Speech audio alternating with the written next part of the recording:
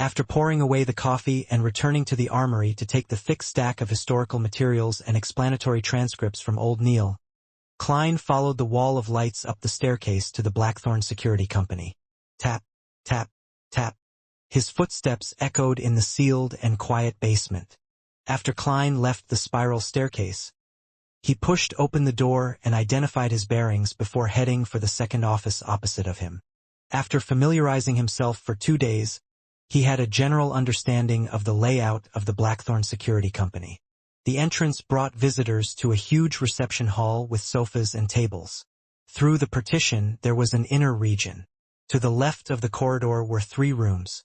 From the nearest to the furthest, they were Mrs. Oriana's account room, a rest room with a few sofa beds, and the staircase that led underground. On the right were 3 rooms. From the nearest to the furthest was Captain Dunn Smith's office, a civilian staff office with a typewriter, and the entertainment room for formal members of the Nighthawks team. Klein had previously seen Leonard Mitchell playing cards with 2 other teammates in the entertainment room. He guessed that they were playing Fighting the Landlord. Of course, Emperor Rochelle had already given it a new name, Fighting Evil. However, the way it was played was identical to what Klein knew. Brett was entitled to a day of sleep after a night shift. Roseanne was at the reception desk. The carriage driver who was in charge of procuring necessities and collecting supplies, Cesare Francis, was out as usual. When Klein opened the door to the civilian staff office, the 3 desks inside were empty. Only the typewriter sat there silently. Ackerson Company's Model 1346 typewriter. Klein, who had seen similar objects in his mentor's office and Welch's place, muttered. He felt that the complicated mechanisms inside were filled with the beauty of machinery. He walked to the desk with the typewriter. After preparing himself, he attempted to type something on air. In the beginning, he often converted the local language to Chinese pinyin instinctively. Only after he was familiar with it did he digest the original Klein's corresponding memory fragment and no longer made mistakes. Tap, tap, tap. The rhythmic tapping on the typewriter sounded like a melody composed from the heavy marriage of metal and industry. Under this melody, Klein quickly typed the expenditure application. However, he was in no hurry to meet Dunn Smith. Instead, he focused his mind and read the materials provided by Old Neil seriously. It was both revision and new material. When it was almost noon, he stretched his neck and put away the documents. He then read and consolidated what he had learned on mysticism in the morning. Only after all that did he take his application to the office next door and knocked on the door gently. Dunn was waiting for lunch to be delivered. When he saw Klein hand him the document, the corners of his mouth curved up. "Did Old Neil teach you this?" "Yes." Klein did not hesitate to betray Old Neil. Dunn picked up his dark red fountain pen and signed it. "I happen to be applying for funding for the months of July, August, and September from the church and the police department. I'll add yours in. When it's approved, get the money from Mrs. Oriana. You can draw the spirit pendulum in the afternoon." "All right," Klein answered simply and vigorously. His tone and eyes were obviously filled with joy. Before bidding Dunn farewell, he asked casually, "Shouldn't the budget for July, August, and September be applied for by June? Why are you applying for July's budget only in July?" Dunn fell silent for a few seconds before sipping his coffee. "We encountered 3 cases in June. I was so busy that I forgot about it." As expected of Captain and his poor memory, Klein knew he had asked a question he should not have asked. He gave a chuckle before leaving immediately. With that, he began a simple but regular lifestyle.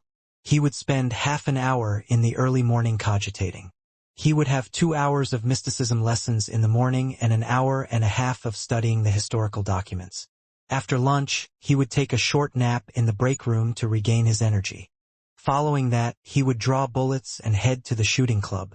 After finishing his practice, he would stroll over to Welch's place, which was not too far. He would then change routes and return to Iron Cross Street. That way, he could save on the carriage fees. If he had time, he would practice his spirit vision and spirit dowsing. On the way, he would buy groceries. In a private chemistry laboratory equipped with apparatus and items. A tall, blonde Audrey was looking at the cup in her hand. There were countless bubbles, and it made the atmosphere serene. Finally, the liquid in the cup precipitated into a sticky silver substance. "Ha! I'm indeed talented in mysticism. I succeeded in one try. I was worried of failure and prepared 2 sets of materials." The girl muttered to herself in delight. She put away the items she took from her family's vault or exchanged them with others. She took a deep breath and prepared to close her eyes to drink down the spectator potion. At that moment, barking sounded from outside the laboratory. Audrey frowned instantly. She hid the cup of silver liquid in a dark corner, turned around and headed to the door. "Susie, who's here?" Audrey turned the doorknob and asked the golden retriever sitting in front of the door. Susie wagged her tail in an obsequious manner. Her personal maidservant, Annie, had appeared in the corridor nearby. Audrey walked out of the laboratory and closed the door. She looked at Annie and said, "Didn't I tell you? Do not disturb me when I'm running chemistry experiments." A vexed Annie answered, "But there's an invitation from the Duchess Della. Duke Negan's wife?" Audrey took a few steps forward and asked Annie. "Yes, she has managed to hire the services of the palace's baker, Madame Vivi, and plans to invite you and Madame to afternoon tea." Annie recounted the invitation. Audrey tapped her cheeks discreetly and said, "Tell my mother that I have a headache. Perhaps I'm a little dehydrated because of the scorching sun. Please get her to convey my apologies to Madame Della." As she spoke, she acted frail. "Miss, it's not only afternoon tea, but a literature salon," added Annie. "But that won't treat my dizziness. I need rest," rejected Audrey firmly. Simultaneously, she muttered deep down, "If they insist, I'll faint for all of you to see. The etiquette teacher said that I can do it most perfectly. I think I heard something?" "All right," Annie exhaled and said, "Do you need me to help you back to your room?" "There's no need. I'll clean up the laboratory first." Audrey was yearning to return immediately to consume the potion. However, she suppressed her impatience. She only returned to the laboratory's entrance when she saw Annie leave. Suddenly, she discovered that the golden retriever, Susie, who was waiting outside, was gone. Furthermore, the door to the laboratory was half opened. "I forgot that Susie can open doors with handles. What was that sound?" "Not good." Audrey heard crisp sounds coming from within. Suddenly, she came to a realization as she charged into the laboratory. All she could see was the cups shattered on the floor. Susie was licking the final drop of silver liquid. Audrey stood rooted at the entrance like a statue. Susie immediately sat down and looked at her owner innocently as she wagged her tail. In the seas beyond the Pritz harbor, there was an island perennially enveloped in storms. An ancient sailboat was docked at its harbor. A blond man dressed in a robe with lightning patterns was looking at Alger Wilson opposite to him. He asked, perplexed, "Alger, you could have returned to the kingdom and become a captain of a mandated Punisher team or a reputable bishop. Why did you choose to voyage out into sea and become the captain of the Blue Avenger?" Alger wore a stoic expression on his rough face. He replied solemnly, "The sea belongs to the storm. This is the Lord's kingdom. I'm willing to abide by the Lord's will and monitor this area of his kingdom." "All right." The blonde-haired man clenched his fist and struck his chest. "May the storm be with you." "May the storm be with you," Alger replied with the same standard salute. He stood on the deck with a few sailors and watched his companions leave the boat, walking into the distance. "Signs you do not understand because you do not know enough," Alger muttered silently. Meanwhile, Audrey finished her second concoction in a panic-stricken state. Seeing that the silver potion looked nothing different from before, she was nearly moved to tears. Gulp. She quickly drank down the spectator potion. Friday. A storm befell Tingen. The heavy rain pounded on the windows of every household. Inside the Blackthorn Security Company, Klein, Roseanne, and Brett sat on the sofa in the reception hall and enjoyed lunch. As there was only a kettle for boiling water, there was no way to heat up leftovers. Klein could not eat rye bread every day or take the carriage home every day. If he did that, he would have to walk from Iron Cross Street to Welch's place in the afternoon and consider taking a carriage back. It was a waste of money. Therefore, he began joining Roseanne and his colleagues in eating the so-called office rations. The nearby Old Will's restaurant would punctually send a waiter at 10:30 every day. He would ask for their orders, and after determining the quantity, he would send it over at 12:30. The food was contained in what resembled meal boxes. At 3, he would return to take their orders for dinner and take back the utensils. The rations included meat, vegetables, and bread. Although the quantity was lacking, it was barely sufficient to fill a person. A cost of a meal ranged from 7 to 10 pence depending on the different premium levels. Klein would always thicken his skin and order the meal costing 7 pence. Typically, there was half a pound of wheat bread, a tiny piece of meat cooked in different ways, a ladle of thick soup with vegetables, and tiny bits of butter or margarine. "We actually only have one Nighthawk here today," Rosen said as she delivered a spoonful of thick soup into her mouth. "I heard that a case with cultist elements is going on in Golden Industry. Therefore, the police department has requested for 2 Nighthawks," Brett said as he put down his bread. Klein used the remaining wheat bread and dabbed it into the last bits of meat juice before stuffing it into his mouth. He did not say a word. Under his left sleeve, there was a silver chain with a topaz hanging. At that moment, knocks sounded outside the half-closed main door. "Please come in." Roseanne was taken aback as she put down her spoon. She quickly used a handkerchief to wipe her mouth and stood up. The door was pushed open as a man in a half-top hat came in. The left shoulder of his black formal suit was drenched. The sides of his hair had grayed. He put away his umbrella and said to Klein and company, "Is this the former small mercenary squad?" "You can say that," answered Rosen like clockwork. The lanky man coughed and said, "I have a mission request." "A mission request? You probably came to the wrong place. This security company's signboard is really nothing but a signboard." Klein immediately held back his urge to lampoon when he heard the visitor. How he yearned for there to be a message board and a screen for him to share his thoughts. But he soon realized that he had once asked a similar question. The captain's answer was that they could take on jobs if they were free. The money earned could be used as funding for the team's petty cash account and bonuses for the participants. Roseanne's eyes darted around as she thought for a moment before saying, "Our security personnel are all out on missions. The fastest it will take for them to return is an hour. If your matter isn't urgent, you can consider our services." Among the 6 formal Nighthawk members, Captain Dunn Smith had been invited to the cathedral by the bishop for some unknown discussion. Leonard Mitchell was guarding Cheney's gate in his place. Corpse Collector Fry and Sleepless Royale Ray Dean had already headed to the Golden Indus Borough to assist the police in the investigation of a robbery case with cultist inklings. Sleepless Kenley White was on leave, while Midnight Poet Sikatron had gone to Raphael Cemetery in the north suburb for a daily patrol. As for the remaining 2 Beyonders, Old Neil was frail and too advanced in his years. He had not taken any missions in a long time. Klein was still a novice and was truly inadequate in various aspects. "They are all out." With one hand holding his umbrella, the lanky man's expression turned gloomy as he took off his hat. He bowed and said, "Sorry for intruding. Goodbye." He turned around and walked out. He went down the stairs and left 36 Zutland Street amid the spattering rain and howling winds.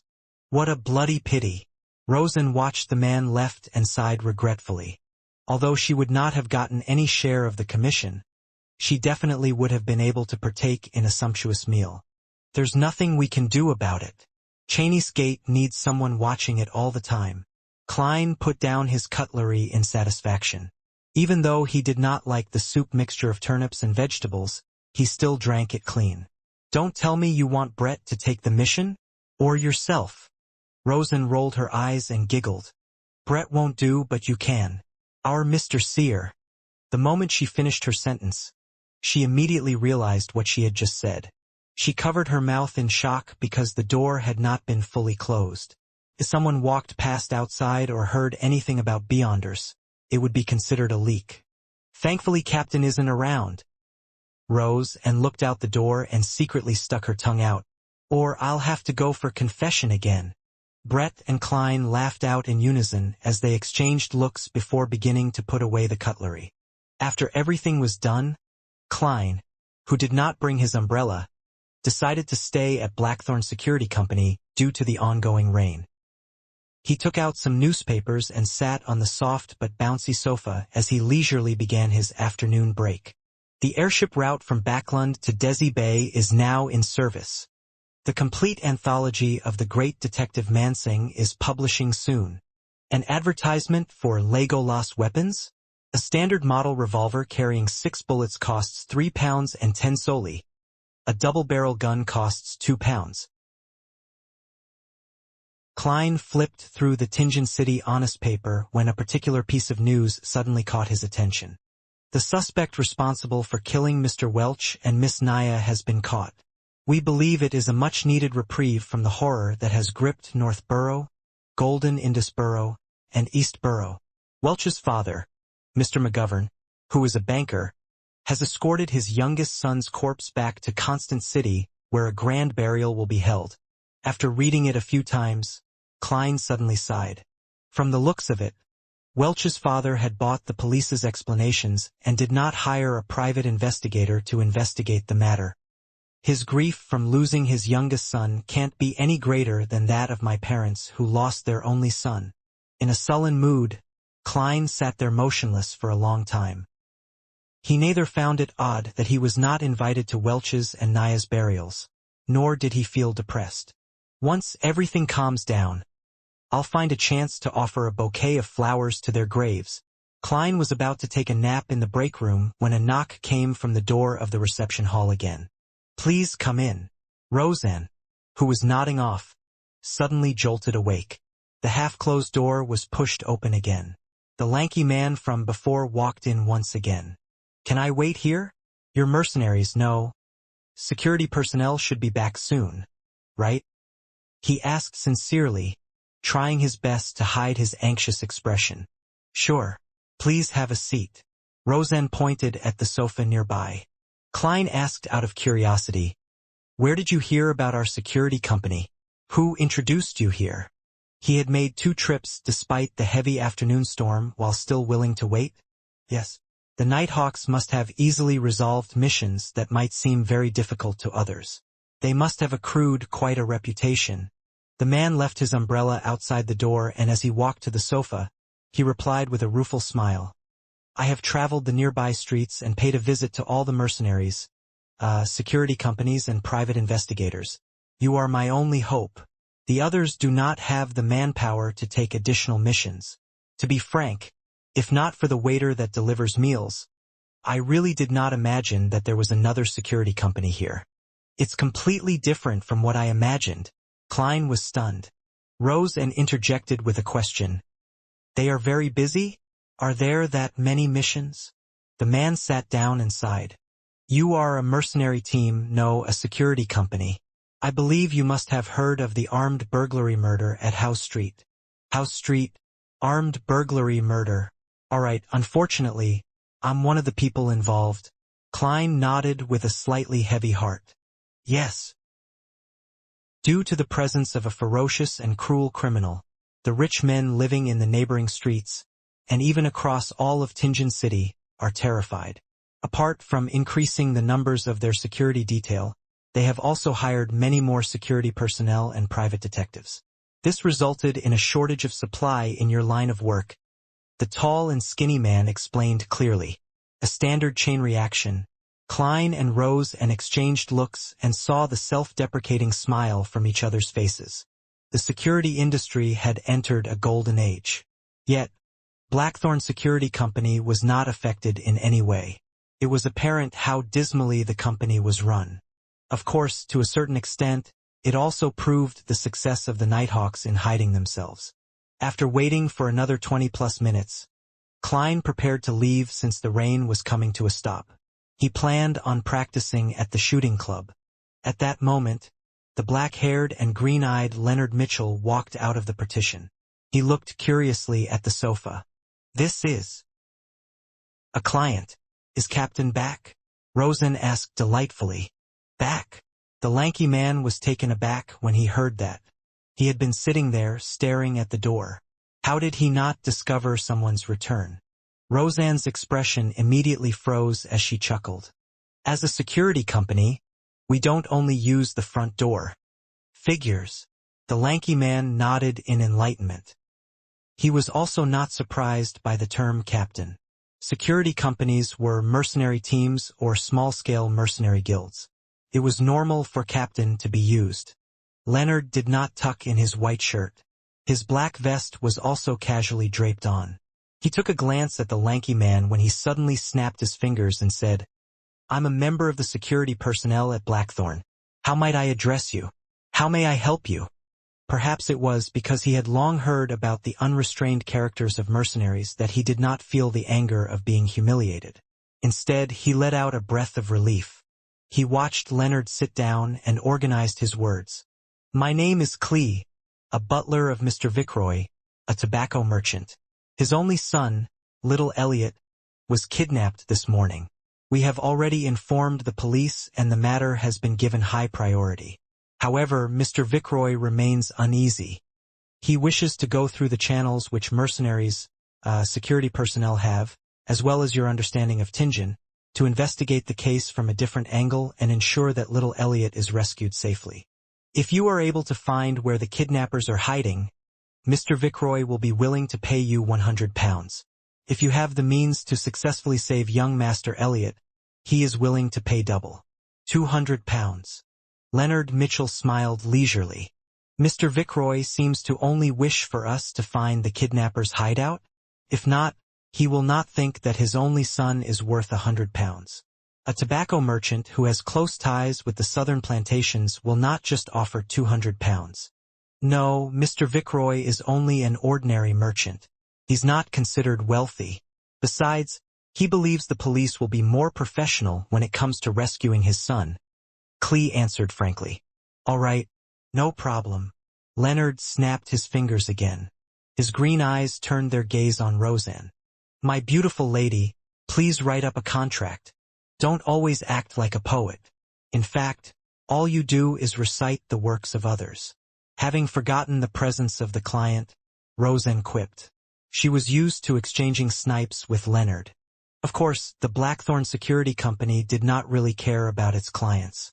It was great to have them, but it was also fine not having them. Roseanne left the reception counter and entered the staff office. Soon, there were sounds of typing coming out from the office. The corners of Klein's mouth twitched a little. He found them too unprofessional. There was no standard template for a contract. This sure is tragic. And more saddening is the fact that I'm working at such an unprofessional company. The moment these thoughts arose in him, Roseanne completed a simple contract that had only a few clauses. Then Clee and Leonard Mitchell signed it. After Clee stamped it, she took the contract and returned to the accounting room and got Mrs. Oriana to stamp it with the Blackthorn Security Company logo. Something that was actually useless. Dunn typically handed it to Oriana for safekeeping. On Sunday, it would be passed to Roseanne and company. I'll wait for your good news. After receiving one copy of the contract, Clee stood up and bowed with his hat off. Leonard did not respond. He seemed to be in deep thought. He suddenly turned his head toward Klein and revealed a smile. I need your help. Ah, Klein was taken aback.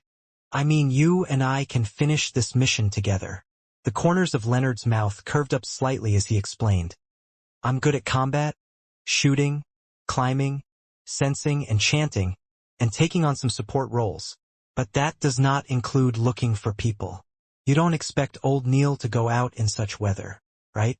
When he said sensing, his voice was lowered to a mumble that Klein could barely hear. All right. Klein did have the urge to attempt his new abilities, while also feeling a little wary toward Leonard Mitchell. Phew.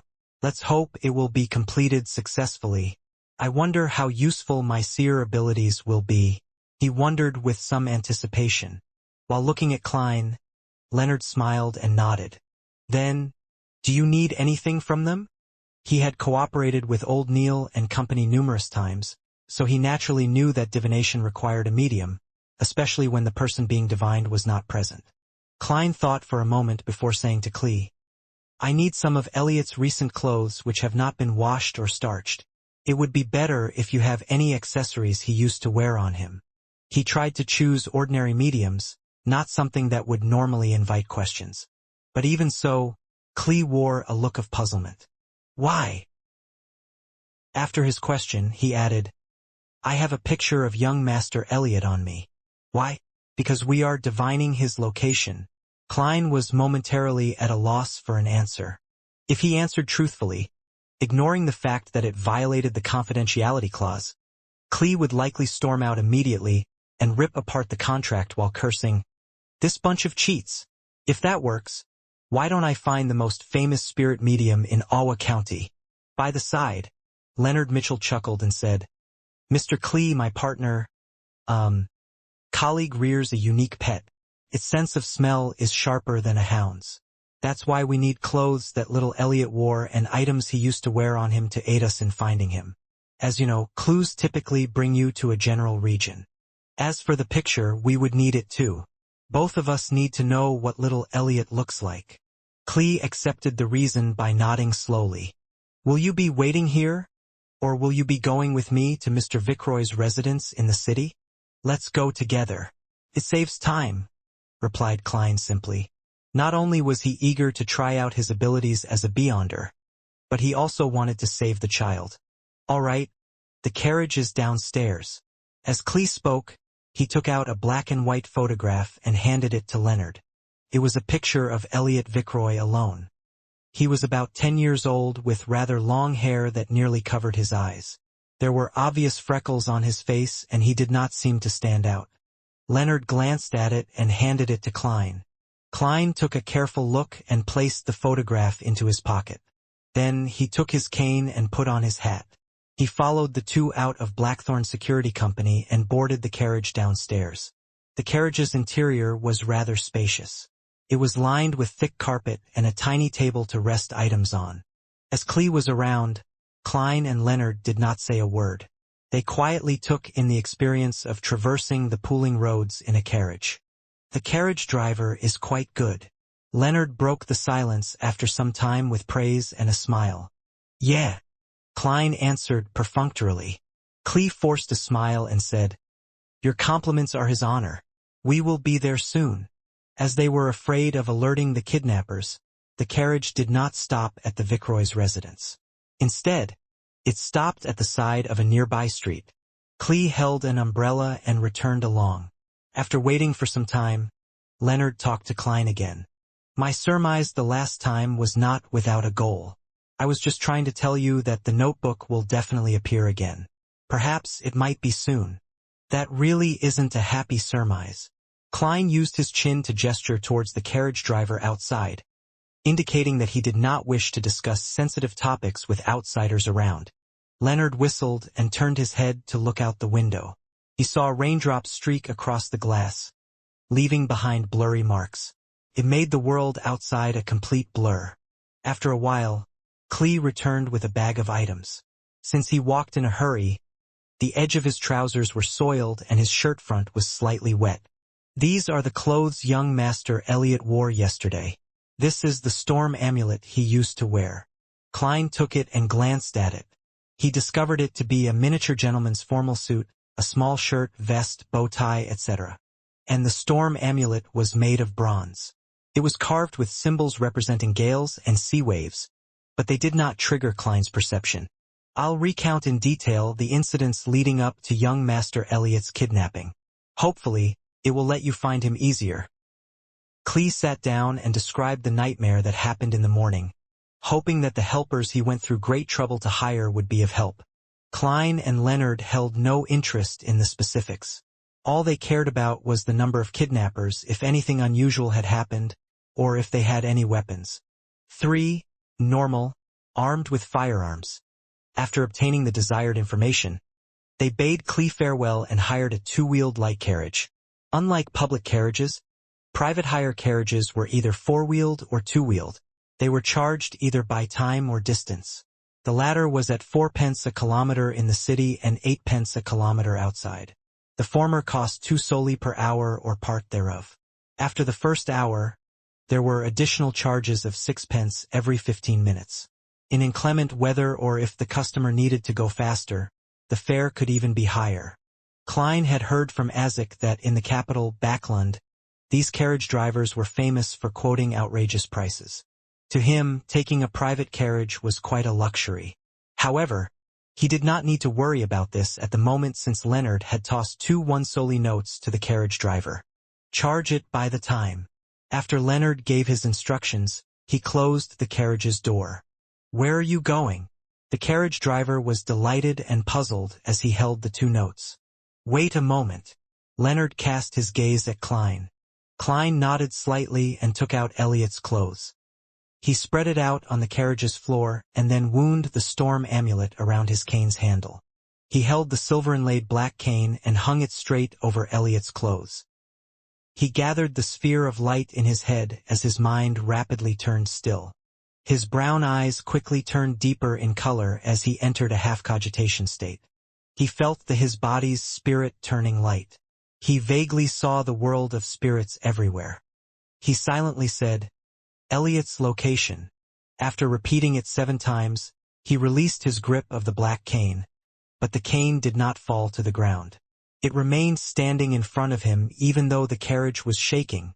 Minute but invisible stirrings happened around Klein, and he felt as if pairs of eyes were looking at him. Over the past few days, Klein had felt this sensation occasionally when he was in the state of cogitation or spirit vision. With a little fear, he looked at the cane with his deep black eyes. He recited once again in his heart, Elliot's location. Elliot's location. After he finished saying that, the cane fell and pointed straight ahead. Straight. Klein held the cane and said in a deep voice. His voice sounded a little ethereal as though it could penetrate the unknown world. This was one of the divination abilities he had grasped. It was called dowsing rod seeking. The tool of choice had to be wooden, metallic, or a mixture of both. In ordinary circumstances, he would require 2 real dowsing rods. Dowsing rods were shaped like 2 straight metal wires tapered to an edge. He would hold on to the shorter side and turn it to ascertain the correct direction. But as a seer, Klein realized that through practice, he could search for people directly using this method. He could also use his cane as a replacement for dowsing rods. The direction in which the cane fell was the direction of the item he was seeking. As for the Antigonus family's notebook, Klein could not remember it at all. Without the slightest impression, there was no way for him to find it. Go straight. Leonard instructed the carriage driver loudly. We will tell you when there's a need to turn. The carriage driver did not understand why that was necessary, but the notes in his pocket and the willingness of his passengers to hand over the money kept him quiet. He chose to follow the strange instructions. The carriage proceeded slowly, passing through one street after another. Midway, Klein used dowsing rod seeking to correct their direction. After the carriage circled a building once, he finally determined that Elliot was inside. It had only been 30 minutes since they bade Clee farewell. After sending off the cane, Klein did not continue using Elliot's clothes. Instead, he placed the cane, entwined with the storm amulet, directly onto the ground. His eyes turned dark once again as the raindrops around him suddenly spun in place. The cane fell to the front with a slant. Klein pointed at the staircase and said, "There. At times I really envy old Neil. Similarly, I envy you now." Upon seeing this scene, Leonard smiled with a sigh. Klein shot him a glance and replied with a calm tone, "This is nothing difficult. If you are willing to learn, you would definitely be able to master it. Your perceptivity should be very high, right?" Leonard nodded and chuckled. "That's not something good." He quickened his pace and walked into the building amid the ending rain. Klein was afraid of drenching his formal suit, so he jogged in tow. The building only had 3 stories. It was similar to a unit block from Earth. The entrance to each floor was situated along the flight of stairs. There were only 2 units on per floor. Klein used dowsing rod seeking on both the first and second floors, but the cane remained still while pointing upward. The 2 of them quieted their footsteps and arrived at the 3rd floor. Klein once again placed the black cane on the floor. Whoosh! A breeze blew across the stairs as his pupils changed colors. The darkness seemed like it could suck the souls of people. Whoosh! Whoosh! Whoosh! Sobs seemed to sound out around them. Klein relaxed his palm as the cane with the entwined storm amulet magically stood erect. He silently read Elliot's location again.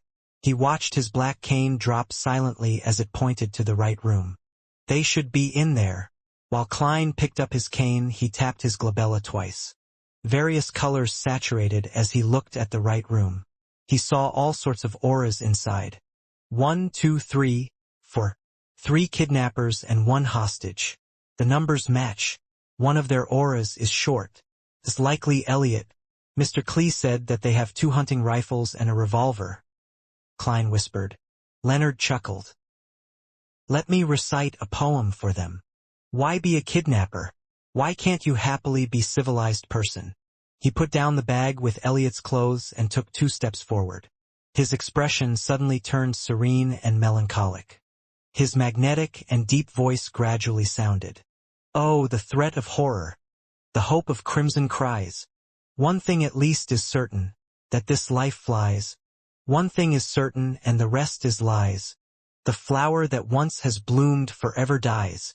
Leonard's singing sounded like a lullaby as it lightly resounded through the doors and into the winding wooden stairwell.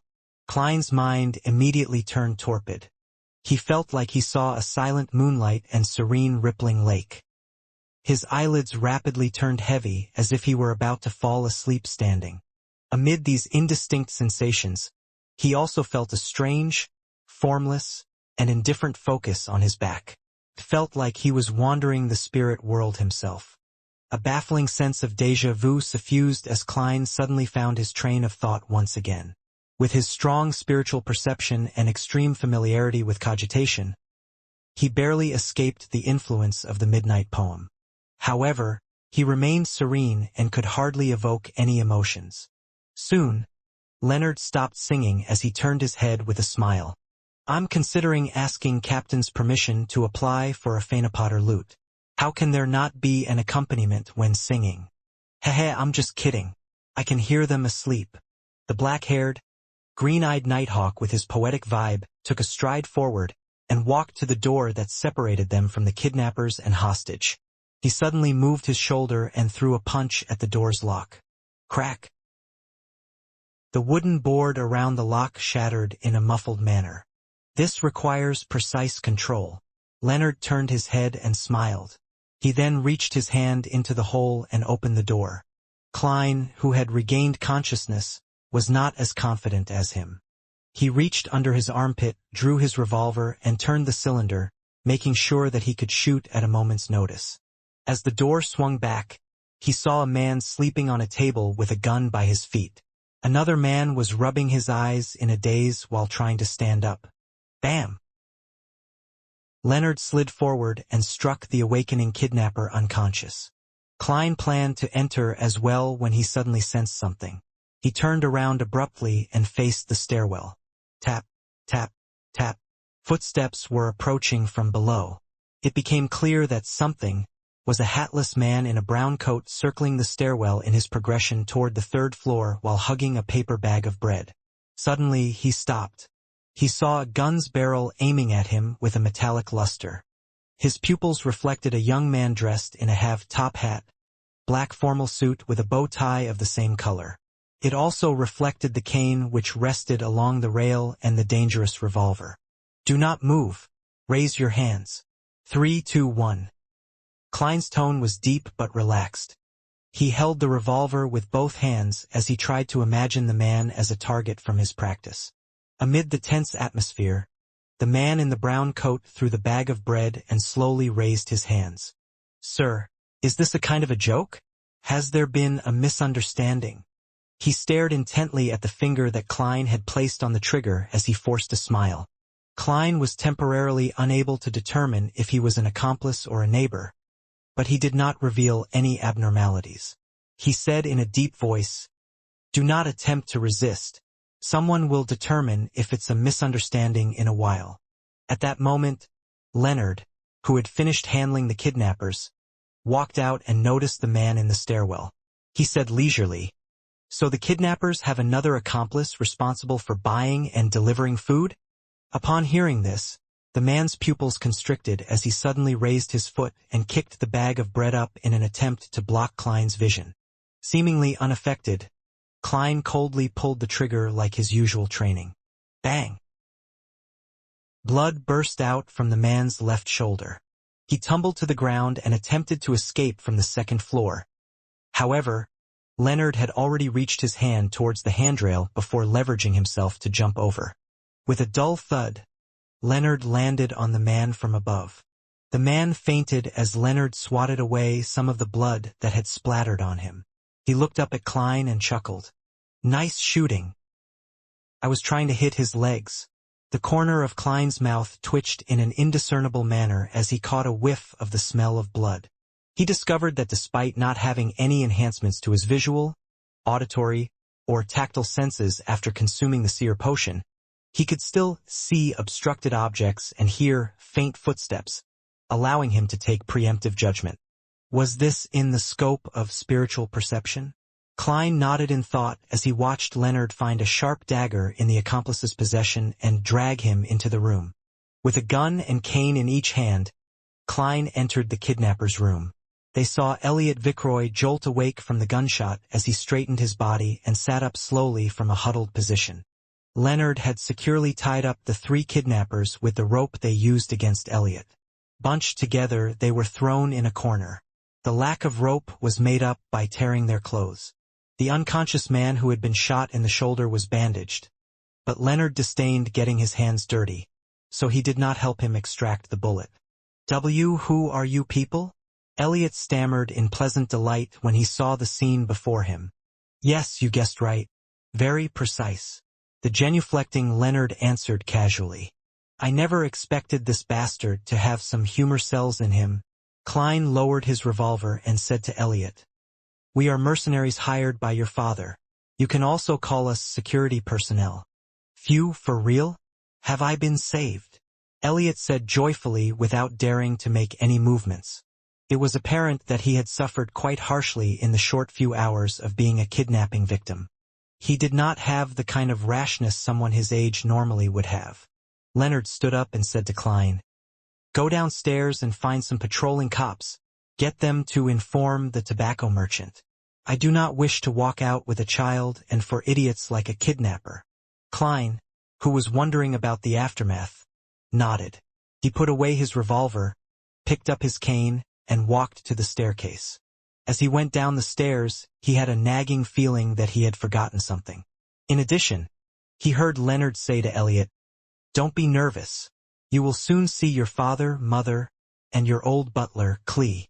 Why don't we play a round of Quint?" Klein held back his laughter and walked out into the streets. With the help of pedestrians, he found two patrolling policemen. He did not use his badge and identification as a member of the Special Operations Department. Instead, he used his identity as a professional security company and recounted the happenings factually. As for him holding a gun, he was not worried at all. He had received an all-purpose weapon usage certificate the day before yesterday. His application was accelerated by going through internal channels. The two policemen exchanged looks and one of them left to gather reinforcements and inform the Vickroy family. The other policeman followed Klein to the kidnapper's room. After waiting for more than 40 minutes, Leonard signaled to Klein while the policeman was not paying attention. Klein was to sneak out of the room with him. "Trust me, heading to the police station is an extreme waste of time. Let's leave first." The Nighthawk with the poetic bearing explained with a relaxed look. Since Leonard was making it clear that he would take any responsibility for any repercussions, he did not retort and followed in tow. Almost 5 minutes later, a few carriages rushed to the building where the kidnappers were. The old butler, Clee, disembarked with his portly master, Vickroy. Up to this moment in time, he was still in a daze. He found it incredulous that news would come so fast. Felt like a dream. Suddenly, he heard a crisp snap as he turned around. A two-wheeled carriage drove past with its windows open. The black-haired and green-eyed Leonard had snapped his fingers again. After passing by Viceroy's carriage, Leonard closed the window, turned around and looked at Klein. He extended his right hand and smiled. "It was a pleasure working with you. I don't think we are on that good terms." Klein politely shook his head. He did not expect the kidnapping case to be resolved so quickly. All he could do was marvel at the capabilities of Beyonders. Even though he was just a half-assed Sequence 9 Beyonder, he was able to do many inconceivable things. "This is a celebratory gesture of peace among aristocrats after a clash of swords," explained Leonard with a smile. "I know." Klein had many aristocratic classmates. He looked outside the window and said with a frown, "Shouldn't we confirm with Mr. Klee? If he believes that the police rescued Elliot, our commission will be halved. A total of £100. There was no doubt about their providing of the kidnapper's location from their meeting from before. "Don't mind it. To us, money isn't that important," said Leonard with a shrug. "It's very important to me." Klein forced a polite smile and said, "Many poets died early from poverty." Leonard chuckled. "I believe Elliot would not lie on this matter. I can tell that he still has some of his innocence left in him. However, you will not get much of the £200 commission either." "How much would I get?" asked Klein immediately. "As the unspoken rule has always been, half of the commission would be handed to Mrs. Oriana as additional funding for the team. The remaining would be split among members. A pity you aren't a formal member. You will only get about 10% of the remaining half. £10? That isn't bad either." Klein pretended to feel the pinch as he asked, "Aren't you worried that the kidnappers will realize that they were under the influence of a Beyonder's powers after they wake up? They will not suspect anything. They will only believe that the weather was good and very conducive for sleeping, leading to them dozing off. They will even believe that the song existed only in their dreams." "This is something we have verified before," answered Leonard very confidently. "Instead, it's your demon-hunting bullets that might arouse suspicion. Of course, you being a queer who enjoys mysticism would be a perfectly reasonable explanation." "I see." Klein was relieved. He just kept feeling like he had forgotten or overlooked something. After returning to Zutland Street, Klein did not wait for Klee's arrival. He strolled to Welch's place and took a different route home. On the way, he bought some beef and olives for dinner. The meal was enjoyable as always, with the same three siblings chatting idly. However, there was an additional visitor. He was a worker responsible for collecting 1 penny for the gas meter. The evening grew dark as the siblings bade each other good night and returned to their rooms. Klein was sleeping soundly when he was suddenly awoken by something familiar outside. He opened the door in puzzlement and arrived outside the bedroom that no one stayed in. He pushed open the mottled door and saw a gray desk. There was a notebook on the table and its cover was made of hard paper. It was completely black in color. A baffling sense of déjà vu arose in him as he walked over and opened the notebook. The page he flipped open to was of a picture. A picture of someone dressed in gorgeous clothes and splendid headdress. The Fool. Beneath the Fool was a line in Hermes. "Everyone will die, including me." Horror gripped Klein's heart as he suddenly realized that the corner of the Fool's mouth was curving up. FFFFFFFF. He sat up in shock as he saw crimson moonlight penetrate his curtains. He saw his bookshelf and desk and the silhouette of his own bedroom. He realized that he had had a nightmare. As a seer, he knew what dreams typically portend. Therefore, he began to seriously search through his recollections. Klein froze up when he did because he knew what he had missed out on today. While he was immersed in Leonard's singing, he had sensed a formless and indifferent focus on his back. The feeling of being observed felt different from the usual cogitation or experience he had from using spirit vision. It gave him a sense of déjà vu. According to Captain Dunn, once a feeling of déjà vu arose in him, it probably means. Klein suddenly sat straight and confirmed the feeling. "Yes, it's that notebook. That Antigonus family's notebook. The Antigonus notebook is in the apartment across the kidnappers." Although it was very coincidental, Klein believed that his intuition was correct. He immediately got out of bed and rapidly changed out of the old clothes he usually wore to bed. He picked up a white shirt beside him and draped it on, quickly buttoning from top to bottom. 1, 2, 3. He suddenly realized that he was missing buttons. The left and right sides did not seem to match. On careful look, Klein realized that he had made a mistake buttoning the first button, causing the shirt to warp.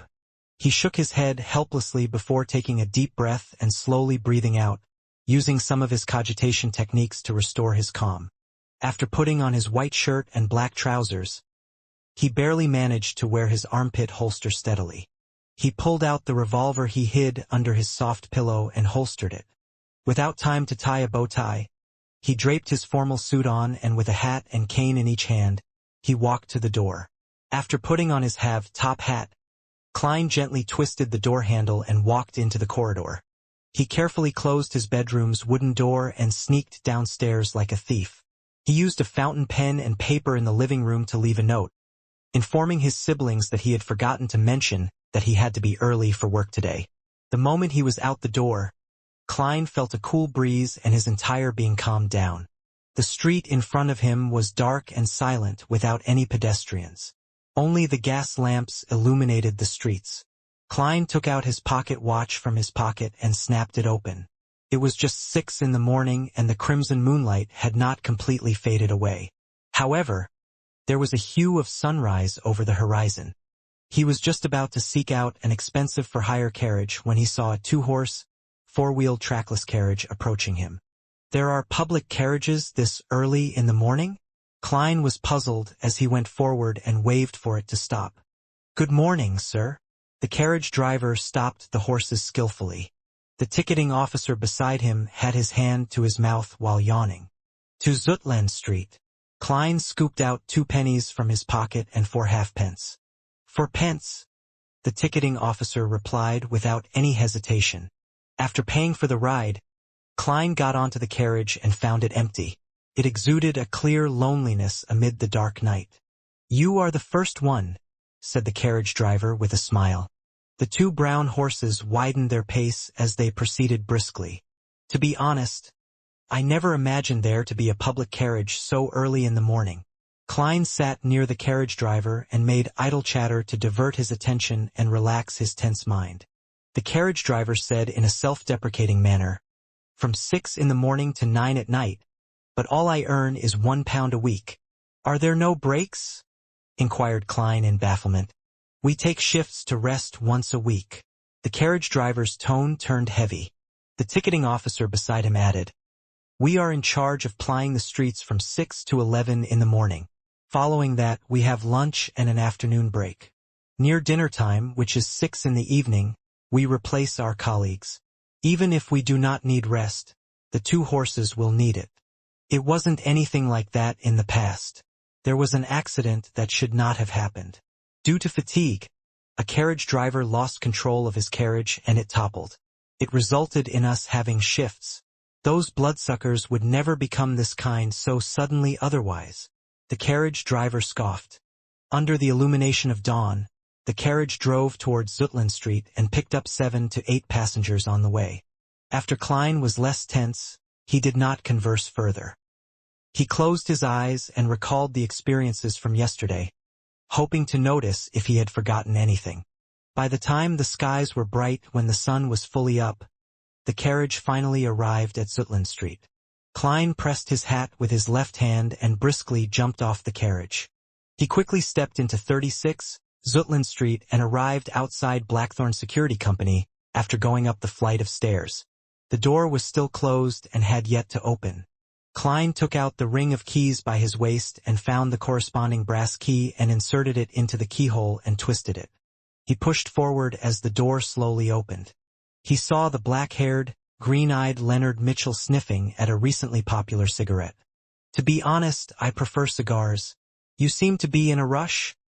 The poet-like Nighthawk asked in a relaxed and cozy manner. Where's Captain? Klein asked instead of answering. Leonard pointed at the partition.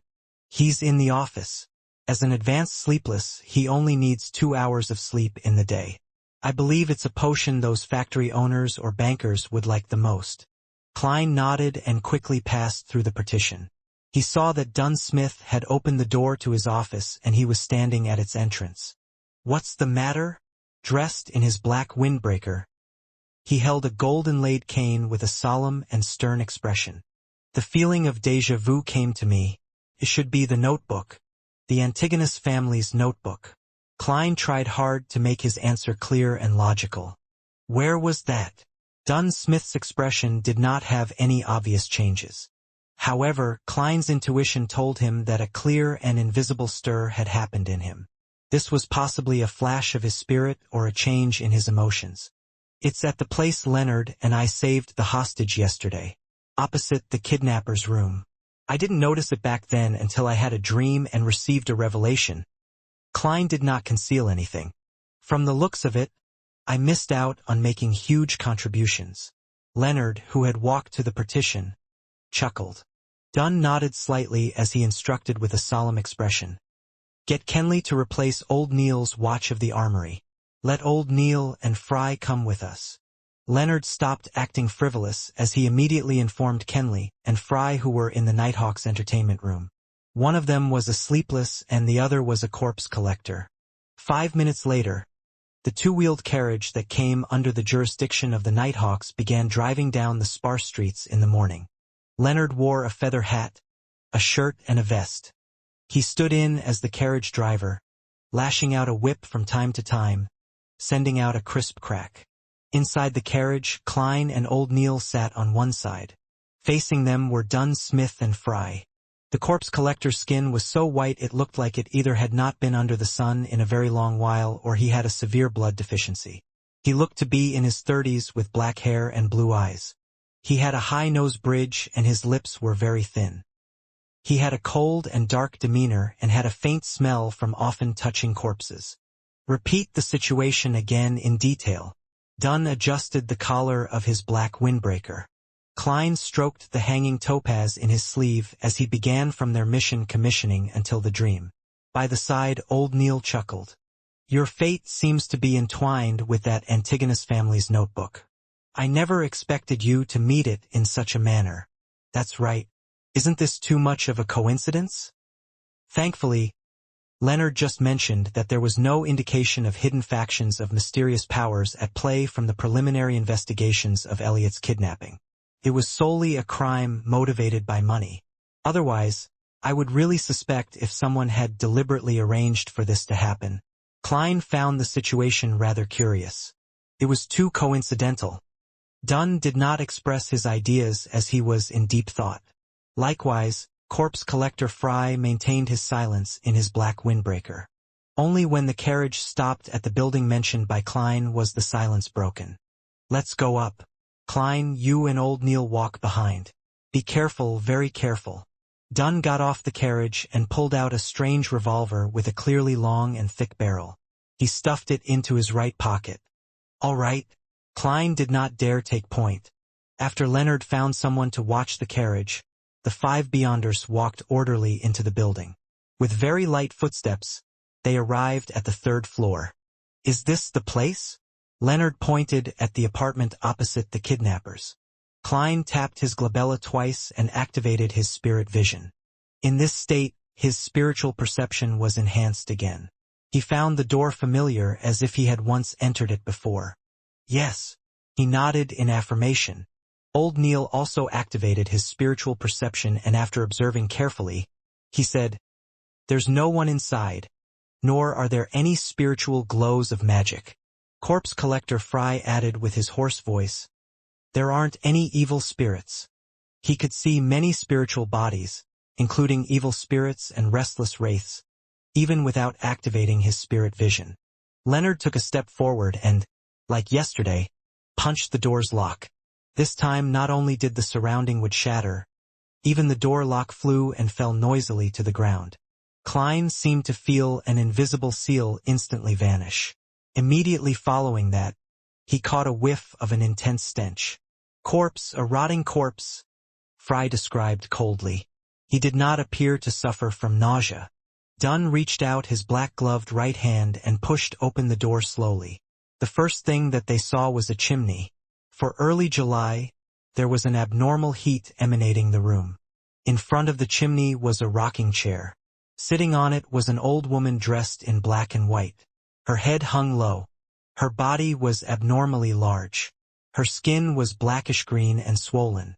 It felt like she would explode from a simple prod, spewing a foul, rotting stench from within. As maggots and other parasites squirmed between her flesh, blood, and rotting juices, or clothes and wrinkles, they appeared like points of light in spirit vision. They seemed to cling close to an extinguished darkness. Pa! Pa! The old woman's eyeballs dropped to the floor and rolled a few times, leaving behind a yellowish-brown streak. Klein felt disgusted and being unable to tolerate the putrid stench any longer. He bent over and puked. You! Klein squatted there, vomiting involuntarily. He was soon done with his puking since he did not eat breakfast. At that moment, a tin-colored square flask that looked like a cigarette box appeared in front of him. The mouth, which had lost its stopper, emitted a mixture of smells akin to tobacco, disinfectant, and mint leaves. It cleared up Klein's nose and rejuvenated him. The pungent smell continued to linger, but Klein no longer felt nauseous. He soon stopped vomiting.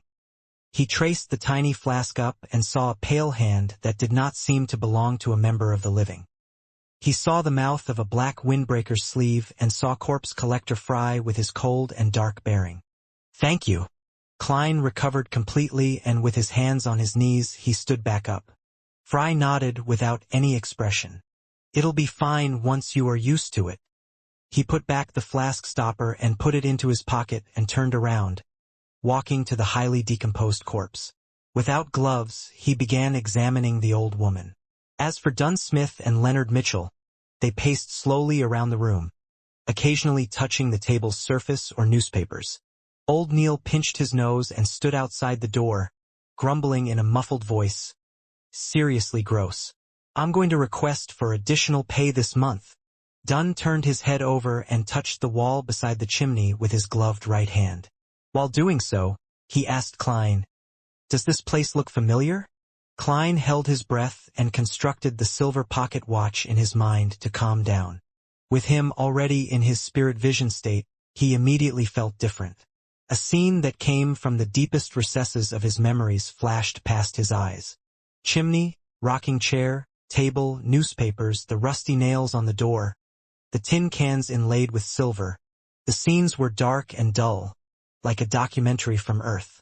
However, it was even more blurry and illusory. The scene quickly stacked against what Klein was seeing.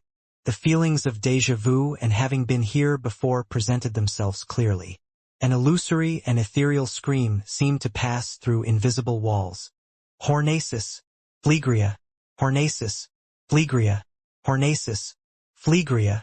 It feels a little familiar, Klein answered honestly while his brain felt a stabbing pain. Thankfully, he quickly tapped his glabella twice. Hornasis, the Hornasis mountain range that appeared in original Klein's diary? That is content that was deciphered from the Antigonus family's notebook. The murmurs were very similar to one of the previous ones. It involved the word Hornasis. Is this a form of enticement? Klein was gripped by shock as he did not dare think deeper, afraid that he would place himself on the trajectory of losing control. Dunn nodded slightly and walked to a cupboard. He suddenly reached out his hand and pulled open its wooden door. The bread inside was moldy and there were about 7 gray, stiff dead rats. Leonard, go downstairs to get patrolling cops and explain the situation here, instructed Dunn. All right. Leonard turned and left the apartment. Following that, Dunn opened the door to 2 other bedrooms and did a careful search. After being certain that there were no clues as well as any sign of the Antigonus family's notebook, Fry also stood up. He wiped his hands with a white handkerchief he brought along with him and said, "The time of death was more than 5 days ago. There are no external injuries, nor are there any clear signs that it was a result of beyonder powers. The exact cause of death will require a post-mortem." "Did you discover anything?" Dunn turned to look at old Neil and Klein. The two who were no longer in spirit vision state shook their heads in unison. "Apart from the corpse, everything else is normal." Actually, no, there was an invisible energy sealing the apartment in the beginning. As you know, there will usually be similar processes when we use ritualistic magic. Old Neil thought for a few seconds before adding. Dunn was just about to say something when he looked outside the door. A few seconds later, Klein and Old Neil sensed something and turned to look at the stairwell. A few seconds later, faint footsteps grew louder as Leonard walked up with a policeman. The policeman's expression changed once he caught the noxious smell. He immediately cooperated with his colleague from the Special Operations Department and began knocking on the doors of the residents on the second floor to gain an understanding of the situation on the third floor. Moments later, the corporal with his 2 silver chevrons looked at the corpse on the rocking chair. Katie Stephania Bieber, between 55 and 60 years old, widow, has rented this apartment with her son, Ray Bieber, for more than 10 years.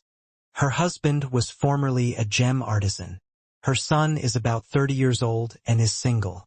He inherited his father's trade and earns about £1.15 a week.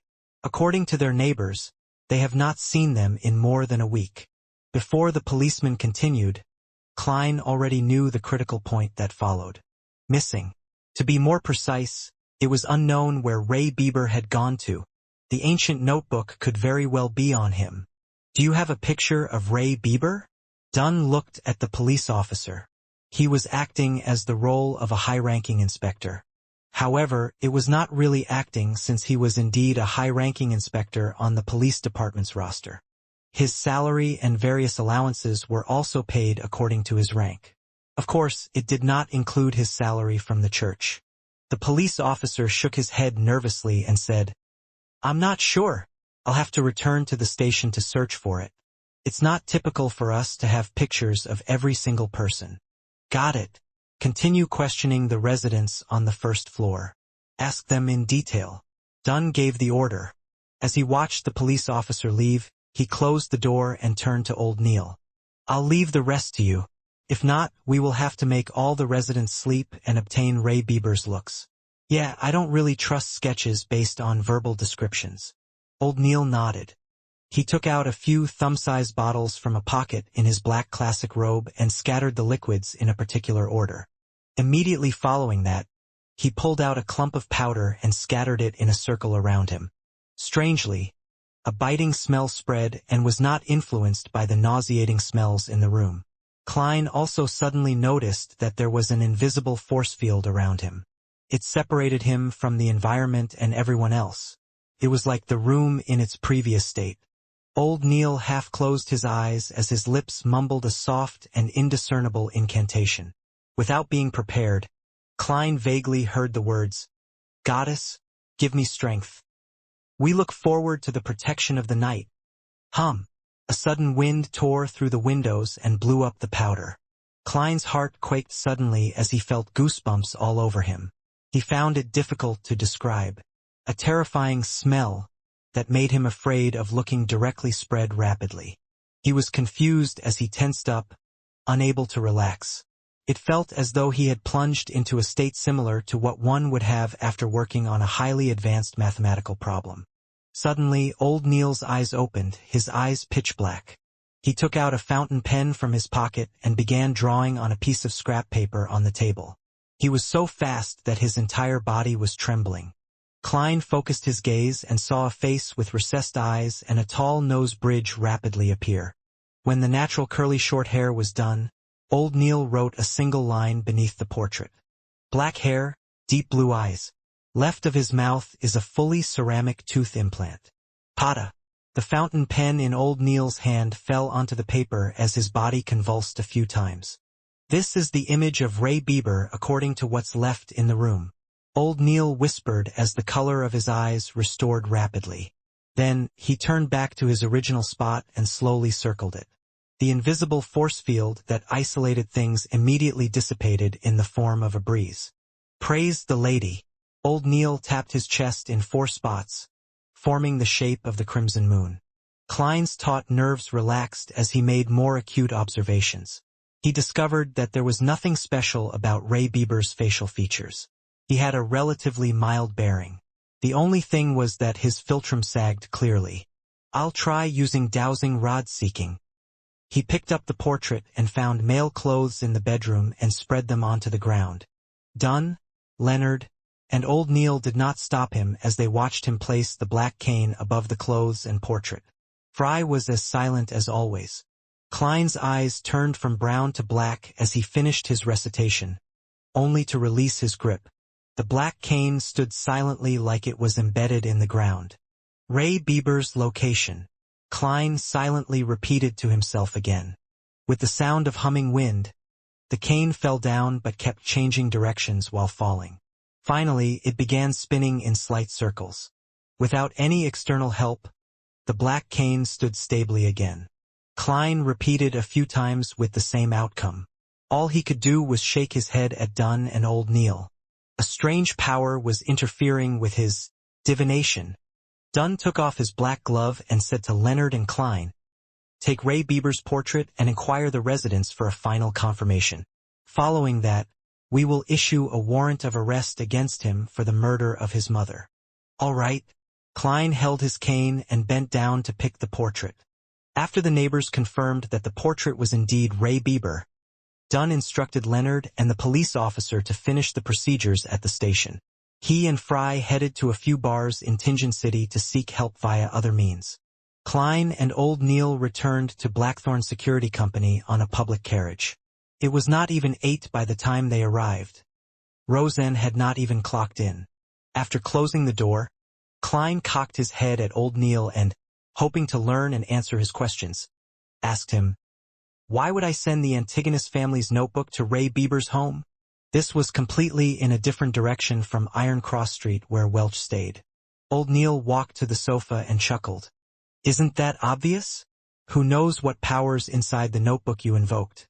Maybe you did some described ritual out of curiosity and ended up provoking a strange existence that you should not have. The motive of this existence was to have the notebook sent to Ray Bieber and sever all clues, to prevent anyone from discovering it. Therefore, apart from you who were selected, Welch and Naya committed suicide. Regarding you, to be frank, I still have no idea how you survived. I would like to know too." Klein sat down as well as he deliberately replied with a wry smile. "I've also thought of the guesses you have of the proceedings. However, there's one thing I don't understand. Why did I have to hand the notebook to Ray Bieber?" Old Neil shrugged and said, "Perhaps his life path number 1 matches the requirements. Or maybe he's one of the last remaining descendants of the Antigonus family. In short, there are too many possibilities, and why the notebook was sold to Tingen City would have similar reasons. I do not think it's because he's a descendant." Klein suddenly felt enlightened before he sighed. "Unfortunately, I did not discover immediately that Ray Bieber and that notebook have vanished." Old Neil laughed. "This is something that Dunn has to worry about. As for you, it's something good." "Why do you say so?" Klein frowned in puzzlement. Old Neil rubbed his temples and said, "I believe we have a general idea of why the 3 of you engaged in a mass suicide. That notebook is also now purportedly in Ray Bieber's hands. Furthermore, the matter has already been exposed. Regardless of whether you are alive or dead, it will hardly influence any subsequent developments. I believe that the surreptitious existence or mysterious power that caused all of this will not pay you any special attention.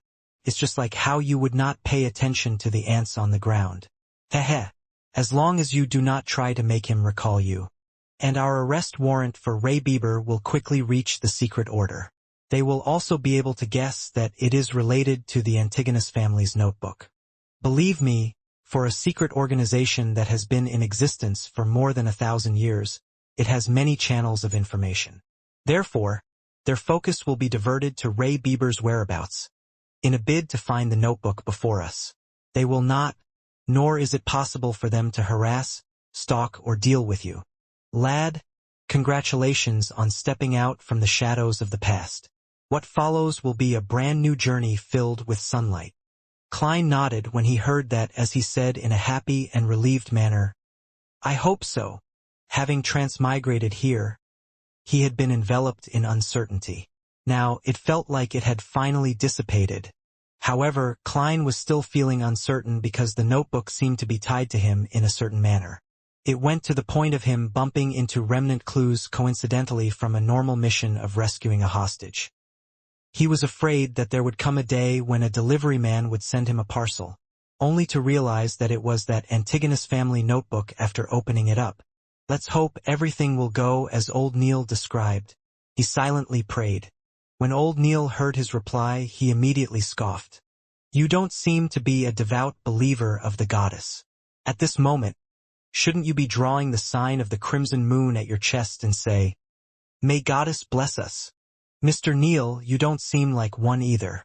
A real devotee would not say, what follows will be a brand new journey filled with sunlight.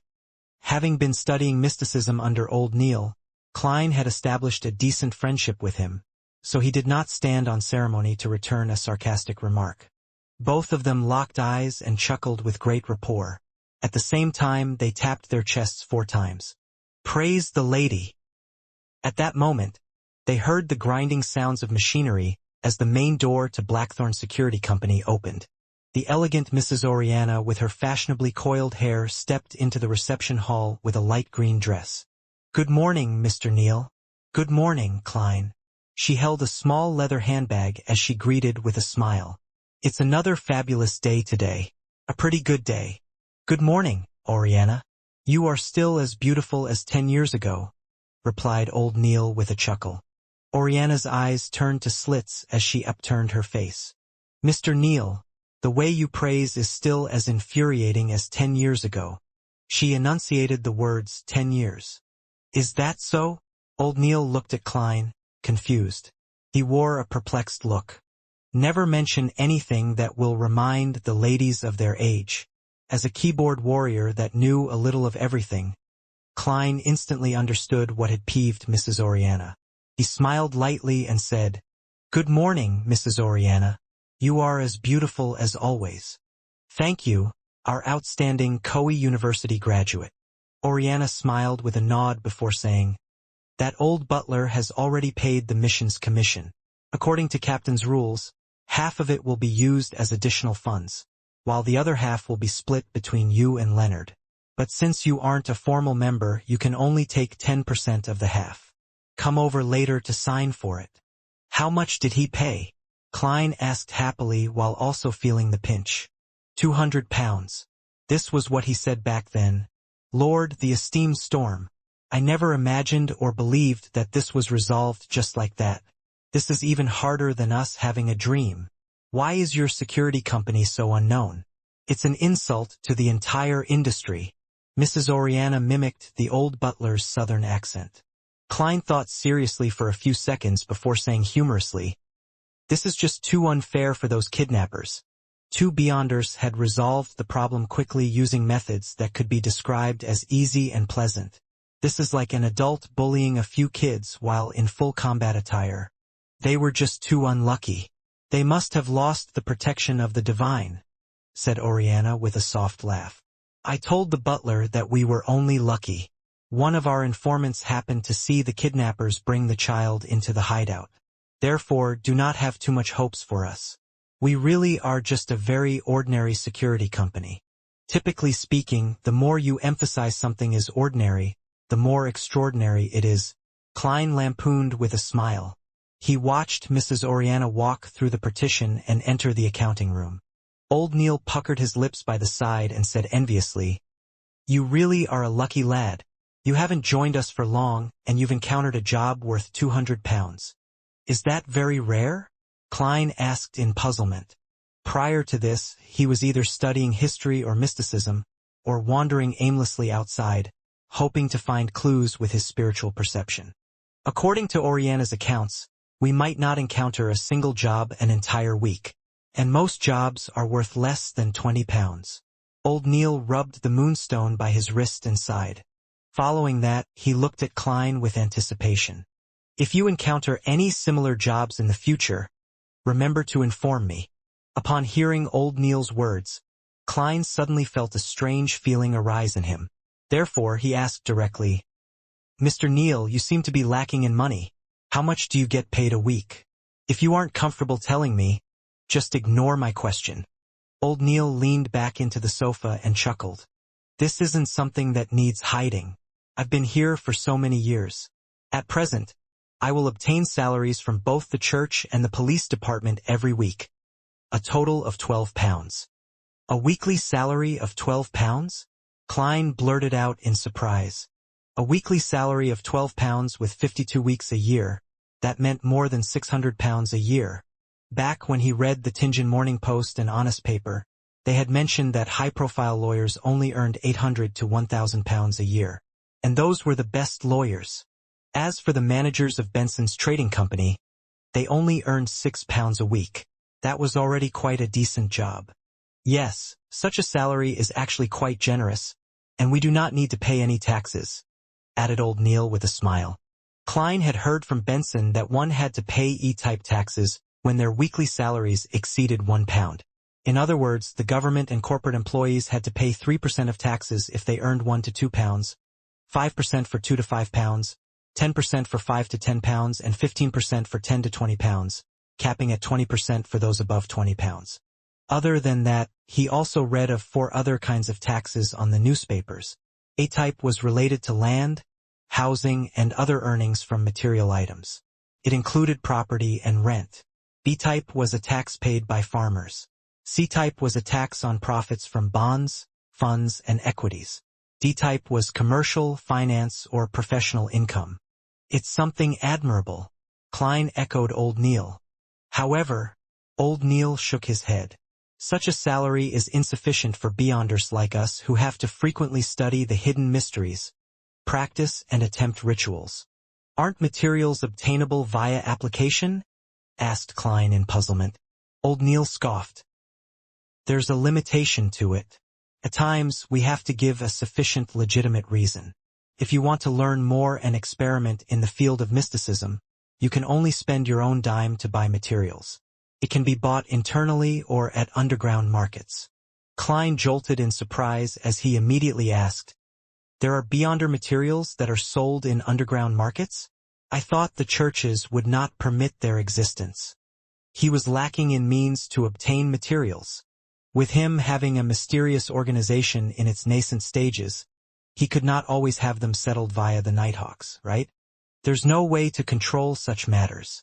Yeah, from the viewpoint of mysticism, all beings are sentient with their spirits and they stem from the same source. The materials we use are not limited to those extraordinary creatures. It also comes from ordinary animals, plants, and minerals. For example, the poison hemlock, gold mint leaves, and night vanilla in the bottle of seer potion. They are items we can encounter frequently in our daily lives. They might not have any extraordinary characteristics, but they have special characteristics. Through concoction and blending, they will derive certain effects. Therefore, this is not a trade that the church can ban, explained old Neil in detail. Without waiting for Klein to say a word, he continued. Besides, it's not only the core of extraordinary beings that are of use. For example, the Lavo squid. Apart from its blood, its eyeballs, skin, and tentacles are pretty good materials. Unless the church captures it entirely with its own manpower, to completely corner and control any outflows would be a tremendous financial burden. The lower the grade of the extraordinary material, the more it is so. They can only do their best to prevent the more special materials from flowing out. Old Neil suddenly laughed. There's another important reason. It's better to know of an underground market than not knowing of it. Under the premise that secret organizations have not been fully eliminated, this is a pretty good strategy. Besides, it can help us obtain materials we are lacking. Of course, with the existence of such markets, contraband items will appear. As long as it's not something ridiculous or overly dangerous, we will turn a blind eye to it. At most, we would use them to enrich our vaults. Is it because the few large churches put each other in place, so no one can take excessive action? Klein guessed. Old Neil acknowledged tersely but did not elaborate. I'm a seer. In the future, I'll definitely need to practice and will need more materials. Mr. Neil, can you take me to the underground market to have a look? Klein requested with a valid reason. Old Neil appeared to be placed in a difficult position. In fact, those guys who are active in those places are mostly not beyonders. Some of them might be aristocrats that like mystery or rich people who have inclinations towards mysticism. All right, I have a 30-pound bill that needs paying soon. It wouldn't be convenient for me to head over there for the time being. All right. Klein never expected the reason to be old Neil's owing of money. Moments later, he said with deliberation, "Mr. Neil, do you need me to lend you money? I just earned a commission of 10 pounds. Haha, there's no need. I'll be able to settle it." Old Neil patted the sofa and slowly stood up. Sigh. Age is truly an enemy that biological creatures can't fight. I'm exhausted from last night's watch. Yeah, revise what I've taught you later this morning. Read more documents. Tomorrow, I'll teach you the foundations of ritualistic magic. All right. Klein got up and bade him farewell by taking off his hat. When Captain Dunn did not return at noon, Klein pretended that he was still searching for the notebook as he roamed the streets again. Having earned 10 pounds, he no longer needed to wait for the next disbursement of the funds. He could head directly to the Divination Club. Cogitation and spirit vision have been occasionally producing murmurings and illusions. It made him eager to begin acting. In the Divination Club situated at the second floor of 13 House Street, North Borough of Tinjin City, Klein saw the beautiful lady that attended to visitors once again. She was still having her brownish-yellow long hair coiled, making her look mature and elegant. It was hard to tell her age. "Hello, Mr. Glassy isn't here today. Would you like to change fortune tellers today?" said the beautiful lady with a smile. Upon hearing that, Klein, who had just taken off his silk hat and put it back on, was immediately surprised. "You still remember me? That was already 5 days ago." The woman puckered her lips into a smile. "You are the first customer that sought Mr. Glassy's services. You are also the only one to this very day. It's hard for me not to have a deep impression of you." Was this the image of him being penny-wise, pound-foolish? Klein lampooned himself as he deliberated a question. When was the last time Mr. Glassy came to the club? The lady shot a glance at him and answered seemingly in recollection. "To be honest, we are unable to grasp when our members will come and go. They have their free will and personal matters to tend to. Well, I do believe that Mr. Glassy hasn't come to the club since he told your fortune that day. I wish him the best of luck. May the goddess bless him." Klein prayed and did not ask further. Instead, he asked with a smile, "I'm not here for divination services this time. I plan to join the club." "Really? That's our pleasure." The lady expressed a timely look of surprised delight. "For the first year as a member, the membership fee is 5 pounds. It will be 1 pound a year thereafter. I believe there's no need for me to describe in the details again." Klein took out a 5-pound note he recently received as he watched Henry Augustus I's portrait depart him. After seriously checking the anti-counterfeit watermark, the woman stored away the note seriously and handed a form to Klein. "Please fill in your detailed information. Let me prepare the receipt for you." "There's a receipt?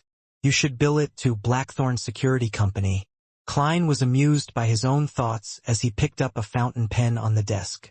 With the blackish-blue ink, he filled in his name, age, address, and company information.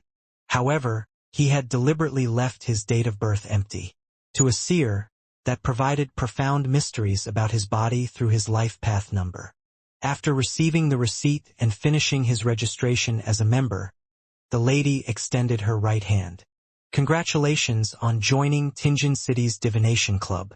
I'm Angelica Barhart, your hardworking server. This is your member cufflinks. There are special inscriptions on them which will identify you as a member." "Hello, Madam Angelica." Klein shook her hand and took the dark gold cufflinks.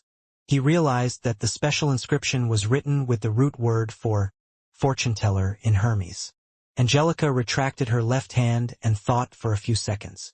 "Might I ask what divination arts you are most familiar with? Or would you prefer to learn some divination methods from the club? We will consider inviting famous fortune tellers of the corresponding domain to give classes. We will also introduce you members with similar expertise so that you can have a good time interacting with them. I know a bit of every divination art. There's no need to give me any special considerations." Klein replied with some embellishments. In addition, he inquired, Can I begin telling the fortunes of others? I'm not a total rookie. He was here to act as a seer and not learn the divination methods ordinary people could learn. Angelica maintained a polite smile as she said, "You can tell the fortunes of people any time in the club. However, before we confirm your skills, we will not promote you when our customers ask. How much do you plan on charging for your fortune-telling?" 2 pence. Klein decided to gain at advantage with price while he was still unknown. "We will go by the standard of taking an eighth, so we will be taking a quarter pence for fees." Angelica repeated the various rules first before writing Klein's information into the fortune-teller album which customers could choose from. After all of this was done, she pointed at the meeting room at the far end of the corridor with a smile. "Mr. Hannes Vincent is currently explaining astrolabe divination. You can find a quiet spot to listen in. You can also raise your questions if there are any queries." "All right." Klein walked toward the meeting room with his interest peaked. He wanted to know the differences between what Hannes Vincent and old Neil said. At that moment, Angelica chased up and whispered, "Mr. Moretti, would you want coffee or tea? We provide Sci black tea, Southville coffee, and Desi coffee." Klein, who had been reading the papers regularly, knew that these coffees and black tea were considered as one of the inferior varieties, but he also knew that they were definitely of better quality than the ones he had at home. After some thought, he said, "A cup of Southville coffee. 3 teaspoons of sugar without milk, please." Lone Kingdom Southville was famous for its beer and red wine. Many important figures were fond of them. However, their coffee was relatively unknown. "All right, I'll send it to you in a bit." Angelica pointed towards the meeting room. Klein slowly walked to the half-closed door and heard a voice in a thick Awa accent explaining, "Astrolabe divination is a relatively more complex one among the divination arts, but that's only for ordinary people." Klein silently tagged on a sentence for the speaker. He saw about 5 tables placed in a circle inside the meeting room. It surrounded a middle-aged man in a black classic robe, Hannes Vincent. The gentleman had obvious dark circles. His brown hair was thick and hard. Each strand stood firmly like a porcupine's spikes. Apart from that, there was nothing unique about him. Upon seeing Klein enter, Hannes Vincent nodded gently without stopping his class. He only slowed down his speech. Klein had one hand in his pocket while the other held his cane. He found a seat to the sides and sat down, leaning back comfortably in the process. He scanned the circle of 6 members. There were 4 men and 2 women. Some of them were attentively taking notes, whispering, or returning Klein a rueful smile. After placing his cane down, Klein adjusted his half-top hat and tapped his glabella twice in the process. He cast his gaze at Hannes and saw the different colors, brightness, and thickness of his aura. Dark red. He's a little worried. Actually, every other part of his body is healthy except that part. I wonder what's wrong.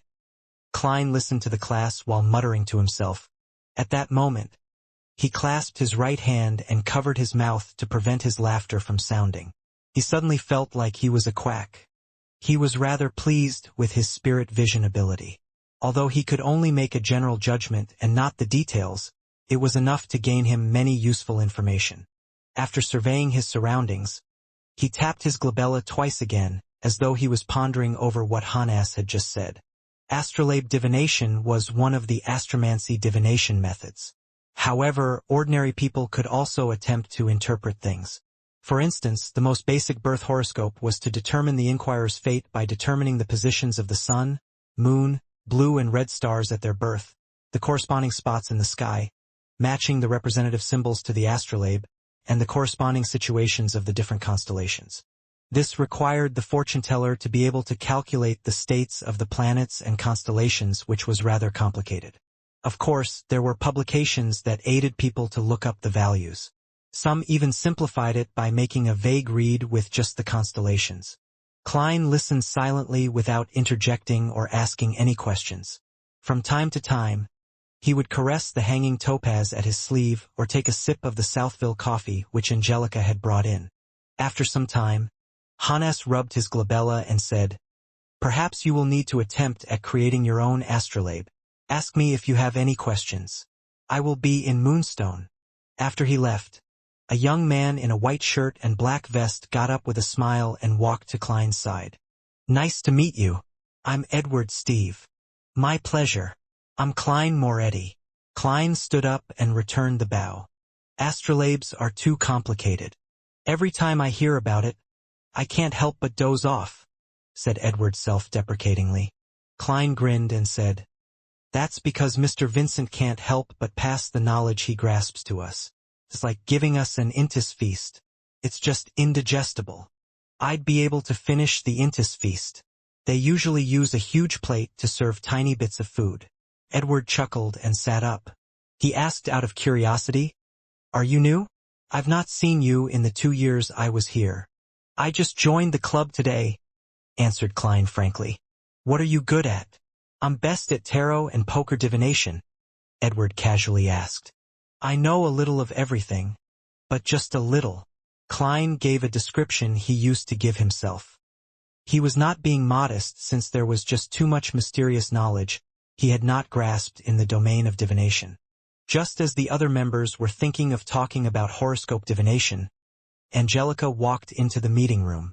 "Mr. Steve, someone wants you to tell their fortunes." "All right." Edward stood up with a smile. "I can tell you are an excellent fortune teller," said Klein as he looked at him. "No, it's because my price is most suitable," said Edward with a soft chortle. "When ordinary people come to have their fortunes told, they will absolutely not choose the most expensive ones. And unless they had their heads kicked by asses, they would definitely not be choosing the cheapest few. It's easiest to gain opportunities if you are in the middle. I'm one of those that had their heads kicked by asses." When he saw Edward leave, Klein suddenly shook his head with a wry smile. "It seems the price I set is problematic." He stood up, picked up his cane and left the meeting room. He found Angelica again. "I wish to change the prices of my divination. Set it to 8 pence. Angelica took a deep look at him and said, "We will satisfy your request, but we will also tell customers that you only recently joined the club." "No problem." Klein did not mind as he nodded. At times, mystery was also an important element for a seer to attract customers. After changing his details, Klein returned to the meeting room. At that moment he saw Hannes Vincent walk out of Moonstone. He held a silver-coated mirror. This well-known fortune teller said to the 5 members in the meeting room, "I recently learned a new divination art, magic mirror divination. Does anyone want to learn? Magic mirror divination? That's not safe." Klein paused outside the meeting room and frowned. As a seer who had just stepped through the gates of mysticism, Klein did not dare to claim he knew much. However, he was certain he knew more than ordinary people. He was aware that the various kinds of divination arts could be split into 3 categories based on particular standards. And that standard was based on the source of the revelation. The first category of divination included tarot, poker, pendulums, dowsing canes, and dreams. By using the inquirer's own spirituality and its communication with the spirit world to gain a revelation, it could be interpreted for an answer. However, spirit pendulums and dowsing canes had very high requirements of one's spirituality, spirit body, and astral projection. Non-beyonders were unable to obtain precise or clear revelations. Card divination provided fixed symbolism, presenting even an average person's faint revelation. Dreams were somewhere in between the other forms. The second category included spirit numerology and astromancy, as well as their derived forms. The fortune teller used either the personal details of the inquirer or changes in nature before using calculations, inference, and interpretation to answer their questions. With this method, the initiative did not lie in the inquirer, but the fortune teller. The third category used an external third party, separate from the inquirer and the fortune teller. The Ouija boards that Klein was familiar with from his previous life belonged in this category. They used rituals to ask for a direct answer from the unknown or the supernatural. Even though there was a high chance that an average person would not succeed, there were cases where they managed to communicate with malicious spirits or entities that drove them to insanity. These methods of divination usually led to tragedies. The magic mirror divination that Hannes Vincent mentioned belonged to the third category. In mysticism, mirrors were connected to the unknown and mystery, like they were the doors of the spiritual word. Thus, Klein stopped outside the meeting room, intending to learn how the famous fortune-teller would explain the divination. Klein wanted to ascertain if he needed to inform the captain or not, raiding him at night. Of course, there was a safe way to do the magic mirror divination. One could ask for answers from the 7 orthodox divinities. Even if it was very difficult for an ordinary person to receive any real revelations, they would not be in any danger or suffer any after effects. The magic mirror divinations that were strictly controlled by the Nighthawks and mandated punishers were those that asked evil gods or mysterious existences for help. Furthermore, the fortune-teller couldn't randomly fabricate things. Some phrases or qualities had the potential to invite the attention of unknown entities. In the world where the powers of the Beyonders exist, such divinations would often lead to tragedy. Klein even suspected that the original Klein, Welch, and Naya had committed such a forbidden divination by following the instructions of the Antigonus family's diary. At that moment, Hannes also explained the principle behind magic mirror divination and described the actual process. First, you choose a suitable time and date according to the divinity you believe in. You can decide this using the astromancy manual. For example, we all know that Sundays symbolize the Evernight goddess. For Sunday is the embodiment of rest. 2 to 3 in the early morning, 9 to 10 in the morning, 4 to 5 in the evening, and 11 to midnight are all related to the moon. Thus, they are controlled by the Evernight goddess. Thus, fortune-tellers that pray to the Evernight goddess can use magic mirror divination during these times on a Sunday. Quite a good foundation.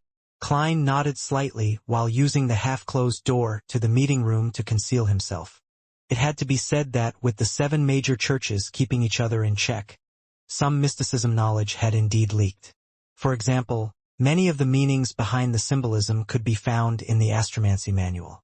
However, without the potions or beyonder powers, ordinary people were unable to obtain the desired effects. Second, we must scrutinize the mirror carefully. It must be a mirror coated with silver. You place the mirror at the position representing the moon. Hannes demonstrated with the prop in his hand. No, what he needs now is spirit dowsing. First, choose a position and recite the phrase. This place is suitable for magic mirror divination 7 times in your head. Then see which direction the pendulum turns. Clockwise for true, counterclockwise for false. Of course, if you are asking for answers from a malicious supernatural entity, the position would not matter. Rather, it would depend on whether the entity is interested in answering your questions. Klein silently corrected him. At this point, he felt like a teacher listening in on a lesson. Hannes Vincent could not hear Klein's mental musings as he described the preparations in detail in a normal tone. When the members finished taking notes, he continued explaining. After showering, confirm that you have drawn all your curtains and locked your doors. After that, light up a candle and place it in front of the mirror before sincerely praying to the divinity you believe in. Try to keep your questions simple, as there's no need for fanciful embellishment. After praying 7 times, pick up your mirror and gently toss it on the ground. Make sure to be gentle. Remember the way it shatters, as that is a revelation from the gods. I will tell you the main symbolisms in a second. Phew, this is orthodox magic mirror divination. Klein heaved a sigh of relief as he walked into the meeting room and sat back down in his previous seat. He finished the rest of his Southville coffee in one gulp. So-called orthodox divination meant that it was possible to obtain revelations, but it was impossible to truly interpret it.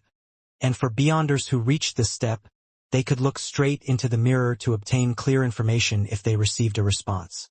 As there were many potential symbolisms after the shattering, Hannes taught for a long while. He was not done even when Edward Steve returned to the room after finishing his fortune-telling. Klein did not ask what Edward did for his fortune-telling or what method did he use, since it was an unspoken rule among fortune-tellers. While acting as a seer, he naturally had to abide by it strictly unless the other party mentioned it. I discovered that many a time, our interpretation is too vague, as though it's meeting different requests, allowing different people to find a description of themselves from the interpretation. Edward drank a mouthful of Psy black tea and said with a soft sigh. For example, Those that encounter adversities and calamities will eventually see the light of hope. Heh. But no one knows when the light of hope will come. For example, a journey might not be very smooth sailing, but you will definitely arrive alive. The dead will not retort me. As he did not listen from the beginning, he ignored Hannes's magic mirror divination class. Survival bias, added Klein with a smile. Survival bias generally meant that a lot of statistics would only include those who were alive and lucky. The data would ignore the dead. Therefore, the results would be clearly biased. Right? Emperor Roselle was really a philosopher, marveled Edward. Speechless, Klein raised his empty cup and pretended to take a sip. The members were fully immersed in the study of horoscopes and magic mirror divination the entire afternoon. Occasionally, they would also discuss with Klein and Edward. And when that happened, Klein would try his best to meet his duty as an informal member of the Nighthawks. He would try hard to steer the topic away from anything related to beyonders or dangerous ideas. However, he failed at the thing he wanted to do the most. A few inquirers came, but none of them picked him to do their fortune-telling. Perhaps I have to be more proactive in entertaining them. Should I use a few phrases like, "You are plagued with bad luck"? "You have been unlucky recently"? Or, "Nothing you do will happen smoothly"? No, that's nothing like a seer. With this in mind, Klein could not help but shake his head in self-deprecation.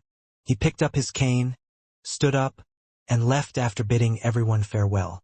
At 5:30, Edward Steve put on his coat and was prepared to walk out the divination club when he suddenly saw a familiar figure. "Good afternoon, Glassy. Long time no see," he greeted with a smile. He saw his friend with similar interests as him wear his usual format suit with a black bow tie. In front of his chest hung a monocle. Immediately following that, he noticed that his friend did not look well. Even his soft blonde hair looked dry. "Good afternoon, Edward." Cough. Glassy, with his hat in hand, suddenly used his fist to cover his mouth as he coughed a few times. Edward asked out of concern, "You seem to be ill?" "A very serious illness. It even turned into pneumonia. If it wasn't for my wife who met an impressive apothecary and gave me a magical medicine, you would have probably had to visit me at the cemetery."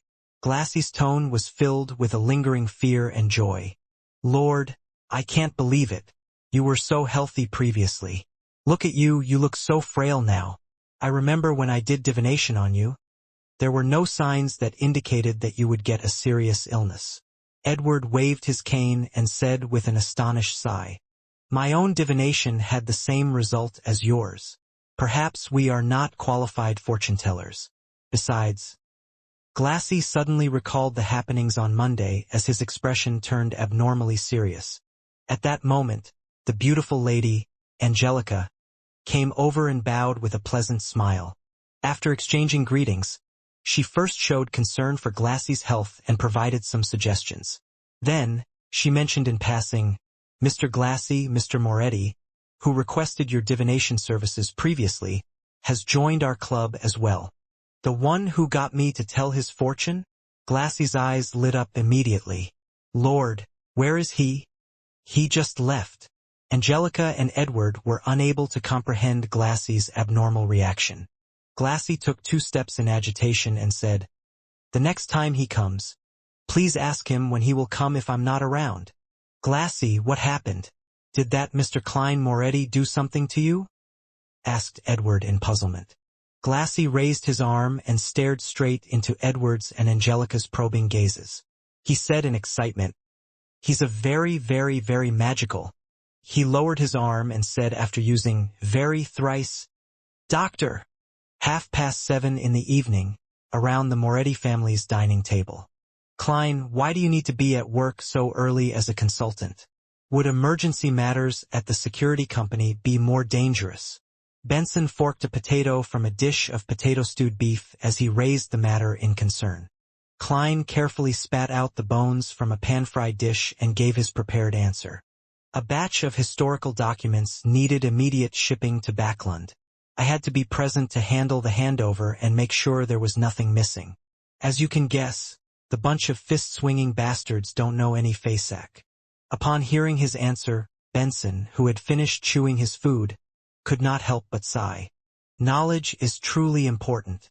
Making use of this opportunity, Klein took out the remaining £5 note and handed it to Benson. This is my additional payment I received today. It's time you get some decent clothes too. £5. Benson and Melissa said in unison. Benson took the note and looked at it repeatedly. He said in both shock and doubt, "This security company sure is generous." His weekly salary was £1.10 solely, which meant £6 exactly every 4 weeks. He only earned one additional pound from this additional payment. And with that salary, he had managed to support his siblings, giving them a decent place to stay and allowing them to eat meat 2 to 3 times a week. Every year, they could get a few new clothes. "Are you doubting me?" Klein deliberately returned with a question. Benson chuckled. "I doubt you have the ability nor the guts to rob a bank." "You aren't someone who can lie," Melissa answered seriously after lowering her fork and knife. "I am now someone used to lying." Klein immediately felt a little ashamed. Although it was a result of the circumstances of his reality, his sister's belief in him left him melancholic. It was relatively urgent and important today. "I also played a crucial role, which is the reason for the £5, Klein explained. In a way, what he said was the truth. As for the £5 that he would be reimbursed with, the one he would use to join the divination club, he planned on concealing it. Firstly, if he brought £5 home again, he would truly scare his siblings, making them suspect he was doing something illegal. Secondly, he had to save to buy additional materials to practice being a seer and to grasp more mysticism knowledge. Benson bit off a mouthful of wheat bread in satisfaction and thought for more than 10 seconds. "The work I'm at doesn't need any decent clothes. Well, to be precise, the clothes at home are sufficient." Without waiting for Klein to persuade him, he suggested, "With this additional income, we would truly have savings. I plan on buying a few books on accountancy and studying." Klein, Melissa, "I do not wish that my weekly salary remain below £2 in 5 years. As you know, my boss and manager have shit for brains. Their mouths stink the moment they open them." "Excellent idea," agreed Klein. He also took the opportunity to steer the conversation. "Why don't you read some of the grammar books in my room? To be truly dignified and to earn a handsome pay, that's something rather critical. Perhaps, in the times to come, the civil servant examinations will appear in Lone Kingdom. Preparing ahead of time would give him the advantage." Benson's eyes lit up when he heard that. "I've indeed forgotten about that. Here, let's toast to a beautiful future." He did not drink rye beer. Instead, he poured clear oyster soup into 3 cups and clinked his cup with his siblings. After drinking the clear soup, he looked at his sister who was wrestling with the pan-fried fish. He chuckled and said, "Aside from Benson's books, I think Melissa needs a new dress too." Melissa looked up and shook her head incessantly. "No, I think it's best to save it up." Klein finished the sentence for her. "Yeah." Melissa nodded in agreement. "In fact, if you do not seek the best fabrics and the newest designs, it would not be too expensive. We can save up the remaining money," said Klein in a manner which did not allow for disagreement. Benson added, "Melissa, are you planning on wearing the old dress again to Selena's 16th birthday bash?" Selena Wood was Melissa's classmate and good friend. She came from quite a good family background. Her elder brother was a practicing solicitor, and her father was a senior employee of Backland Bank's Tingen branch. However, the so-called bash was only a dinner invitation to friends where they chatted and played cards. "All right." Melissa lowered her head and mumbled a response. Then, she ruthlessly forked a piece of stewed beef.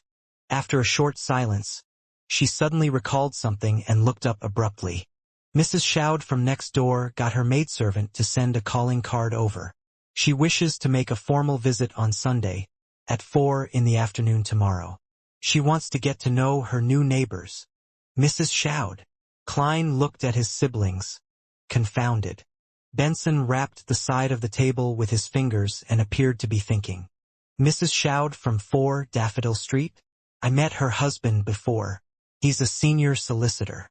"Senior solicitor? Perhaps he knows Selena's brother." said Melissa with some hints of delight. We are at 2 Daffodil Street. Klein nodded slightly. It's imperative we get to know our neighbors.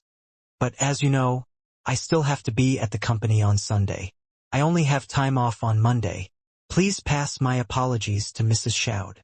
With that said, he suddenly recalled the neighbors of his former life when he was young, as well as the neighbors in the apartment from Iron Cross Street. He was amused as he sighed lightly. To have formal visits. Shouldn't neighbors get to know each other through natural interaction? Haha, Klein, that's because you aren't aware. You have read a lot of newspapers recently, but you have not broached the magazines catered towards families and middle-aged women. They placed families with an annual income of £100 to £1,000 as middle class. They promoted it as the framework of the entire kingdom and praised how the middle class doesn't have the arrogance of the aristocrats and the wealthy, nor are they as crass as the low-income brackets. Benson lightly and happily explained, these magazines impart many simplified ceremonies which the aristocrats practice in their interactions. As such, it becomes a target of the middle class. Thus, this results in the differences between intimate calls, semi-formal calls, and formal calls. As he spoke, he shook his head and chuckled. Typically, gentlemen, madams, and ladies who view themselves in this class will be very particular about details. They will visit their neighbors and friends from 2 to 6 in the afternoon.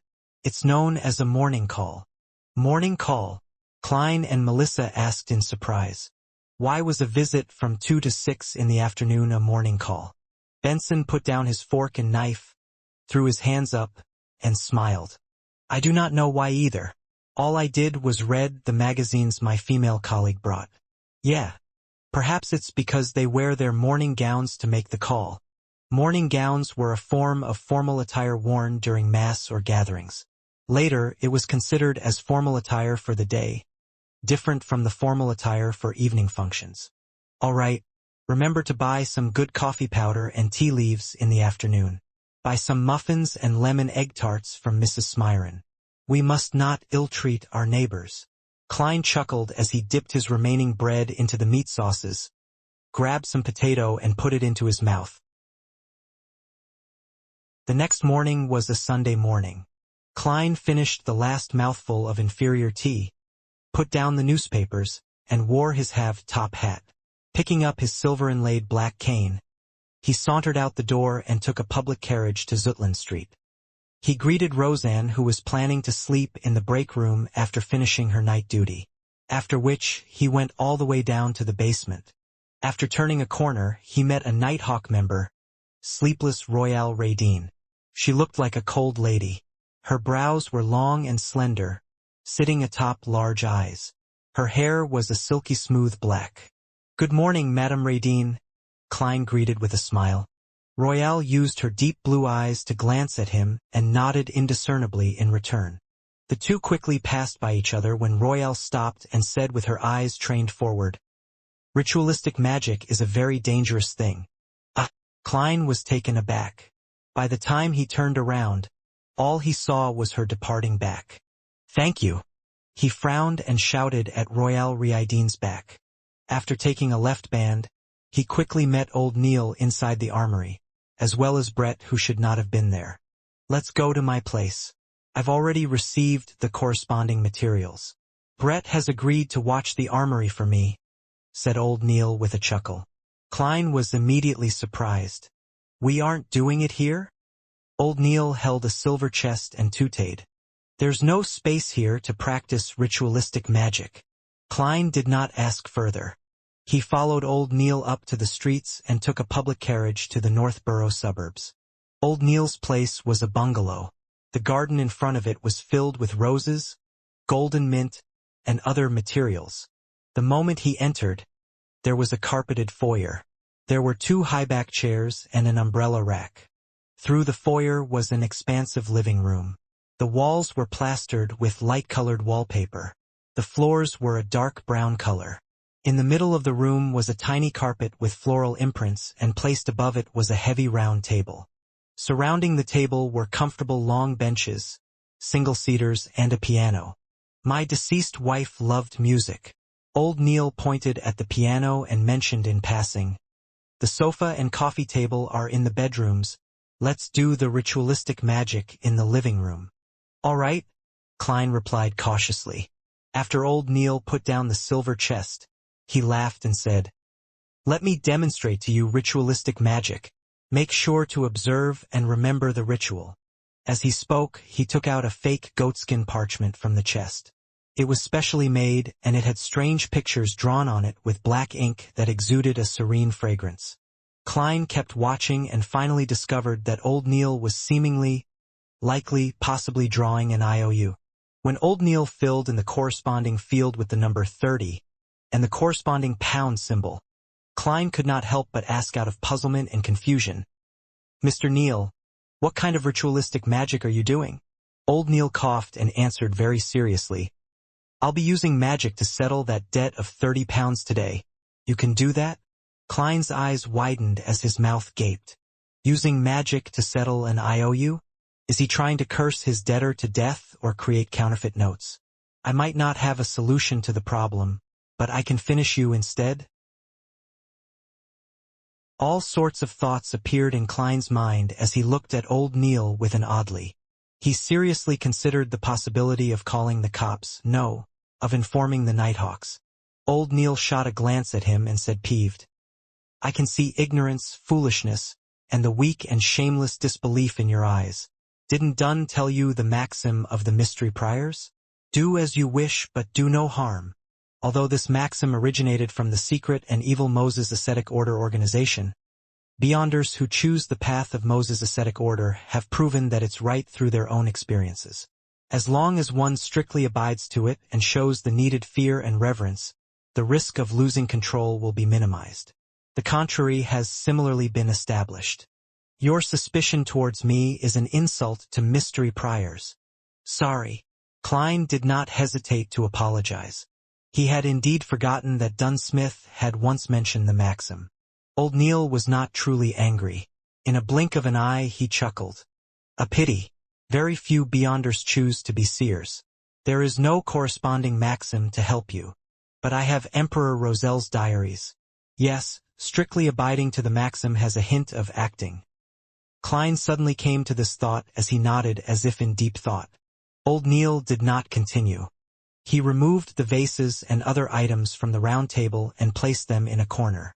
Immediately following that, he took out both a crimson red and black candle from the silver chest. He explained, if ordinary people attempt ritualistic magic, they have to follow the results from astromancy or read corresponding manuals. They have to choose suitable dates and times. For example, the day representing the goddess, the period when she rules over the moon. But for us Beyonders, especially Beyonders good in this domain, there's no need for that. Our acute spiritual perception and potent astral projections are key. Of course, if you are not confident about the ritualistic magic you are attempting, it's best to choose a suitable date and time. It can increase the probability of success. Alright, this is based on a premise. Remember carefully to abide strictly by the rules.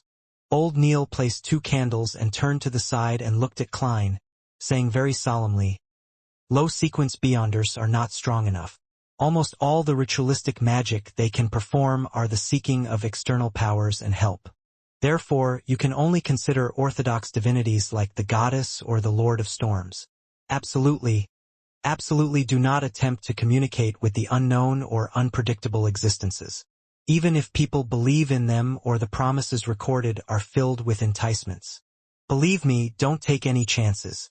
As long as you attempt once, you will go down a slippery slope into the abyss with no return. Any work or resistance will only slow it down with no way to change the trajectory. I'll remember, Klein said in a deep voice. However, he felt a little afraid. My luck enhancement ritual has apparently sought power from an unknown and unpredictable existence. Furthermore, I have gained powers capable of pulling people into the fog that even a senior Beyonder like the Hanged Man finds unbelievable. Well, at least I think he is a senior Beyonder. Thankfully, I haven't gone mad or have any signs of losing control. While worrying over this, he proactively changed the subject. So, Nighthawks should seek the help of the goddess? No one will stop you if you pray to the Lord of Storms. However, we are unable to tell from our ritualistic magic whether he replies with malicious intent or not. The outcome will be distorted in unpredictable ways. Old Neil successfully made Klein give up the idea in a joking manner. There was no so-called best, only necessary. After his exhortations, Old Neil picked up a crimson-red candle and said, "By using candles made of moonflowers and dark red sandalwood, it will represent the goddess's identity as Lady of Crimson in the ritualistic magic." He pointed to the black candles and said, "Candles made of night vanilla and slumber flowers represent the night." As he spoke, he placed the black candle on the top left end of the round table while the red candle was placed on the top right end. Why do we symbolize the goddess with only 2 candles? She is also the mistress of calm and silence, empress of disaster and horror, and mistress of calm and silence. Old Neil chuckled. "That's right. This is something I wished you asked." Before their fall, the Moses ascetic order had a very good relationship with the church. Their beliefs and results on ritualistic magic have heavily influenced us. They believe that all objects are numeric. Every number has a spirituality, and in ritualistic magic, 0 represents the unknown or chaos. It symbolizes the state of the universe before it was born. 1 represents a beginning, the first creator. 2 represents the world and various divinities that were produced from his body. 3 represents contact between divinities and material objects to create all things. Here, using 2 candles represents the goddess, while the 3rd candle is for you. Which 2 candles and which 2 symbols to have depend on the intended effects of ritualistic magic. 3 begets all things. All things stem from 3. Klein could not help but recall certain things from his previous life. Seeing Klein listen attentively, Old Neil took a 3rd candle and said, "This is the candle representing me. It's a very ordinary candle which only has a little bit of mint added. Take note that plants like roses, lemons, mint, moonflower, night vanilla, and slumberflower are beloved and cherished by the goddess." Viewing it from another angle, the 3 candles represent the bodies, spiritualities, and godhood of every person. After finishing the description, Old Neil placed the 3rd candle in the middle of the round table. He then took out a bottle of concocted full moon essence oil, a huge cauldron engraved with the dark sacred emblem, a silver knife with gorgeous patterns, a cup of water, and a saucer of coarse salt. To beyonders who are not good at ritualistic magic, there is a need for bells, crystal balls, silver cups, incense, or other supplementary items. However, mystery priors and seers have no need for that. These artifacts are already sufficient. Old Neil placed the fake goatskin parchment with the IOU just below the cauldron and used a special quill to hold down one corner.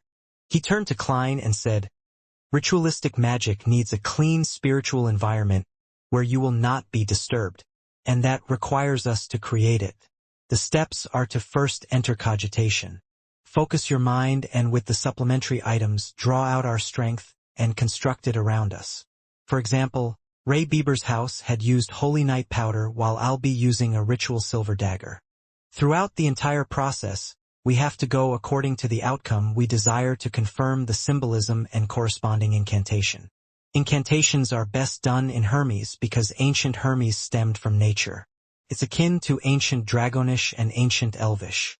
The effects are very direct, lacking the necessary concealment and protection. It easily causes the caster to fall into danger.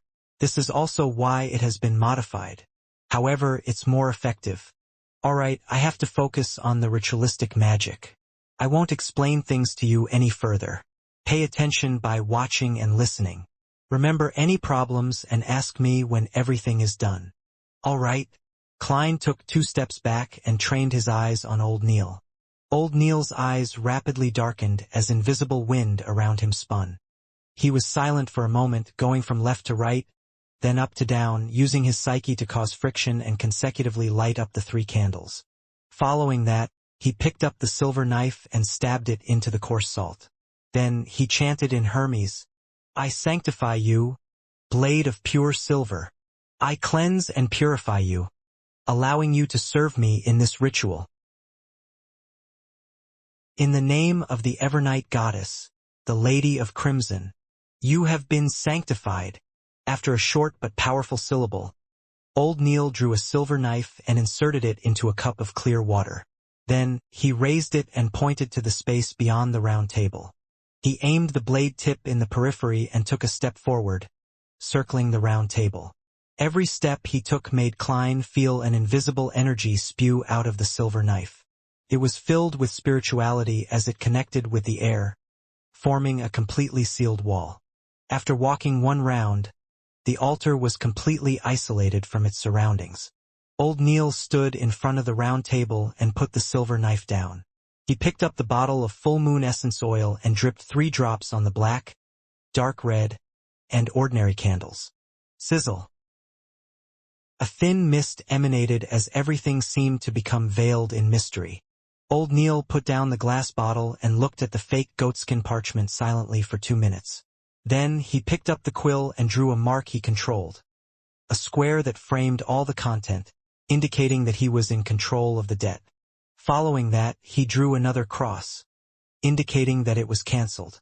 Upon reaching this step, he picked up the parchment with one hand and tapped his glabella with the other to activate his spirit vision. Another invisible and exuberant energy bloomed as Old Neil whispered a chant. I pray for the power of the dark night. I pray for the power of the crimson. I pray for the goddess's loving grace. Please provide me with the funds to pay this IOU. Night vanilla, an herb that belongs to the red moon. Please bestow your powers to my incantation. Moonflower, an herb that belongs to the red moon. Please bestow your powers to my incantation. Klein was completely flabbergasted listening from the side. All sorts of thoughts arose in him. Such an incantation can work? Although it was recited from written Hermes, isn't this way too simple and down to earth?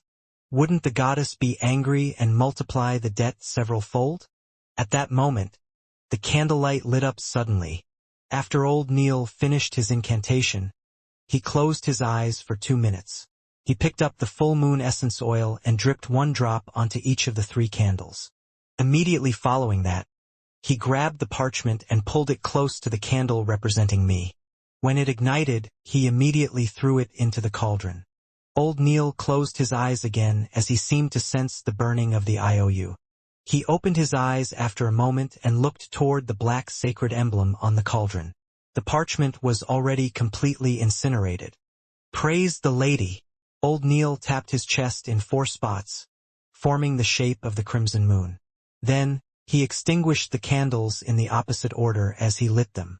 After finishing everything, he used the silver knife to rip apart the invisible wall around him.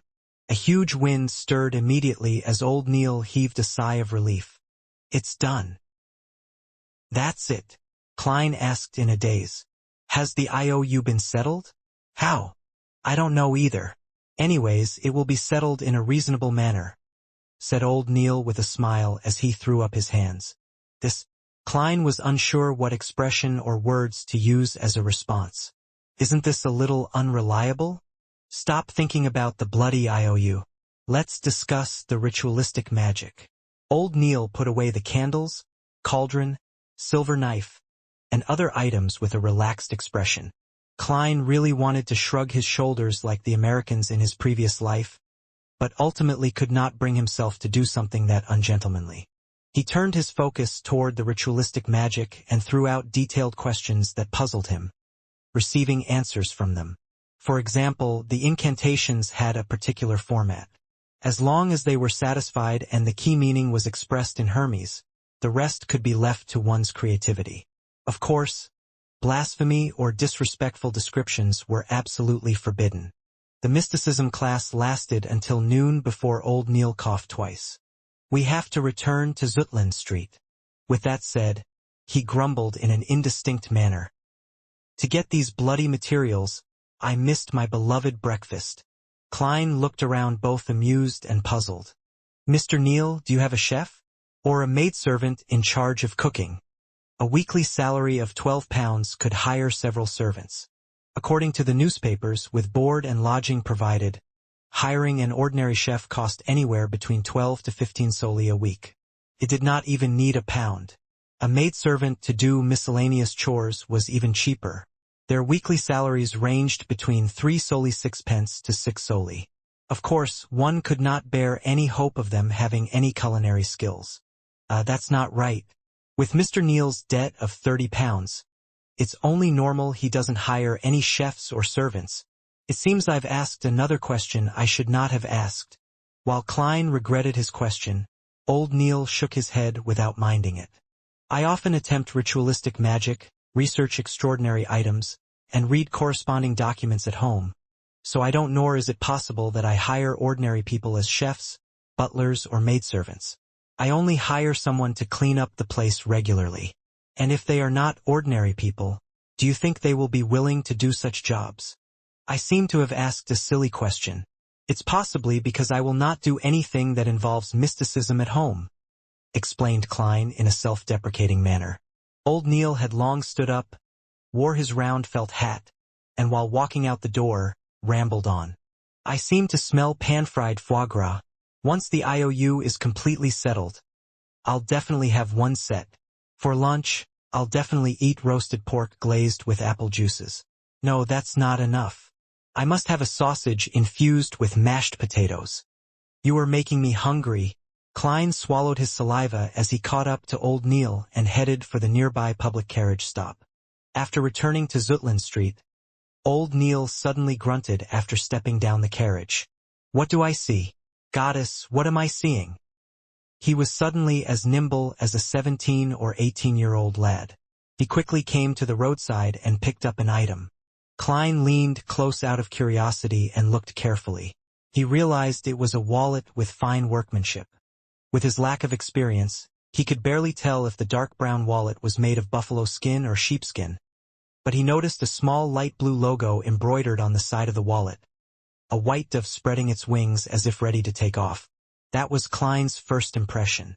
The second thing he noticed was the stack of paper notes in the bulging wallet. There were more than 20 gray notes imprinted with black ink. Gold pounds. Old Neal opened up the wallet and pulled out the notes. When he looked at it carefully, he immediately chuckled. 10-pound notes. The Honorable Founder and Protector William I. Wow, goddess, there's a total of 30 notes. There's also a few 5-pound notes, 1 pound and 5 solely notes. More than 300 pounds? That's a huge amount of money in every meaning of the word. I might not even earn that much in 10 years. Klein's breathing turned heavy involuntarily. As the amount of gold pounds was immense, picking up such a wallet was equivalent to picking up a briefcase of banknotes in his previous life. I wonder which gentleman dropped it. He can't be someone ordinary, analyzed Klein calmly. Such a wallet was clearly not a woman's. There's no need to care who he is, said old Neal with a chuckle. It's not like we attempted to divine and take money that doesn't belong to us. We should wait here for a moment. I believe the gentleman will soon be back searching for it. It's not something that can be given up no matter who it is. Klein heaved a sigh of relief. He had a brand new understanding of old Neal's morals. He was rather worried that he would have used the goddess's bestowment as an excuse and paid off his debt. He was still wondering how to prevent it and persuade him otherwise. Is this do as you wish, but do no harm? Klein suddenly learned something new. The duo did not wait more than a minute by the streets when a luxurious four-wheeled carriage zoomed over. Its side had a light blue logo with a dove spreading its wings. The carriage stopped, and a middle-aged man dressed in a black formal suit with a bow tie of the same color alighted. He looked at the wallet, took off his hat and said politely, "Sirs, that should be my master's wallet. Your logo is proof of everything, but I need to make additional verifications. This is to be responsible for all parties. Might I ask how much money is there in the wallet?" replied old Neal politely. The middle-aged man was taken aback as he said in a self-deprecating manner almost immediately, "As a butler, I do not know how much money master had in his wallet. Sorry. Please permit me to ask." "As you wish." Old Neal gestured for him to do as he pleased. The middle-aged man walked to the carriage's side and through the window, conversed with the person within. He approached Klein and old Neal again and smiled. "More than 300 pounds, but less than 350 pounds. My master does not remember the exact number. Does not remember. That's really some filthy rich guy. If I had that much money on me, I would definitely be counting it again and again. Klein was filled with envy. Old Neil nodded and handed the wallet back. With the goddess as proof, this belongs to you. The middle-aged man took the wallet over and did an estimate before pulling out 3 10-pound notes. My master is Sir Deweyville. He wishes to commend your morals. This is what an honest person should receive. Please do not reject it. Sir Deweyville? The one who established the Deweyville Trust? The Sir Deweyville who provided cheap rental apartments to the working class? Klein immediately remembered the name. He was a knight that his brother respected but did not believe was grounded in reality. Thank you, Sir Deweyville. He is a kind and generous gentleman. Old Neil did not stand on ceremony as he received the 3 notes. After watching Sir Deweyville's carriage depart, he turned to look at Klein when he saw that there was no one around. He flicked the notes and chuckled. 30 pounds. The IOU is settled. I said it will be settled in a reasonable manner. This is the power of magic. Holy fucking power of magic. That actually works? Klein was once again flabbergasted. A few minutes later, he entered the building's stairwell and while heading to the security company, he asked puzzledly, Mr. Neil, why didn't you ask for more money? Do not be greedy. One must take care not to be greedy when doing ritualistic magic. Temperance is a critical trait needed by every mystery prior if they wish to live long, explained old Neil happily. In a huge ballroom, candles were burning on a few chandeliers, emitting a fragrance that soothed the minds of people. By the sheer number of candles, they produced a light in no way inferior to that of gas lamps. There were long tables with pan-fried foie gras, grilled steak, roasted chicken, fried tonguefish, desi oysters, mutton stew, cream soup, and other delicacies. In addition, there were bottles of mist champagne, Ormer grape wine, and Southville red wine. They were all glistening with a tempting glow under the light. Servants in red vests carried trays with crystal cups and shuttled between the gentlemen and ladies dressed both elegantly or gorgeously. Audrey Hall was wearing a collared, high-waisted, pale white dress with engagiantes. Her corset was tightly fitted, while her voluminous layers were puffed up perfectly with a cage crinoline.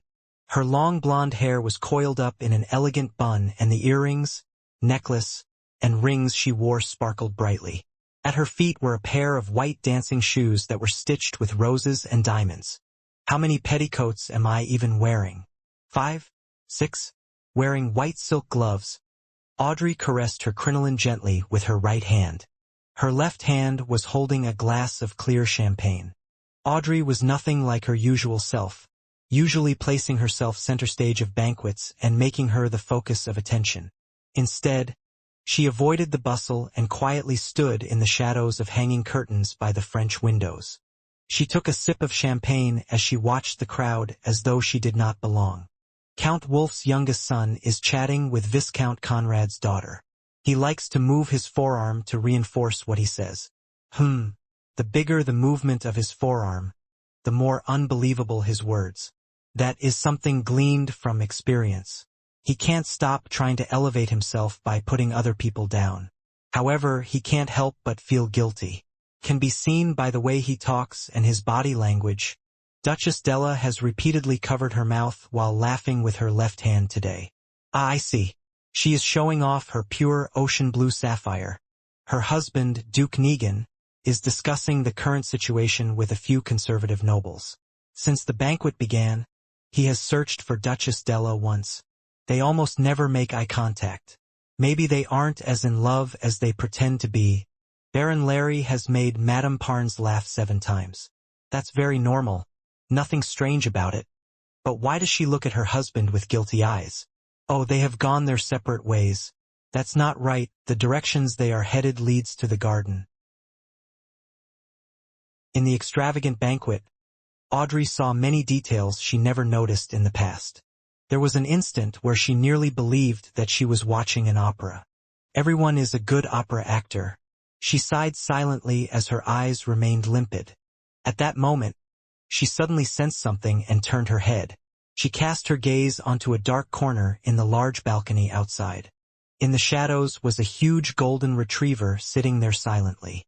She was looking inside at Audrey while half her body was hidden in the darkness. "Susie." The corners of Audrey's mouth twitched as her expression instantly changed. She could no longer maintain her state as a spectator. An ancient three-masted sailboat was navigating through a tumultuous storm in the sea. It was not fast and its displacement was lacking. With the weather and the sea looking like a cataclysmic scene, the sailboat was like a withered leaf separated from its tree. However, regardless of how the typhoons rampaged or how terrifying the waves were, it continued sailing peacefully without any signs of tilting. Alger Wilson stood on the empty deck as he looked at the massive waves that resembled mountains. His thoughts were a mystery. "It's going to be Monday again," he muttered silently to himself. It was the day belonging to Mother Earth, the beginning of a series of waxing and waning. However, it meant something different to Alger. It belonged to a mysterious existence forever enveloped in grayish-white fog. "At least I haven't been reduced to a madman." He stopped looking around as he gave a self-deprecating chuckle. At this moment, one of the only few sailors he had leaned over and asked reverently, "Your Grace, where are we setting course for this time?" Alger surveyed his surroundings and said in calm voice, "Pursue the listener from the Aurora order." The storm subsided as mist emanated. On a strange sailboat with cannons on board, an 8 or 9-year-old boy with soft yellow hair was looking at pirates around him in fear. They were disorderly. Some enjoyed barrels of beer, some swung around with ropes, others mocked each other, and some even fought with their fists. He turned to look at a black-robed man standing in the shadows. He suppressed his voice and asked, "Father, where are we going?" 5 days ago was his first time seeing his father, a father who proclaimed to be an adventurer. If not for the oil painting his late mother left him that confirmed his father's identity and the fact that the orphanage had opened its doors to him, he was absolutely unwilling to leave his hometown and follow his only kin who was also nearly a stranger. The man in the shadows lowered his head and looked at his son. With an amiable expression, he answered, "Jack, I'm bringing you to a holy place, a holy residence where the Creator once lived. Is that the kingdom of God? We mortals can only enter by winning His grace." Jack had been well educated by his mother and knew this much. He was both surprised and fearful about the matter. Standing in the shadows, the man had an unforgettable jawline as though he was a sculpture chiseled by the best artisan. He placed his hand to his ear and made a listening pose. He replied in a tone that sounded like sleep-talking, "Jack, mortals are a wrong concept. The Creator created this world and He is everywhere. He exists in every living being. Therefore, all beings have godhood. Once the godhood attains a particular level, they can become an angel. The 7 fake gods at present are only powerful angels. Look, I can now hear the teachings of the Creator. Ah, how extraordinary is this revelation. Life is only a tour of the Spirit.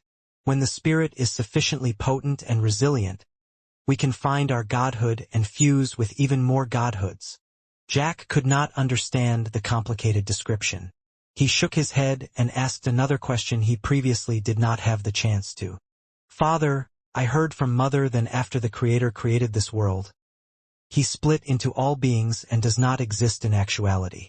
Then, why does His holy residence exist?" As a 7 to 8-year-old child, he was logical. The man with the chiseled face was taken aback. He turned his head away as though he was listening to more murmurings. Suddenly he slumped down, knees on the deck. His exposed skin protruded black shards. He clenched his head with both hands as his expression warped and he shouted in extreme pain, "They are lying!" After lunch, having had old Neil promise him that he would bring him to the underground market the next time he went, Klein slowly returned to the Blackthorn Security Company. He chose the 2 options of reading the documents in the staff office and practicing his abilities or take the opportunity to go out and act as a seer in the divination club before Captain Dunn stopped him. However, before he could make the decision, he saw Dunn Smith walk in. He was dressed in the usual black windbreaker and top hat. "Captain, any updates?" Klein thought of the whereabouts of the Antigonus family's notebook as he asked with concern. Without showing any signs of fatigue in his gray eyes, Dunn said, "The facts have corroborated that the Antigonus family's notebook is in Ray Bieber's hands. However, he has vanished completely. I have already informed the various Nighthawk teams of this matter through a telegram. They were requested to pay attention to the various piers and steam locomotive stations. The first batch of printed portraits was mailed out yesterday afternoon and will be printed in various major newspapers. How nice it would be if there were phones, fax machines, surveillance cameras, and big data. What a pity. I know how to use all of them and even understand a little of the logic behind it." Klein exhaled silently. "But regardless, we can consider ourselves as having found the notebook. And this is all thanks to you. Of course, it still needs another round of confirmations. I have already sent a telegram to the Backlund Diocese, requesting them to escort sealed artifact 2-049 here. It was once a dangerous item of the Antigonus family. It can help us know if Ray Bieber is a descendant of the Antigonus family. A grade 2 sealed artifact. Dangerous. They can be used with care and moderation." Klein had originally wanted to ask about the sealed artifact, its special abilities, and the danger it posed out of curiosity, but he instantly recalled that he lacked the necessary clearance. He had no choice but to give up. "May Goddess bless us." Klein tapped 4 spots on his chest, forming the sign of the full moon. Dunn pushed open the door to his office and said with a slight nod, "The goddess has always been protecting us. Klein, if you had not chosen Seer, you would be a formal member after this matter is verified. You could have chosen Sleepless, but pity, to be frank, I'm still puzzled over your choice. Although Corpse Collector is quite off-putting, you have seen Daily as well. You should know that spirit mediums vary in strength. As for Mystery Priors, they're a good choice too. At the very least, you have Old Neil as a role model, so he will make sure the risk of losing control is minimized." With regards to this question, Klein had prepared an answer from the beginning. He just never had a chance to use it since Dunn did not ask. He was only able to answer in passing. He organized his words and said, "My considerations stem from the fact that Seers and Mystery Priors are considered Beyonders with a support role. They do not need to always face enemies, for that's too dangerous. And both you and Old Neil said that in the domain of mystery and Beyonders, curiosity and experimentation usually brings about terrifying outcomes. Describing Mystery Priors as prying mysteries made me worried, so, as you know, I was only an ordinary graduate not long ago. A lack of guts is the only reason I made such a choice. I have to say that this is a very reasonable answer that goes beyond my expectations." Dunn massaged his temples and chuckled. He turned halfway as his gray eyes sized up Klein. "Continue going out for now. Do not limit yourself to the paths leading from Welch's Place to Iron Cross Street. Perhaps you might sense the notebook and help us confirm Ray Bieber's location." "All right." Klein realized that he no longer need to be in a dilemma. He bade Dunn farewell and turned around, his heart beginning to count. 3-2. "Hold on," shouted Dunn. Klein turned his head and smiled. "Captain, is there anything else?" Dunn coughed slightly and said, "Well, support Beyonders have to fight their enemies from time to time. Although Seers sound like they can avoid such battles, they are not to be ignored. You have to maintain your shooting skills and work on increasing your strength. This is what I'm working hard towards." Klein pointed outside. "I'll be leaving." "All right, wait a moment." Dunn shouted for him once more. As he pondered, he said, "Perhaps I have to consider hiring a combat trainer for you. Of course, this matter is under the premise that you become a formal member." Klein responded tersely before asking carefully, "Captain, is there anything else?" "No," seeing Klein's unbelieving eyes. Dunn shook his head and smiled. He emphasized again, "Really nothing." Only then did Klein walk past the partition divider. He bade farewell to Roseanne and Mrs. Oriana and headed to the shooting club for practice. With all of this done, he went to the divination club and saw the beautiful Angelica standing there reading newspapers leisurely. "Home," Klein silently read. With the cane in hand, he walked over and greeted with a smile. "Good afternoon, Madam Angelica." "Good afternoon, Mr. Moretti." In no rush, Angelica put down her magazine. She stood up and said, "Not long after you left yesterday, Mr. Glassy came. He just recovered from a major illness." Klein heaved a sigh of relief as he smiled. "That sure is something worth celebrating." Upon hearing this, Angelica, who was secretly observing him, lowered her voice and asked out of curiosity, "Mr. Glassy said that you are a very, very, very magical doctor. Are you?" "What?" Klein looked at the lady in front of him, suspecting if he was hearing things. "What made him think I'm a doctor? Even I do not know." Upon seeing Klein's odd expression, Angelica immediately felt her beliefs waver. "Is that so? Mr. Glassy mentioned that you were able to tell of an ailment in his lungs simply from observation." Her voice softened until she finally shut up. "Observation? A dark glabella?" Klein was instantly enlightened as he shook his head with a chortle. "I believe Mr. Glassy was mistaken. He was planning on being perfunctory, but after recalling that no one sought his divination services the entire afternoon yesterday, his mind whirled. It affected his goal of acting as a seer, so he explained, "It's actually a form of divination." "Divination? But Mr. Glassy only mentioned that you observed his face. That's also considered divination?" asked Angelica in shock and doubt. Klein smiled, composed. "As a member of the Divination Club, you should know about palm reading, right? Palm reading was not patented by the Futaholic Empire. Even on Earth, India and Old Europe had developed similar principles, much less in a world with beyonder powers." "I know about it, but it seems you did not read his palm? Were you observing him in secret?" asked Angelica curiously. "I was using face reading." Klein cooked up a lie. "Its principles aren't very different from palm reading at a fundamental level." "Really?" Angelica's eyes were filled with disbelief. In order to develop his career as a seer, Klein chuckled. He pretended to be in thought as he tapped his glabella twice.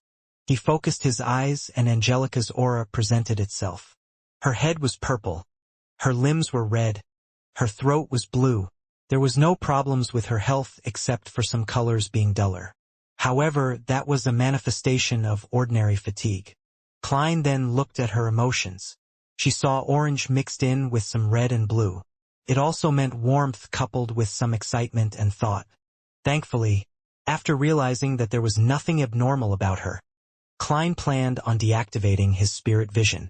But it was at that moment when he suddenly saw rich darkness hidden in the depths of her emotional colors. Furthermore, she is lacking a little of white. An eagerness to improve. Klein nodded while in thought. "Mr. Moretti, were you reading my face?" Seeing the young gentleman in black in front of her turn silent abruptly while seriously sizing her up, Angelica keenly noticed something. She asked in a half-curious and half-worried manner. Klein did not immediately reply. Instead, he tapped his glabella lightly as he wore a look of scrutiny. Just as Angelica was feeling unease, he said warmly, "Madam Angelica, there are some sorrows and pains which you should not seal in your heart." Angelica's eyes widened as her mouth turned agape. However, she did not say a word. She looked at Klein in his top hat with an apparent scholarly bearing. He heard him use a deep, comforting and warm voice to say, "You need to either go mountain climbing, a game of tennis, or perform a tragic play to exhaust your body due to exercising. Let your tears flow down uninhibited. Then cry and scream. Express all those emotions. That will be very helpful to your health." The moment those words entered her ears, Angelica felt like she had transformed into a statue. She stood there motionless. She tried hard to blink as she lowered her head in a fluster, saying deeply, "Thank you for your suggestion. It seems like there are many members here today." Klein did not continue. As though he had not done any divinations prior, he turned to his side and looked to the meeting room at the end of the corridor. "Sunday afternoon, at least 50 members." Angelica's voice sounded a little hoarse.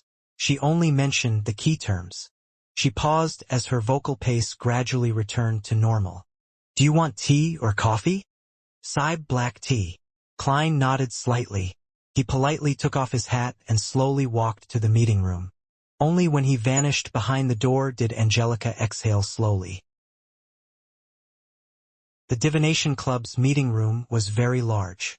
It was nearly twice the size of Klein's high school classroom. In the past, only 5 or 6 members would be present, making it look extremely empty.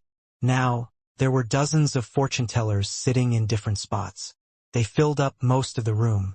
Sunlight shone into the room through the few oriel windows. The members were either discussing softly among themselves or asking Hannes Vincent questions. Otherwise, they were practicing and attempting divination or drinking coffee and reading newspapers by themselves. Such a scene made Klein feel like he was back to his schooling days on Earth. The difference was that it was noisier and more rowdy back then, without the tranquility of the meeting room. He looked around, but he didn't see familiar faces like Glassy or Edward Steve. So, he casually picked up a divination textbook, found a corner, and started flipping through it leisurely. Very soon, Angelica came in with a cup of tea and left it on the table before Klein. As she was leaving quietly, she suddenly saw Mr. Moretti take out an exquisite-looking silver chain from his left sleeve. There was a chunk of pure topaz hanging on the silver chain. What is he doing? Angelica slowed down subconsciously and focused her gaze at Klein. Klein held the silver chain with his left hand and allowed the topaz to hang above the side black tea, just short of touching the surface of the liquid.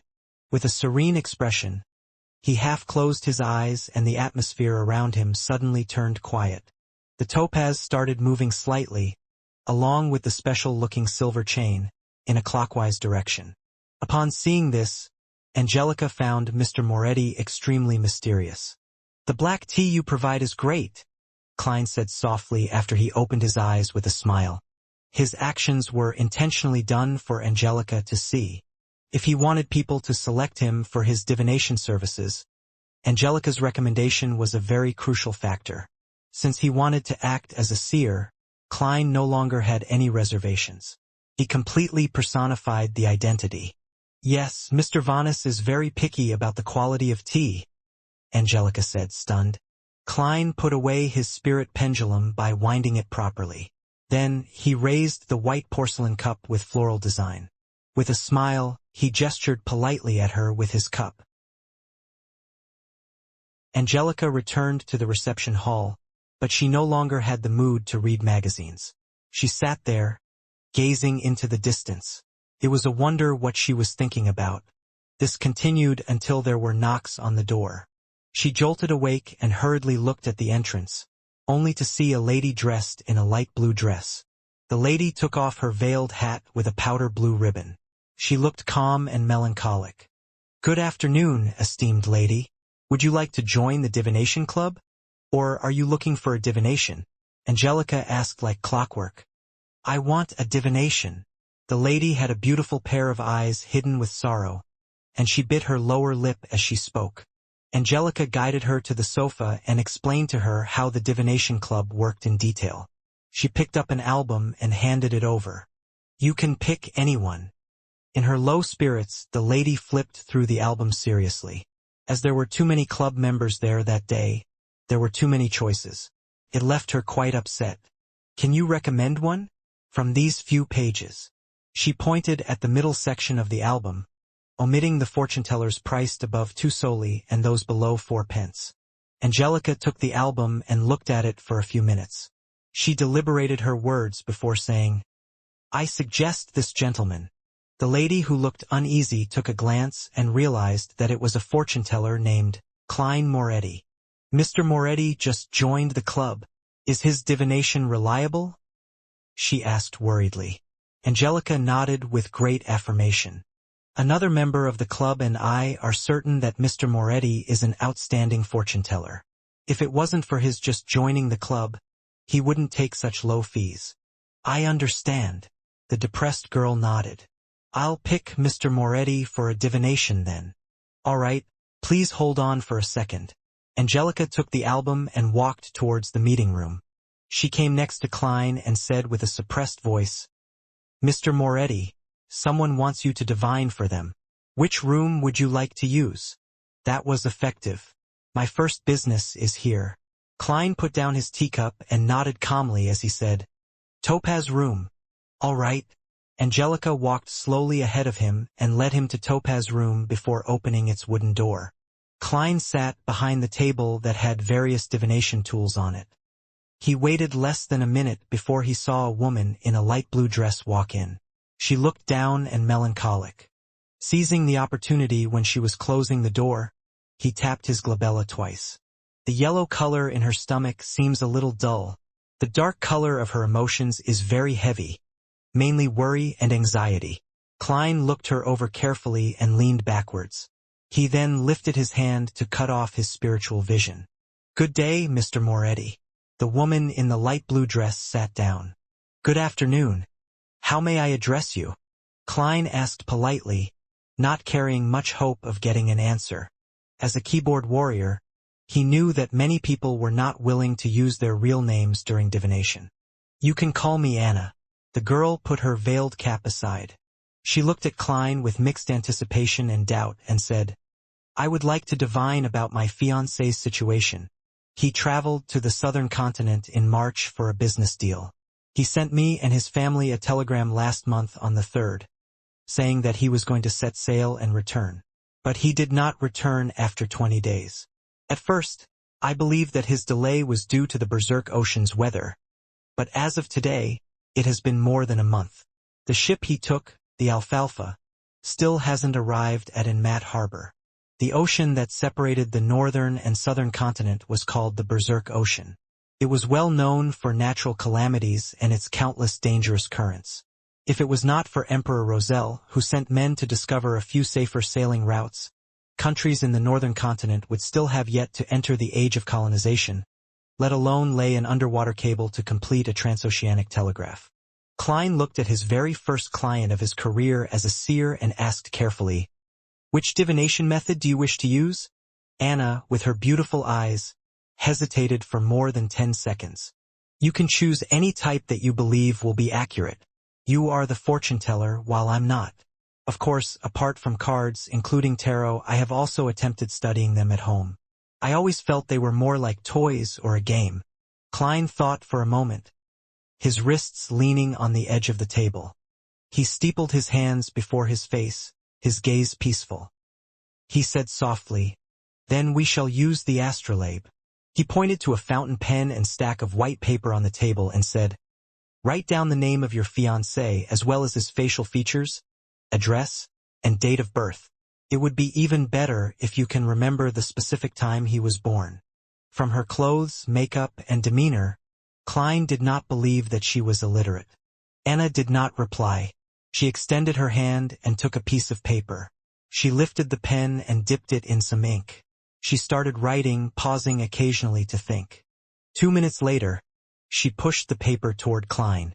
Klein received it and turned it around. The information on the paper read, Joyce Meyer, September 15, 1323, 2 p.m. Tingen City, East Borough, 8 Stevens Street. Short blonde hair, aquiline nose. With just a short glance, Klein quickly calculated the person's spiritual number. 1 plus 5 is equal to 6. In the study of spirit numerology and mysticism, adding the numbers of the day the person was born was called their birthday path number, affecting the person's life before 27. Birth month path number, calculated by adding the numbers in their birth month, affected their life from 27 to 54 years old, while the birth year path number, calculating the numbers in their birth year, affected their life from 54 years old onward. It was July 1349. So Joyce was not yet 27. Thus, Klein immediately calculated the birthday path number. The number 6 represented a balanced and harmonious life, with a heart for giving and a decent marriage or engagement. Following this, he quickly calculated Joyce's year path number. The so-called year path number was calculated by replacing the birth year with the current year. The digits were then added with his birthday path number and birth month path number to get a general understanding of the person's luck for the year. 1 plus 3 plus 4 plus 9 is equal to 17. 1 plus 7 is equal to 8. 8 plus 9, birth month path number, plus 6, birthday path number, Equals 23. 2 plus 3 is equal to 5. His year path number is 5, signifying that he would meet with change and accident. He would be required to take certain risks. Klein made a silent judgment after consolidating the facts. He confirmed that the information Anna gave was correct. He retracted his gaze from the paper and turned it toward Anna. Mr. Meyer set off on his journey on the 3rd of June? If he did not lie, that is indeed the case. Anna bit her lips. All right. Klein took the fountain pen and made a note of that.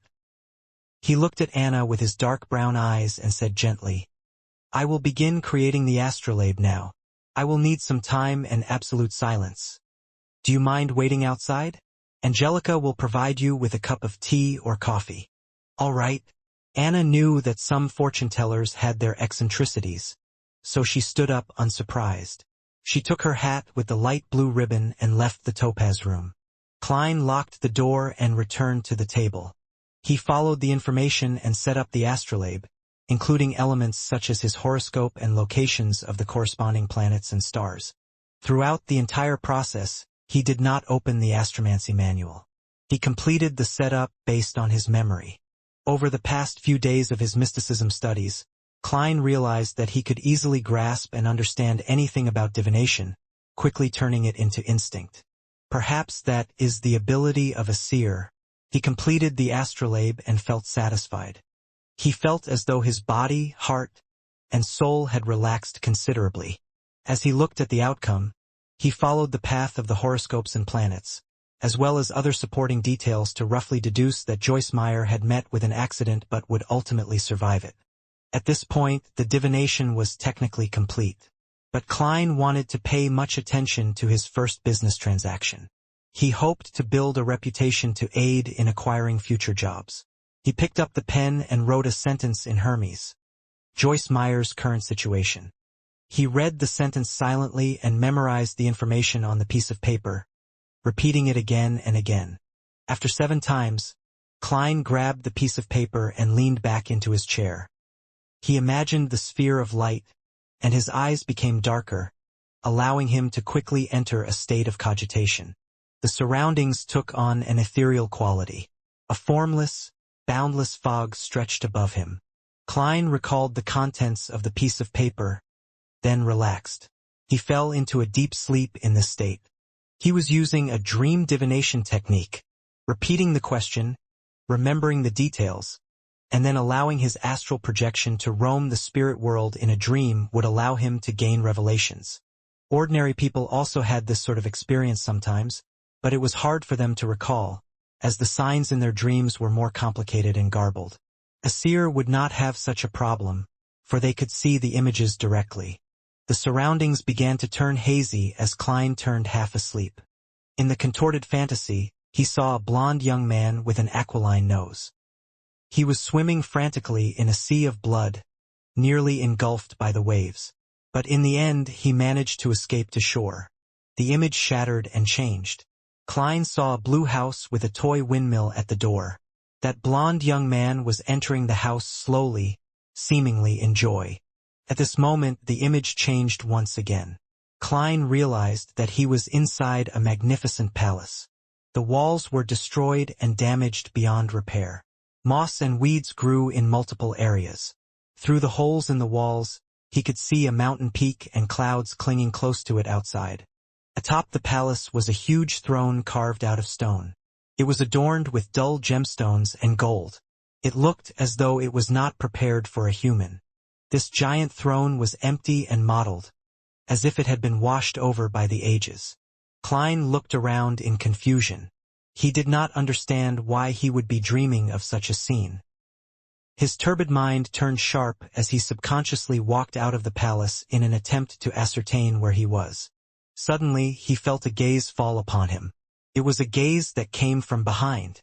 Klein suddenly turned around and stared towards the giant stone throne, only to see a scene of countless transparent maggots slowly twitching and growing. Klein gasped.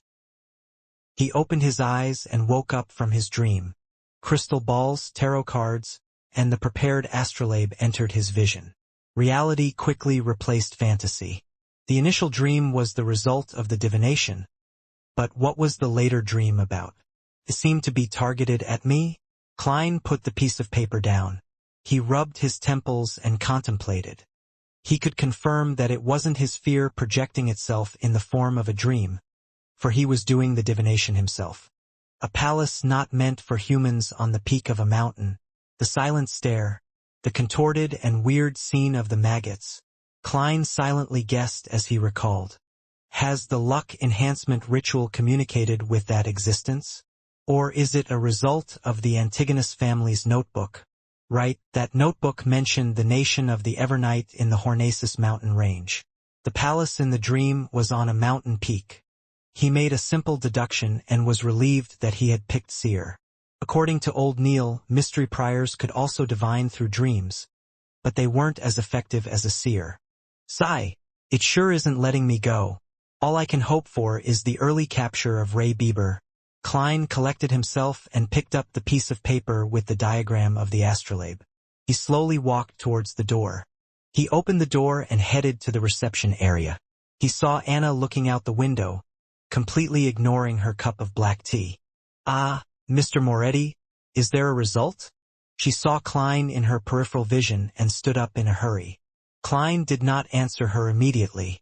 Instead, he asked according to the revelation he received from the dream, "Does your house, or Mr. Meyer's house, have a toy windmill?" Anna's eyes widened, shocked into silence. After a while, she muttered, "That was a present he gave me. It is by the door at my house." "How did you know that? See, can this be divined?" Klein smiled and spoke with a gentle tone. "Congratulations, Miss Anna. Mr. Joyce Meyer is currently a guest at your place. If you rush back, you should still be able to meet him. He just experienced a calamity, an unimaginably painful journey. What he needs now are not questions, but consolation and a warm hug." "Really?" Anna asked in disbelief. The fortune-tellers she knew would never speak with such certainty or give such firm conclusions. "You will know if you go back immediately," Klein replied with a gentle tone and smile. "Oh, Lord of Steam, is that true? Has my poor Joyce returned? Are you certain?" "No, I cannot believe it." Anna froze for a moment and said a few delirious words. She took out a one-solely note from her purse and did not wait for Klein to give her the change. She broke into a small jog as she left the divination club, taking a carriage back home. "Does this include my tip?" Klein looked at the note and shook his head with a laugh. A two-wheeled carriage steered quickly across the streets and entered Eastborough. Anna watched the streets sweeping past her, feeling a mixture of unease, anticipation, and fear. It did not take long before the toy windmill entered her field of vision. She got off the carriage, showing no care for her bearing. She staggered quickly towards the door and rang the doorbell. The door creaked open, revealing a blond young man dressed in a black formal suit. He was haggard, but his eyes carried a glint of joy. He had an aquiline nose. "I thought that I would miss you today," Joyce said with a smile. "Oh, exalted Steam, you really are back." Anna rubbed her eyes, exclaiming in pleasant surprise. What the fortune-teller said was true. No, that was a real seer. It was simply fascinating. Thoughts welled in her mind as Anna pounced forward with tears in her eyes and gave her fiancé a warm hug.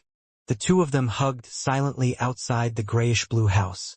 The toy windmill turned slowly, seemingly tossing all their difficulties far away.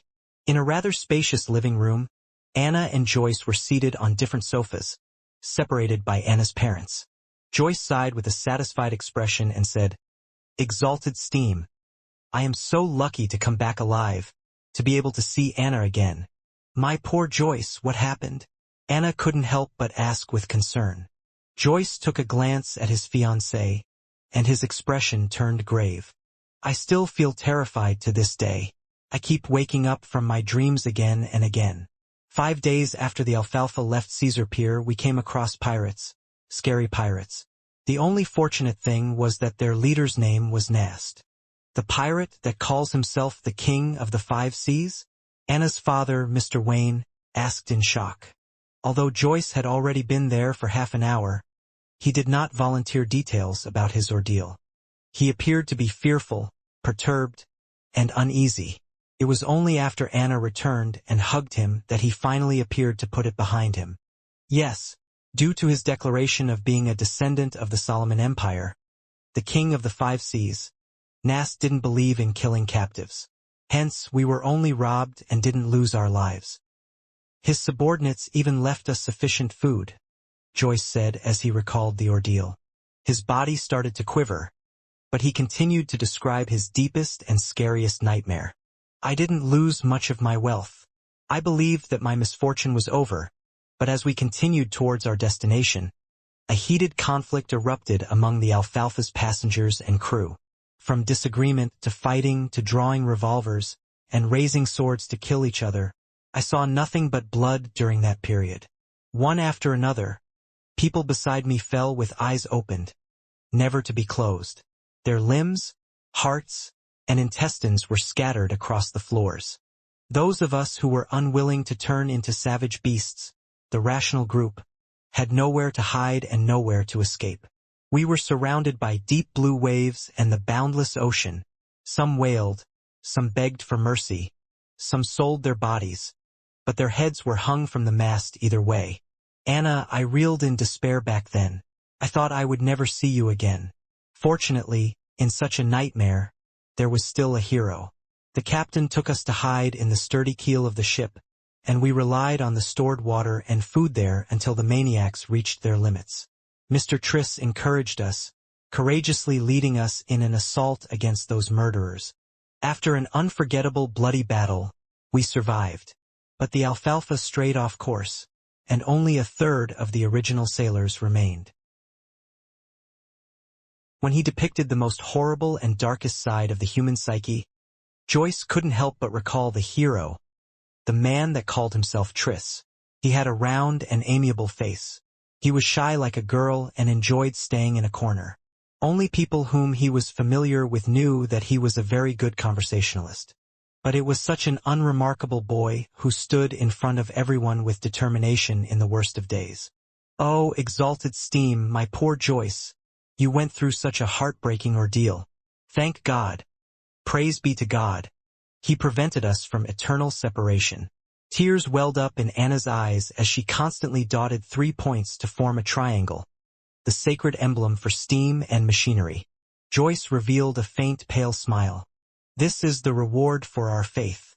The Alfalfa then went through storms, lost its course, and after surmounting one challenge after another, arrived at Inmat Harbor.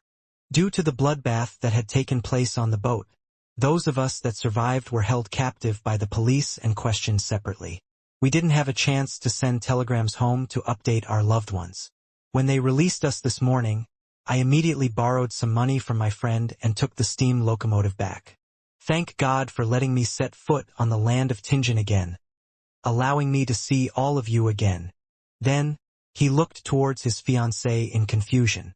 Anna, when you saw me, I could feel your happiness and surprise, but I couldn't understand why you rushed towards the door so excitedly right after you got off the carriage. Heh! I had planned on giving you a huge surprise. Anna thought about what had happened earlier and continued in disbelief. There's nothing to hide, Joyce. As I was worried about you, I went to the only divination club in Tingen City today for a divination. That fortune teller. No, the seer told me, he said. Your fiancé has returned. He's in the house with a windmill. What? The Wayne couple and Joyce exclaimed simultaneously. Anna covered her face and shook her head. I can barely believe it either. But it happened. Exalted steam. Perhaps there really are miracles in this world. Joyce, that seer asked me for your name, characteristics, address, and birth date. He told me he was going to do an astrolabe divination. Then, he asked me if the house with a toy windmill was yours or mine. When I confirmed it was mine, he said, Congratulations, Miss Anna. Mr. Joyce Meyer is currently a guest at your place. What he needs now are not questions, but consolation and a warm hug. God. Joyce found it unbelievable and incomprehensible. Does he know me? Did someone send him a telegram? Could it be that he is familiar with the police in Inmat Harbor? No, that doesn't explain it. How did he know that I came to your place? How could he possibly know that you would seek a divination? Did you make an appointment? No, I made a selection at the last minute, Anna replied with a vacant-looking expression. Perhaps a good seer needs to be in control of vast amounts of information, even if it cannot be used anytime soon. Perhaps that is the fascinating aspect of divination. Anna's father, Mr. Wayne, sighed and concluded. In the known history of more than 1,000 years and in the uncertain fourth epoch, divination has existed and has yet to disappear. I think there must be a reason for that. Joyce shook his head lightly and asked, "What's that seer's name?" Anna thought and said, "Klein Moretti." In the reception lobby of the Divination Club. As Klein had spoken softly, Angelica knew not to go close. Therefore, she only saw Anna leave as though she had lost her soul, wearing shock and confusion on her face. Angelica briskly walked to the sofa and asked out of curiosity, "Was the result good?" She did not dare ask the actual result, afraid of violating the unspoken rule of fortune-tellers. "Yeah." Klein nodded and took out 3 copper coins from his pocket. 1/8 of 1 soldi is 1.5 pennies, right? Yes.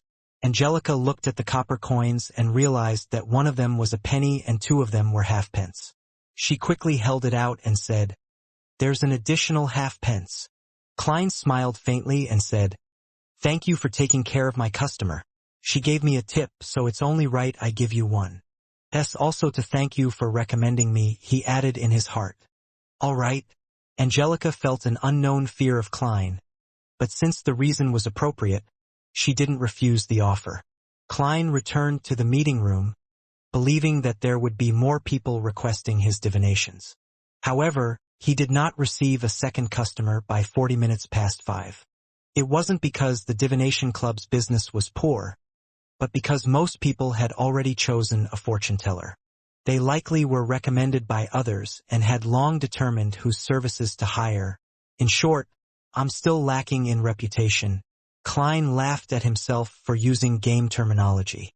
He finished his 3rd cup of black tea, grabbed his top hat and silver-edged walking stick, and walked leisurely out of the meeting room. Angelica suddenly recalled Glassy's instructions, and she quickly moved to intercept him. "Mr. Moretti, when will you next visit the club? Mr. Glassy would like to thank you in person. I will come over whenever I'm free. If fate permits us, he will definitely meet me," Klein replied, using the tone of a psychic charlatan, as though he was in character. Then, he left the club before Angelica could respond and took the public carriage home. When he stepped through the door, Klein found Benson reading the newspaper and Melissa putting together bits and pieces of gears, bearings, and springs in the evening sunlight. "Good afternoon. Did Mrs. Shoud visit?" Klein asked casually. Benson didn't put down his newspaper. Instead, he lifted his head. "Mrs. Shoud's visit lasted 15 minutes. She brought some gifts, and she was very happy with the muffins and lemon cake that we prepared. She also invited us over whenever we have the chance to. She is a friendly, well-mannered lady. She knows how to carry a conversation very well too. The only problem is their belief in the Lord of Storms. They believe that girls shouldn't go to school, but should be homeschooled instead," Melissa complained. It was obvious that she was very upset about it. "Don't mind that. As long as she doesn't disturb us, she will still be a good neighbor." Klein comforted his sister, smiling. The Lone Kingdom was a multi-religious nation. Unlike the Frosak Empire in the north, which only believed in the god of combat, or the Fanapotter Kingdom in the south, which only worshipped Mother Earth, it was inevitable that the congregations from the 3 major churches of the Lord of Storms, the Evernight Goddess, and the god of steam and machinery had conflicts in beliefs and customs.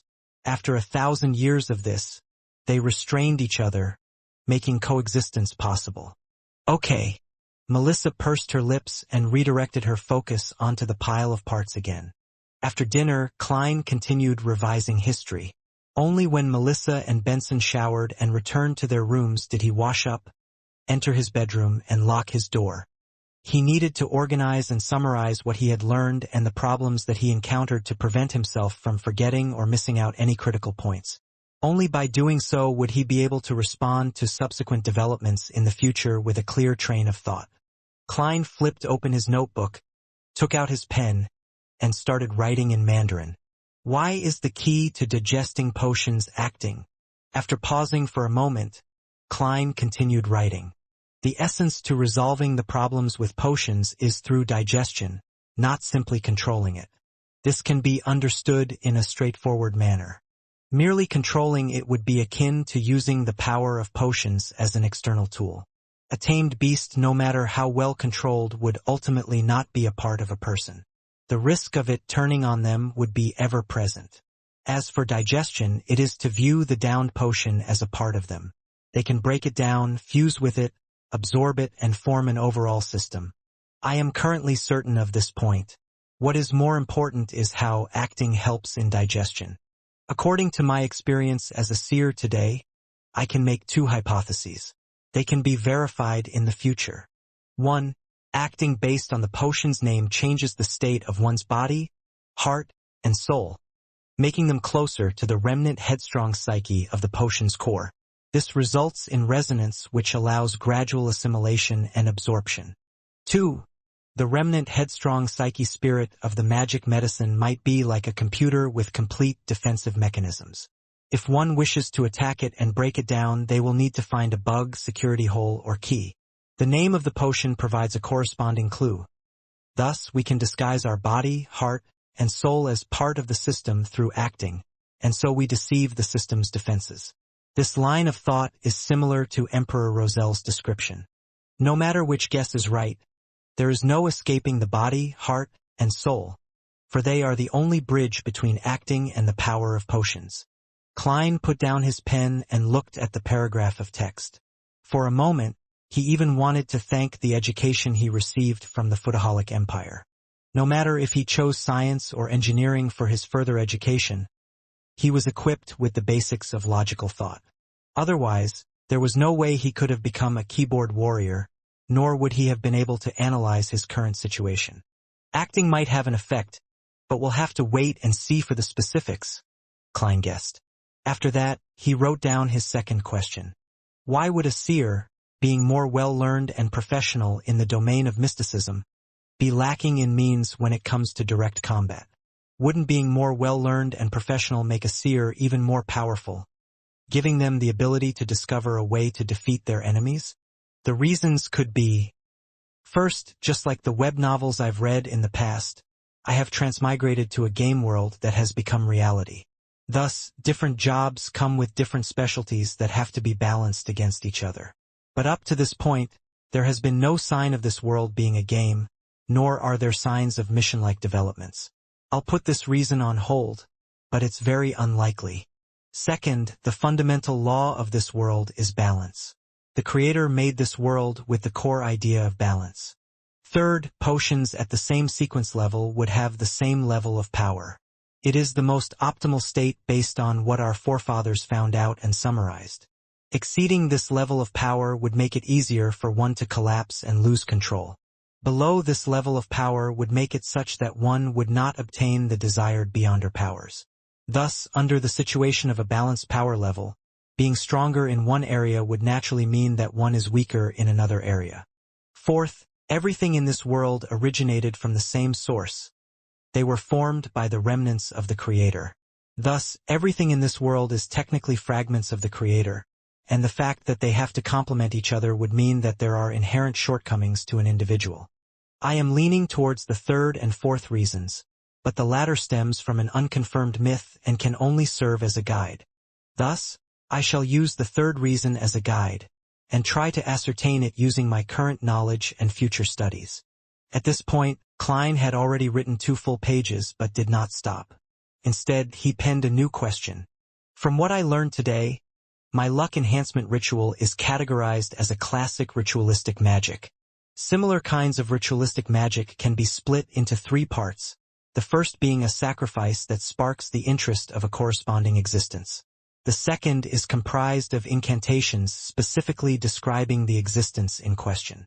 The third is using simple formatting and symbols to convey what one is asking for. Using this as a benchmark to analyze the luck enhancement ritual, there's an obvious problem. There is no third part. It has the sacrifice aspect in the placement of staple foods and walking a square in a counterclockwise manner with 4 steps. There is also a clear indication who the incantation is for, such as the phrase, "Blessings stem from the immortal Lord of heaven and earth." But all I did after was close my eyes and wait.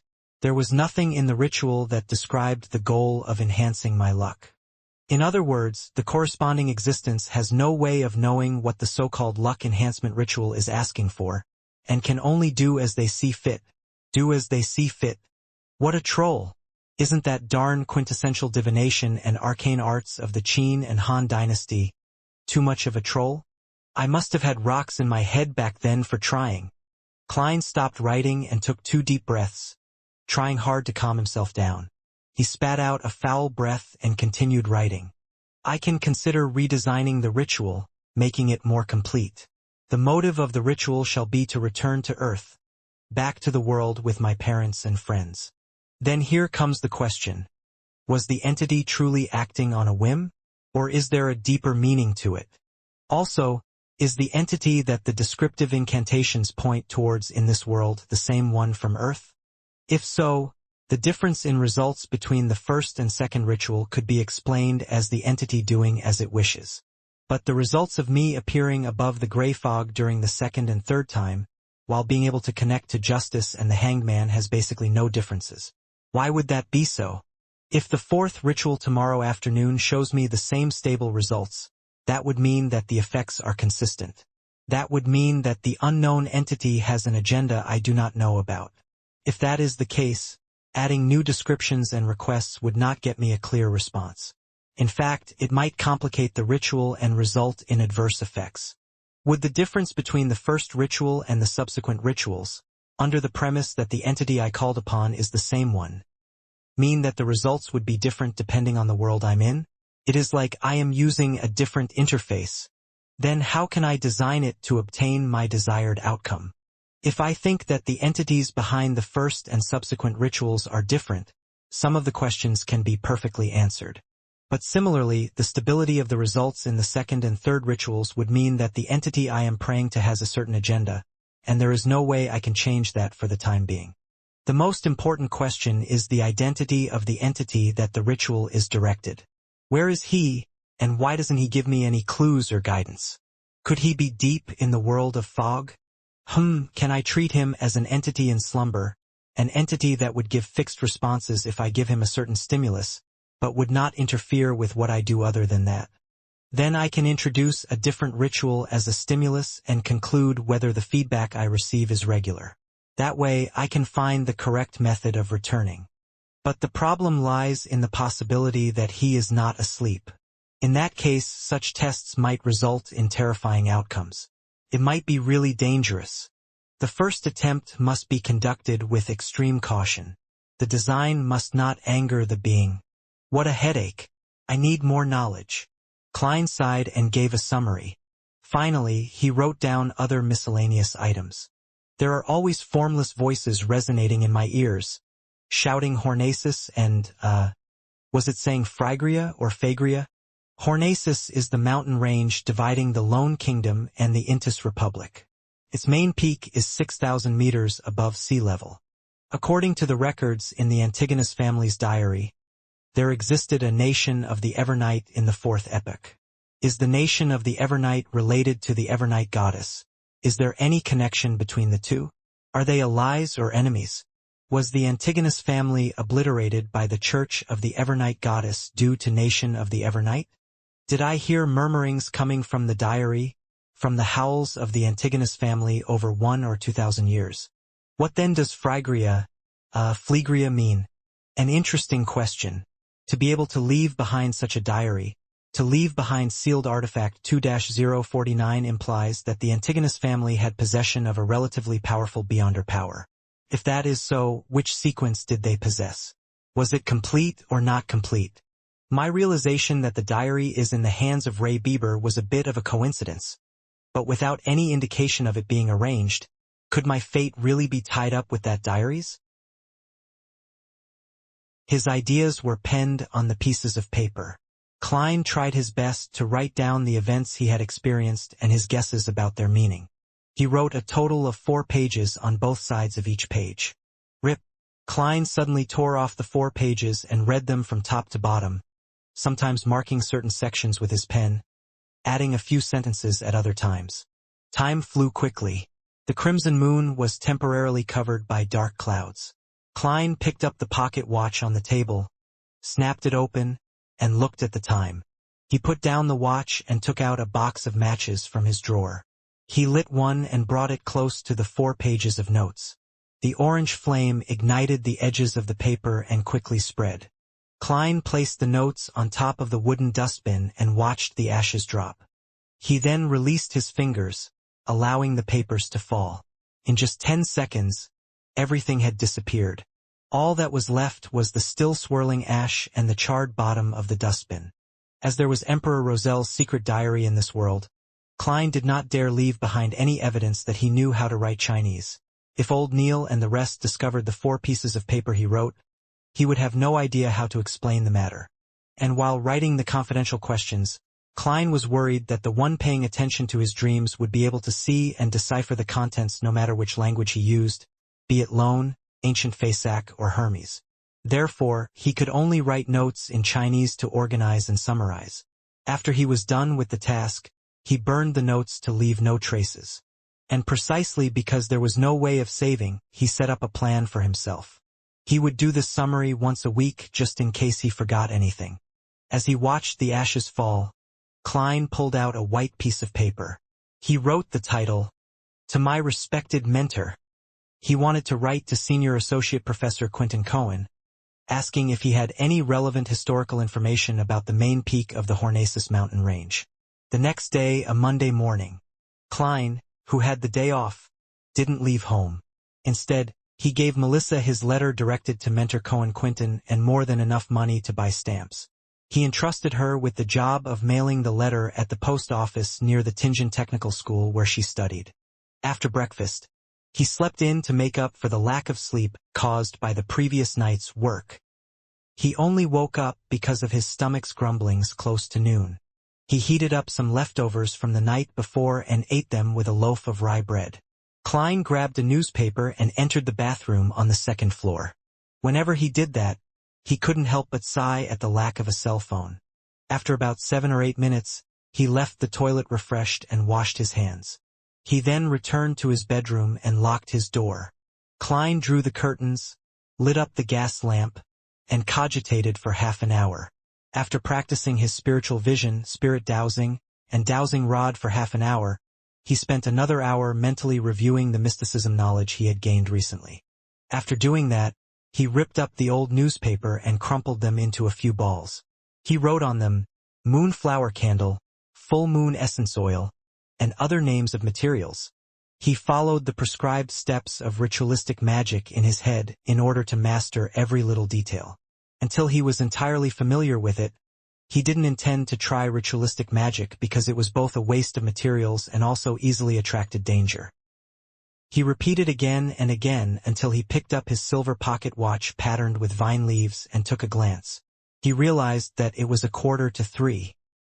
He considered for a few seconds and brought the scraps of old newspapers to the kitchen on the 1st floor to burn them. While doing so, he made sure he was in an optimal state of mind as he prepared for the tarot gathering. Locking his bedroom door once again, Klein didn't wait for the clock to strike 3. He planned to enter the area above the gray fog ahead of time. He wanted to seize the chance to explore the place thoroughly. As Klein stood in an empty spot in his room and started walking counterclockwise, he suddenly worried that Justice and the Hanged Man had yet to enter a suitable environment. He thought of a particular matter. Would they be disturbed or discovered? He had previously mentioned to allow Justice and the Hanged Man to apply for leave ahead of time if they needed to be absent from the gathering for some reason such as being unable to find time alone or unexpected circumstances. It would have been an almost unsolvable problem for Klein in the past. There was no way he could build an entire server-based internet by hand in a different world, right? Any technology beyond the telegram could expose him. But now, he had suddenly found inspiration from ritualistic magic. Ritualistic magic borrows the powers of others by seeking the help of different existences. Similar incantations would make it clear who it is directed to in the beginning, such as the Evernight Goddess or the Lady of Crimson. It would be a description of the unknown and clandestine existences. Then, can I amend the chant and redirect the beginning of the chant towards myself? Directed at me. This way, even if Justice and the Hanged Man conduct the ritual in different locations, I would receive their messages. Klein suddenly felt fresh insight as he began analyzing the likelihood of the method working. There are two difficulties. First, I am not an incredibly strong high-level sequencer. Even if the description of the incantation was directed to me, I couldn't possibly receive the request. Second, how can I ensure that the description of the chant is directed at me accurately and doesn't stray away and hit some other unknown existence that fits the description? That would be incredibly dangerous. Klein paced back and forth, deep in thought for a possible workable solution. He went in circles with silent footsteps. Then, he naturally linked the matter with the mysterious world of the gray fog. Even if I can't receive the message, that doesn't mean the gray fog can't. Its connection with the crimson stars can drag a person into the space directly, regardless of where they are in the physical world. I could consider tying myself to the mysterious space together during the directed description. In accordance with this train of thought, even though I might not immediately receive the request, when the other party is holding the ritual, I will still be able to see the corresponding messages whenever I enter the gray fog. To put it simply, it is the difference between being online and offline on an instant messaging system. Klein became more excited the more he thought. He felt that his idea was worth a try. What kind of description could be used to precisely direct a message to me and to the gray fog world? He started thinking about the actual details. In fact, he had an incantation that would definitely work. It was none other than the lone translation of blessing stem from the celestial worthy of heaven and earth. But herein lies the problem. He would lose control of the gray fog and lose his leading role. He could only exclude it. Fool from an alternate world? No way. It is quite accurate, and there is almost no other existence that fits the criteria, but it would expose my biggest secret. Klein thought of one incantation after another, but he crossed off each one. After about 7 to 8 minutes, he finally decided on the description of the first paragraph that directed to him. The fool that doesn't belong to this era. It was obviously not accurate enough. Therefore, Klein quickly added, the mysterious ruler above the gray fog. The combination of the two lines practically limited it to him. Furthermore, he had tied the gray fog to him. It's still a little short. I cannot eliminate the possibility that there are multiple spaces and rulers above the gray fog. I cannot eliminate the fact that the description might be directed to the spirit world. Klein creased his eyebrows and planned on making it more certain. He thought for a full minute and finally decided on the last part of the description. The king of yellow and black who wields good luck. It shared a similar meaning to blessing stem from the exalted the arch of heaven and earth one. If the incantation purely depended on that part of the description, it might end up being directed away and provoking unknown dangerous existences. But with the first two lines as a limitation, and his experience of arriving above the fog through a similar incantation, he believed that the target's description could result in a perfect lock-on. Klein wasn't sure if casting the ritualistic magic with those three descriptions would be effective, but he was definite that it would not attract the attention of another existence. It wouldn't throw Justice and the Hanged Man into danger. Klein heaved out a long sigh and recited the incantation that he had decided upon. The fool that doesn't belong to this era. You are the mysterious ruler above the gray fog. You are the king of yellow and black who wields good luck. He nodded his head slightly and took out his pocket watch to confirm the time. It's already 2:58. Without further thought, Klein put away his pocket and entered cogitation. Soon he chanted and took 4 steps counterclockwise to form a square. The most ferocious noises and heart-stirring roars were heard once again.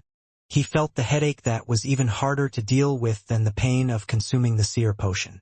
The pain was not a sharp pain that tore through his head.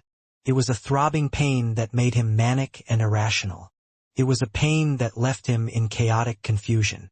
Klein controlled himself using cogitation and tried hard to ignore the voices. The muttering and murmurs receded like the tides. His body became ethereal along with his spirituality. Everything seemed to float. The boundless gray fog appeared before his sight, the crimson stars at varying distances from him, just like pairs of eyes. Above the gray fog stood the palace, lofty and towering like the home of a giant. It was as though it had been there for millions of years. All Klein did was will it, and he disappeared from where he was, reappearing at the seat of honor at the long bronze table with 22 high-back chairs. "The effect of the ritual is definitely fixed," Klein muttered. He tapped his glabella gently and allowed the fog to engulf him, ones thicker than before. According to the description of the hanged man, if Justice had become a spectator, it would be best not to reveal any of his tics before her.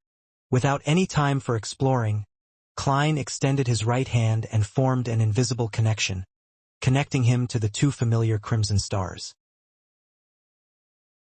On the roaring blue waves of the Sonia Sea, an ancient sailboat was sailing with the wind. Alger Wilson locked himself in the captain's cabin and made Ghost Ship provide him the best protection. He opened the pocket watch before him and laid it next to the brass sextant.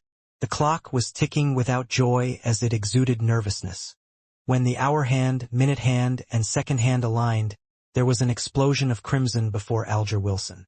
It ignored the layers and layers of protection he had placed over himself. Sigh. His sigh reverberated across the captain's room.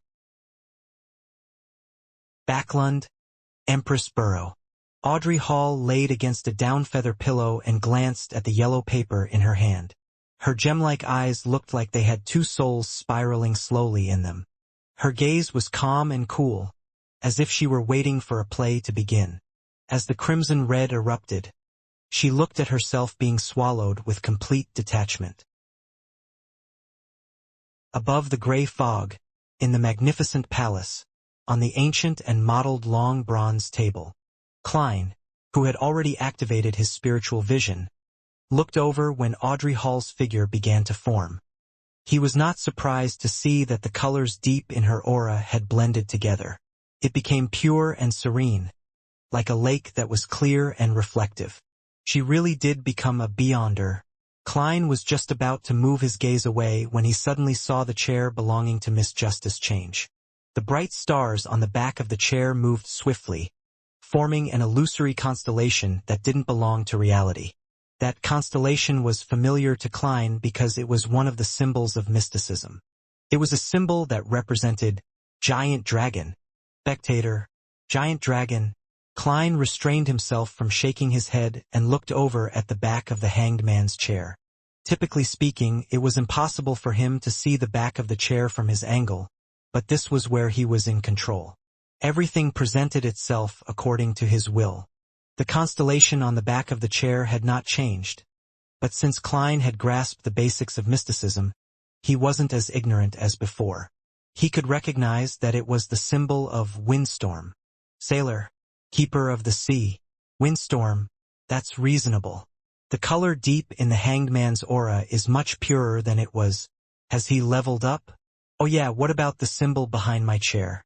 Klein suppressed his impulse to look, rapped the edge of the long table thrice just like before, and smiled as he said, "Congratulations, Miss Justice. You are a beyonder now. He can tell straight away." Audrey was stunned and smiled faintly. "Thank you, Mr. Fool. And thank you, Mr. Hanged Man. That was much faster than I thought," Alger Wilson said honestly. Klein didn't continue the topic but tapped his glabella and said with a smile, "Lady, sir, have either of you found Roselle's diary?" Upon hearing the fool's question, Audrey did not immediately answer like in the past. Instead, she widened her crystalline eyes and glanced at the hanged man with a scrutinous attitude. Alger subconsciously subdued his body motions. After a few seconds of silence, he said, "I found 2 pages of the Emperor Roselle's diary and have memorized their contents." "I have 1 page," Audrey, whose vision was obscured by the fog, said as though she was removed from the conversation. "Pretty good." Klein did not allow his joy or his disappointment be noticed from his voice. He felt joy as there were 3 full pages, but disappointment also because there were only 3 pages. Their initial search for the diary was definitely easier, for all they had to do was ask through their connections and channels they were already familiar with. Collecting the pages would become more and more difficult as time went on, as it would involve more and more elements. "Should we express them now?" Audrey inquired with a calm tone. "Yes." Klein simply nodded. He maintained his posture without any change. He had to be cautious in front of a spectator. As he finished his sentence, pieces of yellowish-brown goatskin parchment and dark red fountain pens appeared in front of Audrey and Alger. The 2 of them picked up their pens and started to recall the symbols they had seen. They also infused the emotions of expressing them out. Silently, lines of text appeared on the goatskin. Some of them appeared proper, some delicate, others slanted. In a mere minute, the contents that Alger and Audrey had forcibly memorized were all written. Klein willed the 3 pieces of parchment into his hands. He gave the pages a cursory glance and realized that some of the grammar was wrong. There were also missing and wrong words in the content. But experimentation had proved that incorrect sequencing of words to some extent did not affect the overall comprehension of Chinese. Klein was also not afraid of missing words, since he often read web novels filled with censored asterisks. April 8th. I stood at the bow of Black King and stretched my arms, saying to Grimm and Edwards, "My fortune is yours for the taking, but you'll have to find it first." I left everything I own at the ends of the fog sea. They did not understand my humor at all and even asked if I really had other treasures. How boring. You can't be my 4 horsemen of the apocalypse if you keep it that. April 11th. I discovered a nameless island that was not on a safe sea route. There are a good number of extraordinary animals there. No, I prefer calling them extraordinary beings. It feels more impressive that way. Other than that, there are several weird creatures on the island. I believe that if Darwin had been transmigrated there is no way he could have written his theory of evolution. April 15th. Grimm has suddenly become a little odd. Has he been infected by something? When did the Emperor Roselle, who was born in the Intis Kingdom, set off on a voyage? The Fog Sea should be the sea west of the Intis Republic. Yeah, I need to use historical information from the library to cross-reference this.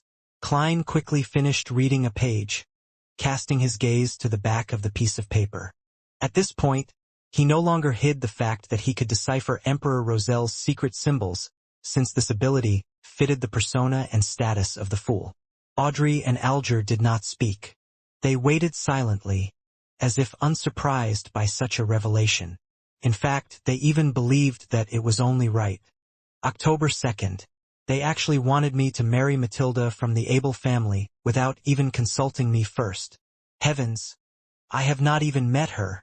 No, I must decline. Even if I were to run away from home and survive on my own and suffer the vicissitudes of life, I must fight against this marriage. October 5th. Miss Matilda is really pretty. October 6th. Her personality and her demeanor is just my type. I am starting to look forward to the marriage. Hey, Emperor, where is your integrity? Klein leaned back into his seat, not allowing his emotions to pass through the fog. He realized that Gustav did not write in his diary every day early on. Most of the time, he would only write in the diary when there were certain events that he needed to lampoon, record, or to vent his emotions. He shifted his gaze downward. Klein looked at the last sentence of this page. October 9th. They actually called me the son of the steam. I like that very much. Klein was a little disappointed that the information in the first 2 pages was of little value. But he did not turn sullen. He moved the 3rd page to the top. This page had content written on both sides of the paper. May 21st. The Church of the God of Craftsmanship gave me 2 choices, 2 beginning sequence pathways. One of them is the Savant. It is a complete sequence pathway they possess. The other is Mystery Prior, which they obtained from the Moses Ascetic Order, but it lacks the higher sequences. May 22nd. My choice was easy. Savant. The Savant has a complete sequence pathway.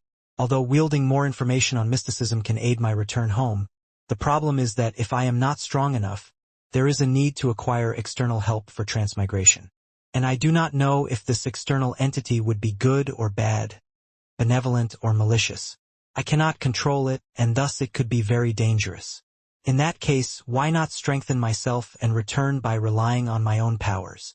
Thus, the complete sequence was the most important factor in my considerations. May 23rd. I have become a savant. With the power of the potion, I actually recalled all the knowledge I had learned in the past, such as physics, chemistry, etc.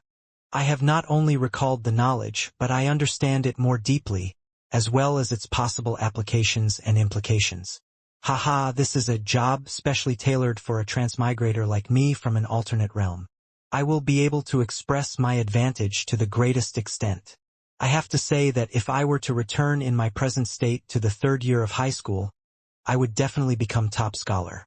If I could further specialize in an area, it wouldn't even be too hard for me to become a scientist. May 26th. I am enjoying my status as a savant. Something odd worth mentioning.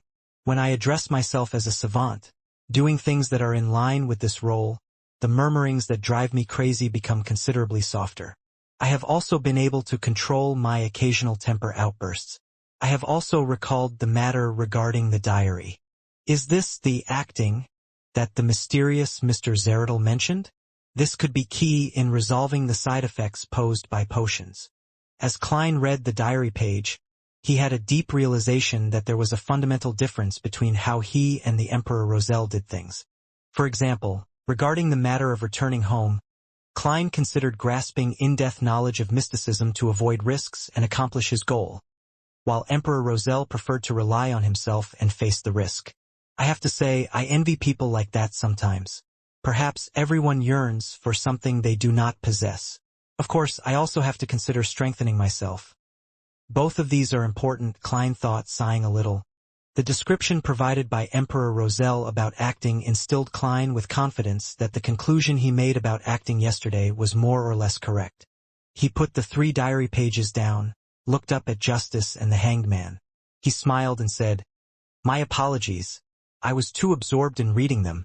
Audrey calmed the envy in her heart and smiled faintly. "I can understand. I hope to one day be able to exchange information about the diary's contents. That will require a price." Klein smiled and glanced at Justice, then swept his gaze towards the silent Hanged Man.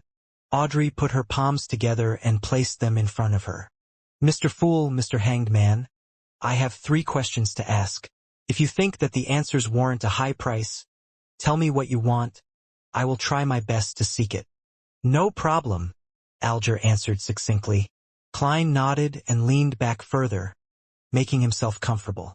Audrey thought for a few seconds and said, "The first question is, what does acting really mean? I realize that the remnant psyche in the potion has minute effects on me. Is that because I've been acting as a spectator all this while?" Alger did not speak. Instead, he looked at the fool, as though waiting for him to give an answer. Klein rubbed his finger on the edge of the table and said in a relaxed tone, "Let me explain this with an analogy. Imagine the core powers of your potion as a tightly guarded castle. The remnants of the psyche that can cause a lashback resides within that castle. Our goal is to get rid of it and become the true master of the castle. There are 2 ways we can do that. The first is to forcefully invade the castle. There is no guarantee that this will work, and you will most definitely injure yourself unless you can suppress it with absolute power. But of course, we are not equipped to do that. The second way is to get the owner of the castle to extend an invitation. This invitation can allow us to slide through the scrutiny of the guards and infiltrate the castle. We can then easily finish off the enemies. But the problem lies in the fact that this invitation specifies the facial features and characteristics of the guest. Thus, we have to disguise ourselves and act as the guest. Do you understand?" Alger immediately asked, as if he had anticipated this reply. "Then the aforementioned invitation is the name of the potion's sequence?" "That's right," Klein answered with great affirmation. Audrey froze for a moment, having the sudden feeling that she completely understood what acting meant. She immediately exited her spectator state due to her excitement. She praised in joy, "What an exceptional method, I think it fits your title." The style is very compatible with the Fool. I would never have believed that acting would have such an effect. Luckily, I have been acting as a spectator the past few days. She paused for a moment before saying, I think that this is a very valuable answer. My heart is not at ease accepting it for nothing. Mr. Fool, what do you need in exchange?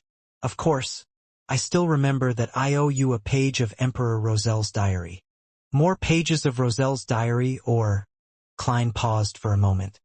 He had wanted to get information about the sequence regarding the seer but felt that such a low-level request would ruin the mystical image of the Fool. Thus, he chose to give up on it and planned to ask them discreetly some other day. I just advanced recently and have yet to completely digest the seer potion. He consoled himself and added on without expression. Anything regarding the Antigonus family, even if I'm already aware of them myself. Alger remained silent for a few seconds. He looked at the top of the long bronze table for a moment before slowly opening his mouth. Mr. Fool, I believe I can pay you back immediately with the information you requested just now. No problem. Klein tried to maintain his unchanging deep tone. He rested his left elbow on the armrest of his chair and supported his forehead slightly with his fingers, posing as though he was listening calmly. Alger deliberated over his words and said, The Antigonus is an ancient family. Their history can be traced back to the Cataclysm epoch before the Fourth epoch and is related to the Second Blasphemy Slate. The Second Blasphemy Slate? There's a Second Blasphemy Slate? How many are there? Klein's pupils shrank, and he nearly changed his posture. According to what the Hanged Man and Justice have said previously, the Blasphemy Slate contained the profound mysteries of the 22 paths of the divine. There are 2 of such important items, or even more. 22 paths of the divine. Sequences and pathways. Could these 2 nouns mean the same thing? Every complete sequence pathway leads straight to the throne of the divine. At that instant, the description of the Second Blasphemy Slate gave Klein numerous thoughts. He believed that if not for the thick grayish-white fog concealing him, his emotional reaction would probably have been discovered by Miss Spectator. As for the words Cataclysm epoch, he was no stranger to that term as a historian. It was the name of the Third Epoch. After his recent revision, Klein even knew that the Third Epoch was separated into 2 eras, the Glorious Era and the Cataclysm Era. A Second Blasphemy Slate? Audrey plainly revealed her ignorance on the matter. Before she calmed her emotions, she returned to her spectator state. Nice question. Klein secretly cheered for Miss Justice. It was a question inconvenient for him to ask as the Fool. Alger stole a glance at the Fool and noticed that his posture remained the same, nor did he make a sound. Hence, he thought and answered, The First Blasphemy Slate appeared in the Dark Epoch, which is the Second Epoch where we humans struggled to survive under the protection of gods. The Second Blasphemy Slate appeared at the end of the Third Epoch. It could even be said that its appearance symbolized the end of the Cataclysm epoch. The content of the 2 blasphemy slates is kept secret by the 7 major churches. I only know bits and pieces of it. I only know that they involve the pathways to godhood, but I am not sure of the differences between them. Was the blasphemy slate that Emperor Roselle saw the first or the second? Audrey asked curiously. Upon hearing that, Klein recalled what Alger said about the potion names during the first gathering. He said that the names of the sequence potions were derived from the blasphemy slate.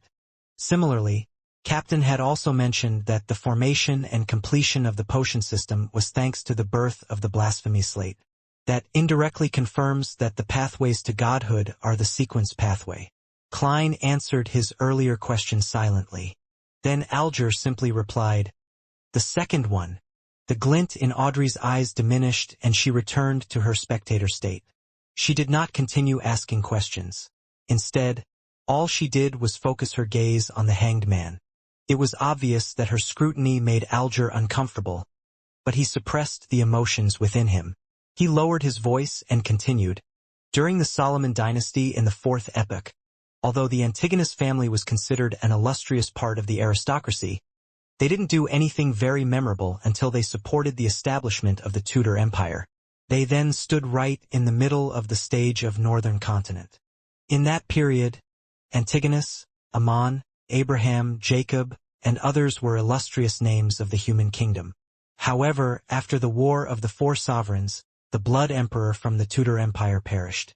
They fell from the top of their pedestal and are now hunted by the seven gods.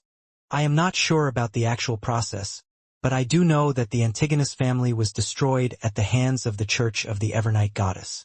Mr. Fool, if you'd like to know more, I am afraid that you can only obtain the information from the Church of the Evernight Goddess or from the few ancient secret organizations. You know which few I am referring to. I don't. Klein nodded while feeling bitter inside. Okay.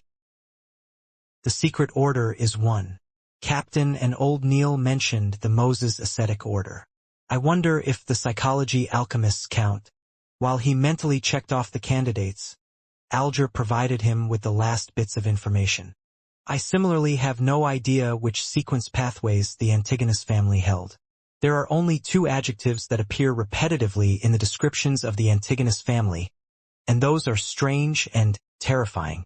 Strange and terrifying. Thinking back to the notebook, the original Klein and his classmates, and what happened to Ray Bieber's mother, it really is aptly worded. Klein continuously rapped the edge of the long table with the tip of his finger a couple of times. Then he slowly began to speak. Very well. I am satisfied with the payment. The reason he continuously rapped the long table lightly with his fingers was to emphasize the action, to make Justice and the hanged man believe that he had a habit of rapping in order to conceal the fact that the same motion was used to activate and deactivate his spirit vision. It's my pleasure. Alger did not say anything else.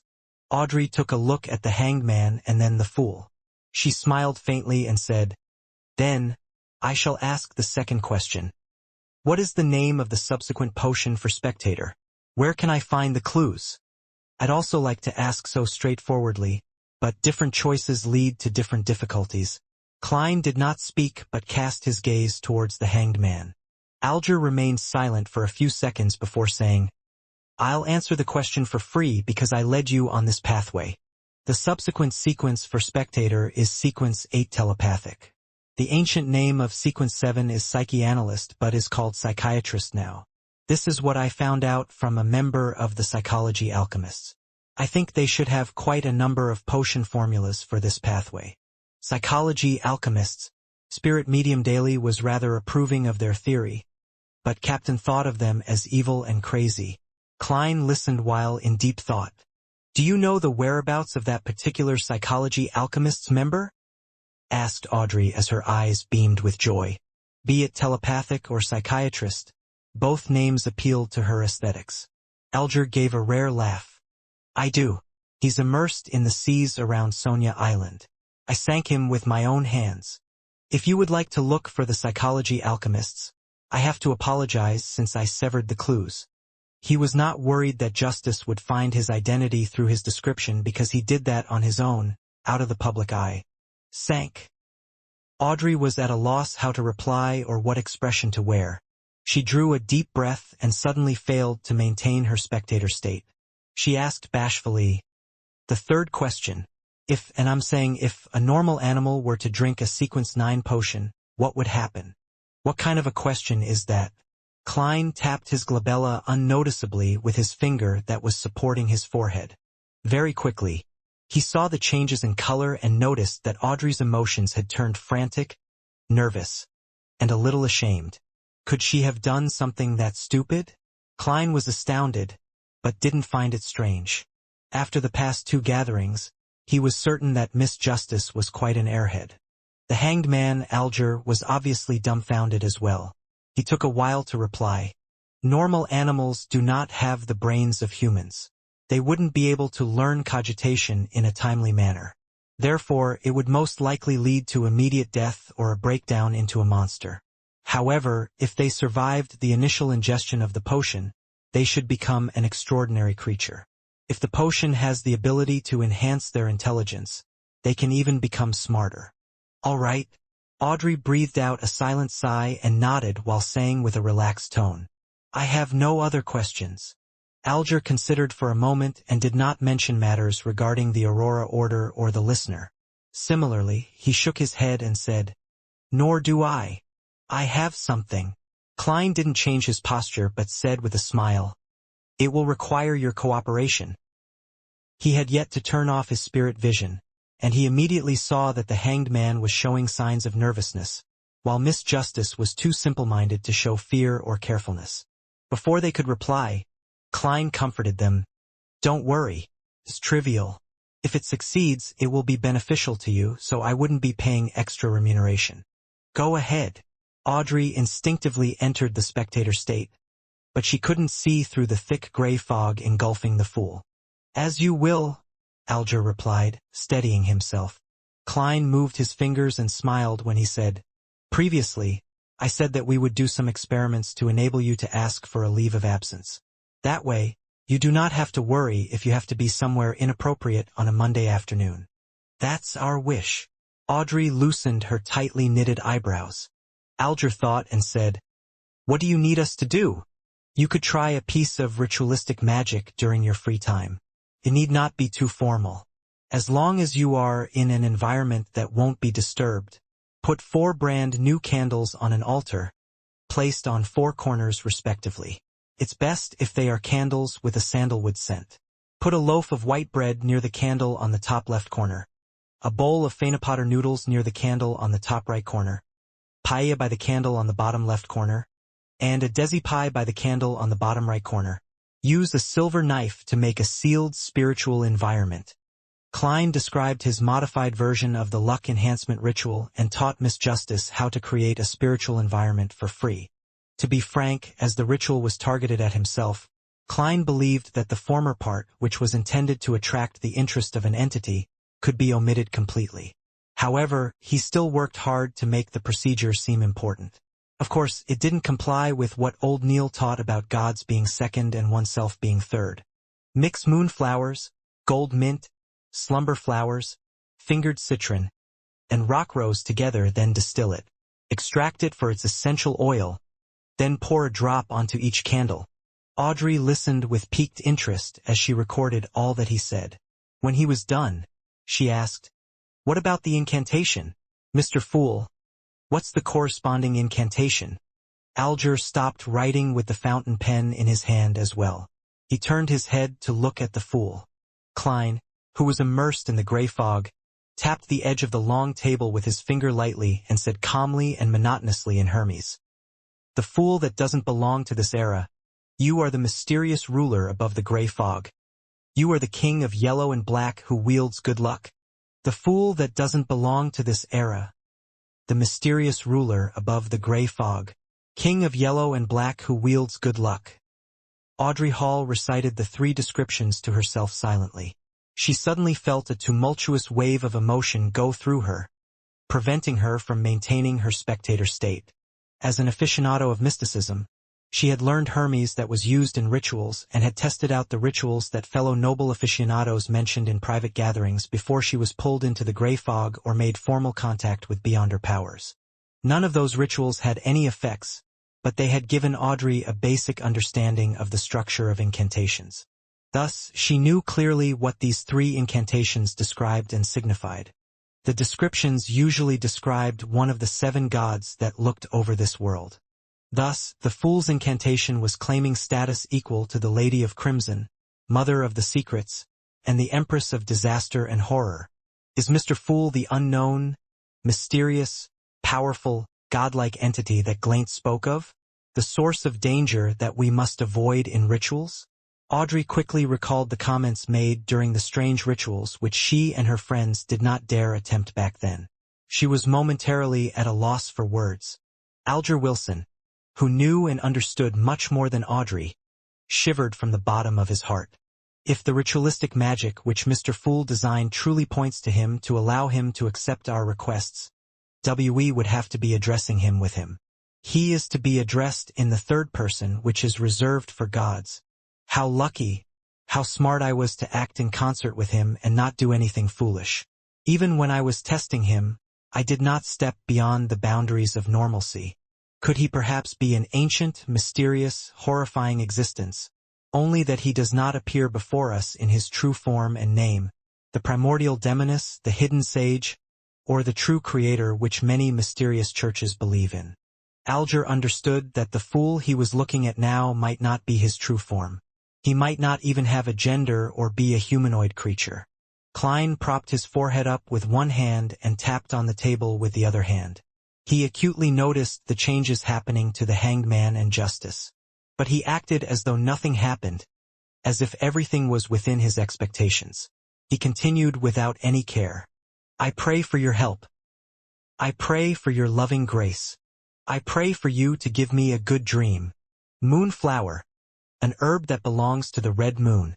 Please bestow your powers to my incantation. Fingered citron, an herb that belongs to the sun. Please bestow your powers to my incantation.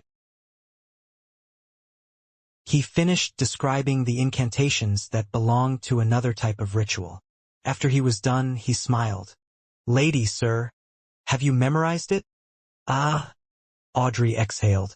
She quickly covered her mouth and recalled seriously. With her improved memory as a spectator, she quickly processed the information and repeated the incantations as a form of confirmation. Alger acted more normally. His pen did not stop for a moment, no matter what he was thinking about. After Klein confirmed that Audrey was correct, he smiled and said, If this test is successful, then we shall modify the ritual next time to achieve what we want to do. I hope that you will have the time to complete the ritual no later than Wednesday. He intended to come in here again on Thursday night to ascertain if the ritualistic magic was successful. As for why he did not allow the hanged man and Justice to directly request a leave of absence, Klein was worried that he would be unable to discern if the results were from them asking for leave or merely the outcome of an attempt of the ritualistic magic. Was he to pull them into the gathering if that happened? By your will. Audrey and Alger replied respectfully, collecting themselves. According to the hanged man's suggestion last week, we shall have a time for casual conversation after all official issues have been discussed. Who shall begin? Klein gave a hand gesture signaling for someone to start. Audrey sighed and said, Mr. Fool, the suggestion you made regarding the exam selection and the separation between civil and political matters has received the approval of many members of Parliament.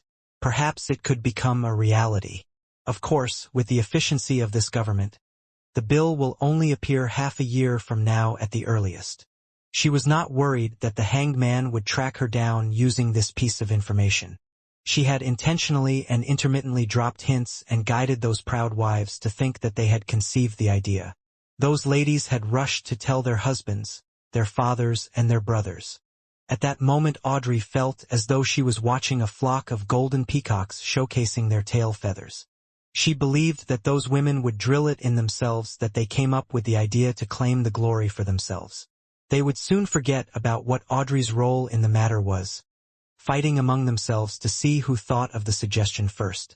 Using this remarkable way to change the system of a kingdom gave Audrey a weird sense of satisfaction, as if she had found a way for a spectator to influence the plot of a play. Let's hope so, Alger replied sarcastically. He paused for a few seconds, then glanced at the fool. He deliberated before saying, In recent decades, the amount of activities of the various secret organizations has seen an upward trend. In fact, there are even new secret organizations appearing, some of them having reached scale with a good number of beyonders.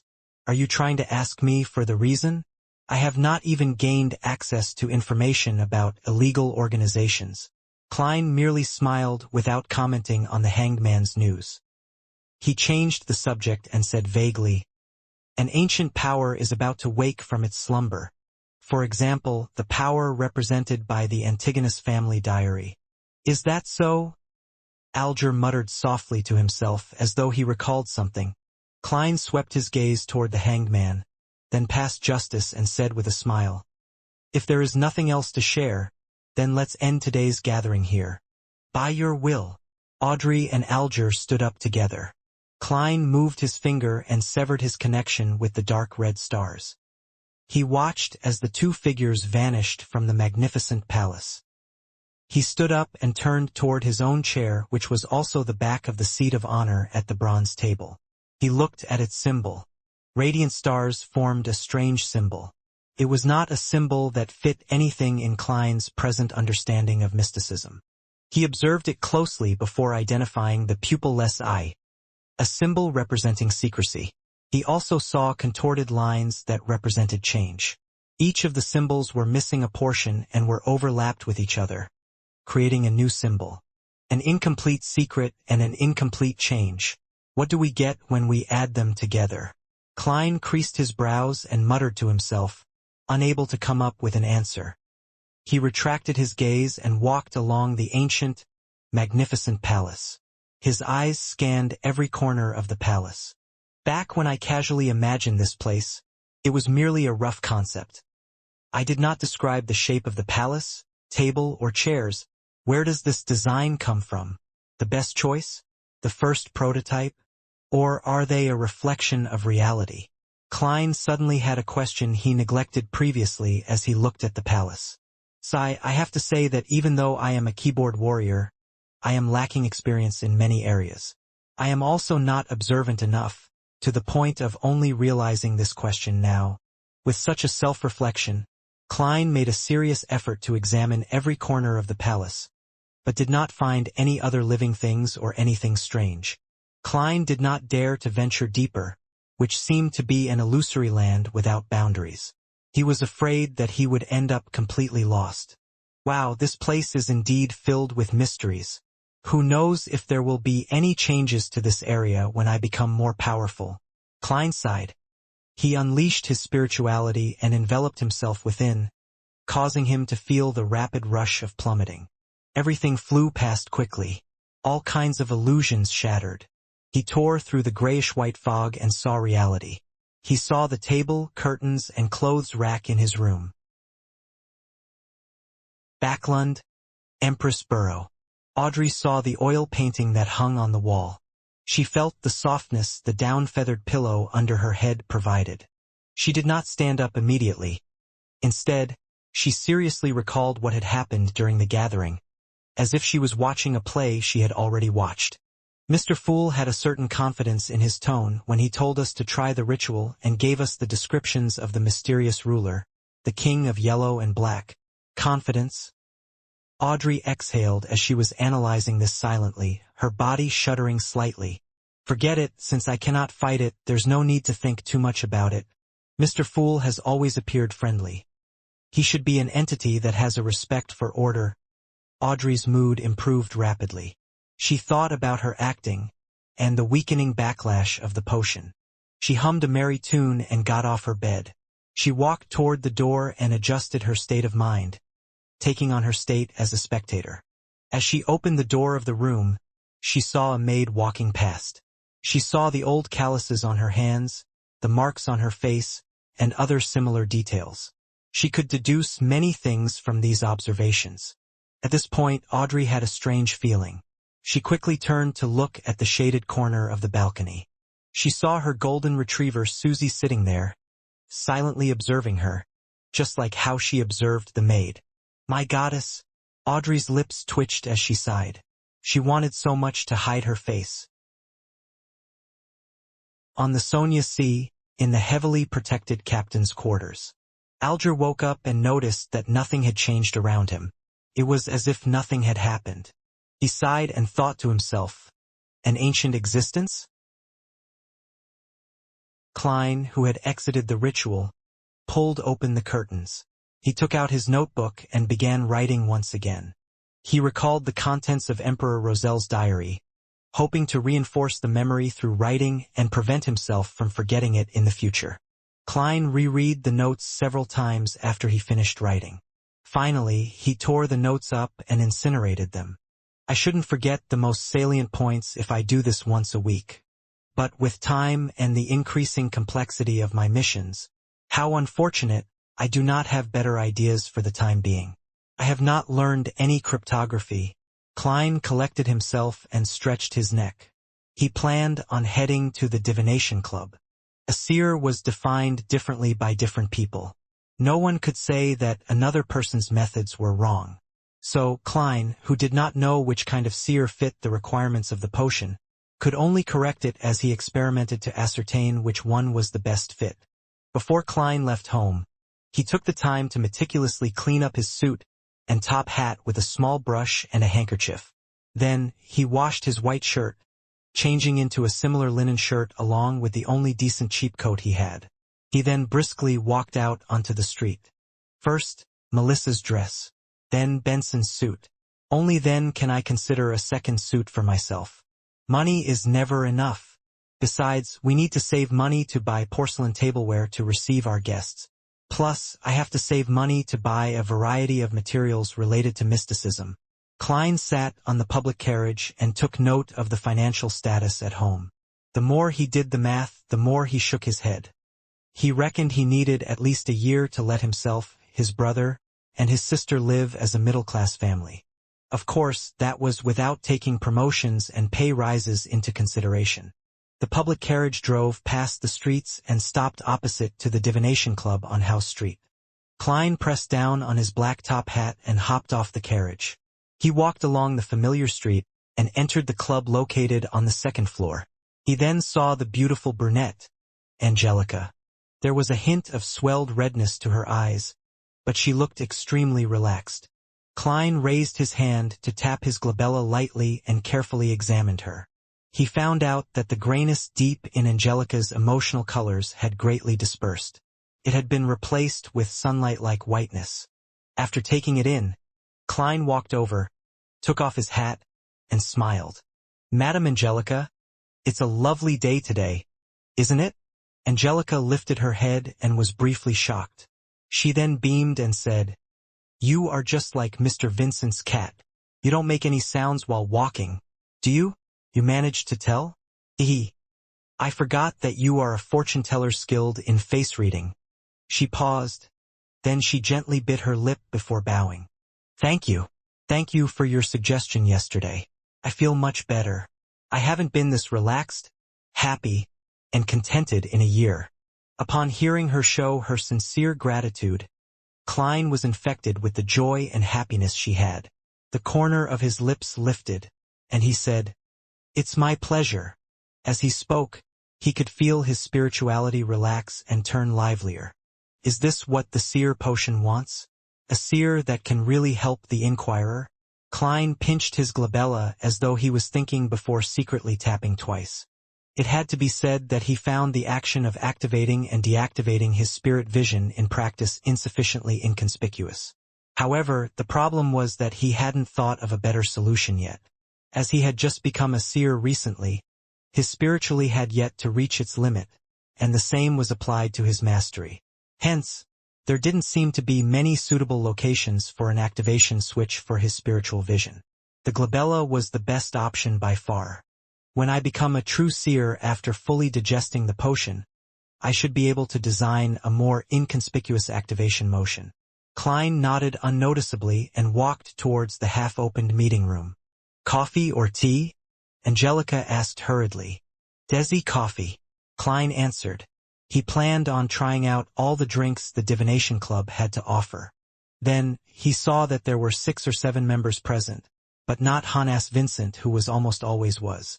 "Mr. Vincent isn't here?" Klein stopped in his tracks and asked a passing question. Angelica was taken aback as she said, "Mr. Vincent doesn't come every day. He accepted an invitation to give a lecture for a divination organization at Enmat Harbor. Are you looking for him?" "Not at all. I was just curious. After all, I've seen him every time I've come here." Klein shook his head with a smile.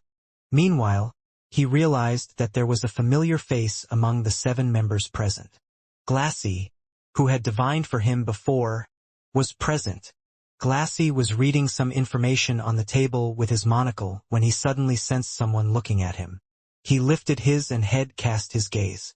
Obvious joy suffused his face as he propped himself up with both hands and stood up.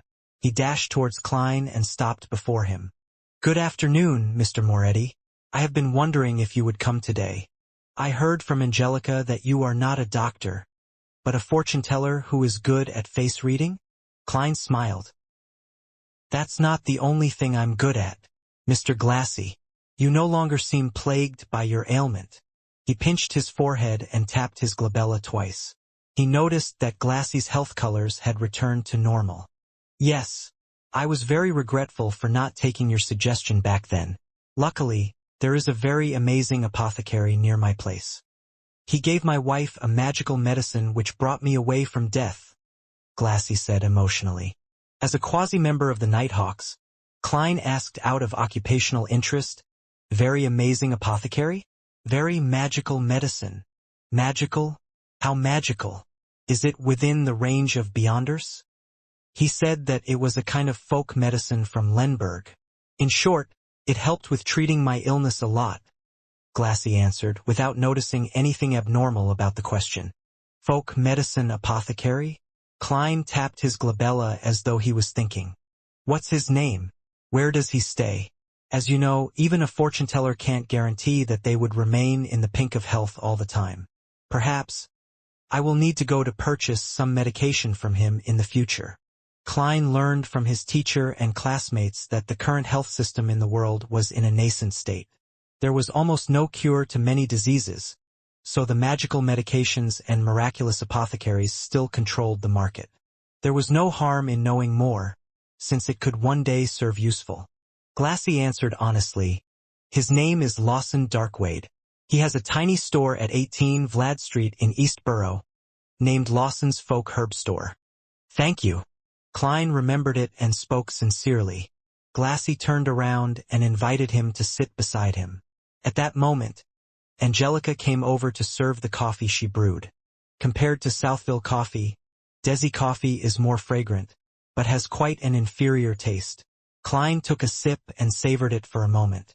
Glassy hurriedly deliberated his words when he saw Klein put down his white porcelain cup. Mr. Moretti, can I request a divination from you? I will pay according to a price you set. 8 pence is sufficient. I will not raise the price out of the blue. Klein was hoping that someone would request his divination services. Do you need a divination room? All right, Topaz. Glassy led the way with much more familiarity. After entering the divination room and locking the door, Klein sat behind the long table. He asked in a serious voice, Mr. Glassy, what would you like the divination to be about? I have an investment opportunity, but the amount of money it involves is huge. If it fails, my family and I will take a heavy hit. I wish to know if it will be a successful investment. Glassy volunteered the information. I have divined using tarot cards previously. A divination after purifying my soul.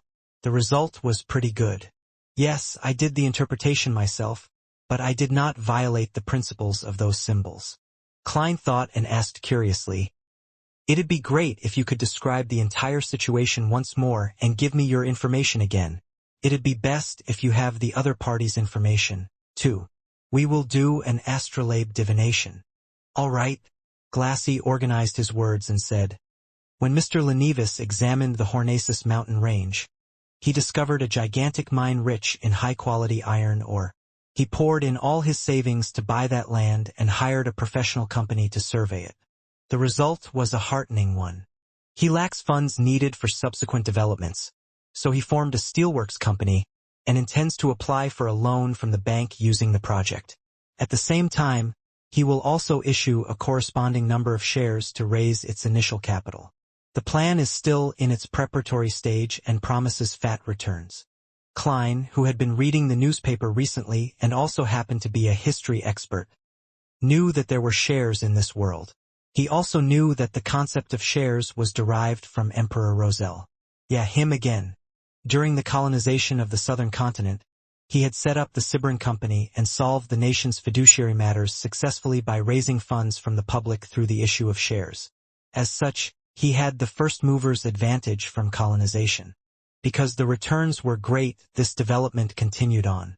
For example, there were railway shares, mining shares, steam development shares, and so on and so forth. There were some that succeeded and there were some that failed. Hence, it catalyzed the formation of organizations like the Backlund Stock Exchange. Besides that, the Emperor Roselle had created national bonds, unit trusts, and other financial products. The former had become the most stable form investment, with a return of 4 to 6% interest. Klein remembered that Benson had once said that if he could inherit £3,000, there was no need to work hard any further. The stable annual interest of about 5% would result in an annual fixed income return of £150. roughly equivalent to Klein's annual income at present. This is known as rentier capitalism. Klein sighed and asked carefully, "Are you sure there's nothing wrong about this? Is Lenevis trustworthy? I've seen his property papers and the inspection report. There is the Civilhouse county government stamp and an endorsement of a professional company. Plus, inside Mr. Lenevis's office is a group photo of him with Sir Deweyville and the mayor." Glassy nodded in reply. "Group photo? That doesn't mean anything." Klein, who was born in an era of information explosion, had seen too many similar incidents. He didn't buy the story because of that. However, it didn't matter if he believed it or not. He could only pick up a pen and draw a corresponding astrolabe according to the crucial time and information that Glassy had provided him with. After a long while, Klein pointed to the astrolabe and said, "You should be able to tell that this will be a very unsuccessful endeavor. Below the flourishing surface is a cliff, a chasm. My divination suggestions going around it to avoid it." Glassy fell into silence, his mouth turning agape a few times before he closed it. A few minutes later, he said with a rueful smile, "I'll consider it carefully when I'm back." Upon hearing this answer, Klein could only shake his head with a silent sigh. He realized the helplessness of a seer. A seer could only give suggestions and not make the decision for others. Just as the two left the Topaz room, Angelica walked over and said, "Mr. Moretti, someone wishes for your divination." When she said that, she added with a whisper, "He did not ask for my recommendations, nor did he view the album. Has my reputation spread?" Klein turned towards the reception hall in puzzlement. Klein proceeded a few steps forward and saw the client. He was dressed in a formal black suit and a half-top hat. He held a gold-inlaid wooden cane and his short blonde hair flared from the sides. His nose was aquiline like a hawk's beak. Anna's fiancé, the Joyce Meyer that went through a terrifying ordeal. Klein, who had seen him in his dream divination, immediately greeted with a smile, "Good afternoon, Mr. Meyer." "Good afternoon, Mr. Moretti." Joyce took off his hat and bowed in greeting. "Thank you for the advice you gave Anna. She cannot stop praising how miraculous you are." Klein chortled and said, "I did not change a thing. You should be thanking yourself. Without your determination and your hope for a better tomorrow, you wouldn't have been able to overcome such an ordeal." After the exchange of pleasantries, Klein could not help but lampoon inwardly. Does this count as mutual professional bootlicking? In all honesty, I still find my coming back alive a dream. I still cannot believe that I survived wave after wave of terrifying ordeals. Joyce shook his head wistfully. Without waiting for Klein's reply, he asked curiously, "You knew who I was the moment you saw me. Was that because of my unique nose? Or because you divined that I would visit you? I had your detailed information. That is enough for a seer." Klein answered vaguely, behaving like how a charlatan would. Joyce was indeed stunned. More than 10 seconds later, he squeezed a smile. "Mr. Moretti, I wish to request a divination from you." The moment he finished his sentence, he suddenly realized something. Mr. Klein Moretti had addressed himself as a seer, not a fortune-teller. A seer. "All right, let us head to Topaz." Klein gestured. At that moment, he felt as though he should have worn a long black robe. He tried to keep his words to a minimum to accentuate the mystique of a seer. Joyce Meyer locked the door behind him after entering the divination room. While he observed his surroundings, Klein seized the opportunity to tap his glabella twice and activated his spirit vision. Joyce sat down and set his cane down beside him.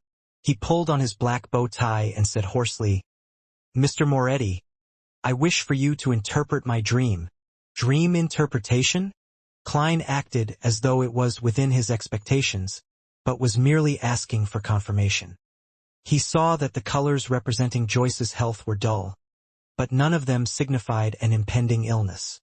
The colors symbolizing his emotions were predominantly blue, and its darkness showed that he was obviously high-strung. Joyce nodded seriously. "I have had the same horrific dream every night ever since the Alfalfa arrived at Inmat Harbor. I know that this could be associated with the trauma of the ordeal and that I should go see a psychiatrist, but I suspect that this is no ordinary dream." A normal dream would definitely have some details that are different even if they recur every night, but this dream is, at the very least, constant in the parts which I can recall. To a seer, these kinds of dreams are seen as revelations given by the divine, Klein said, half consoling and half explaining. Can you describe the dream to me? Joyce clenched his fists and up to his.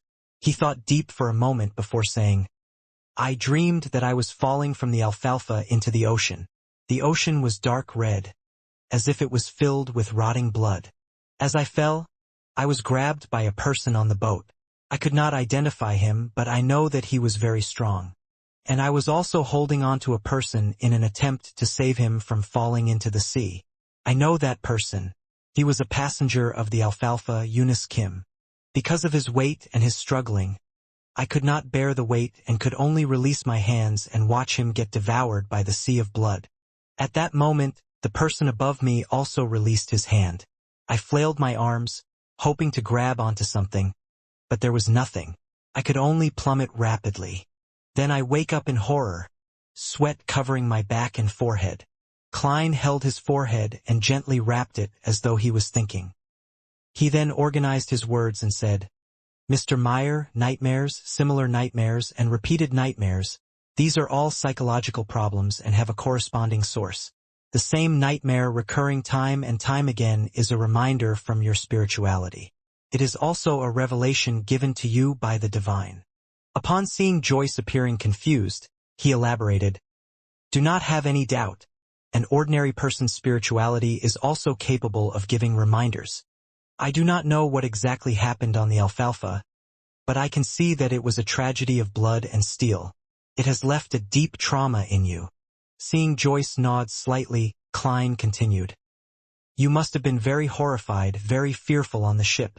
It is easy for a person to lose their observational skills when overwhelmed by such intense emotions, thus missing signs that they should not have been missed. This does not mean that you have not seen those signs, but you have disregarded them, you understand? Disregarded. In your subconscious, in your spirituality, the details that you have missed are present all the same. If the thing that the detail is pointing toward is important enough, then your spirituality will remind you in the form of a dream. Previously, I had similar case of disregarding a feeling, only to later realize that the diary was with Ray Bieber, but I was more sensitive and had stronger spirituality.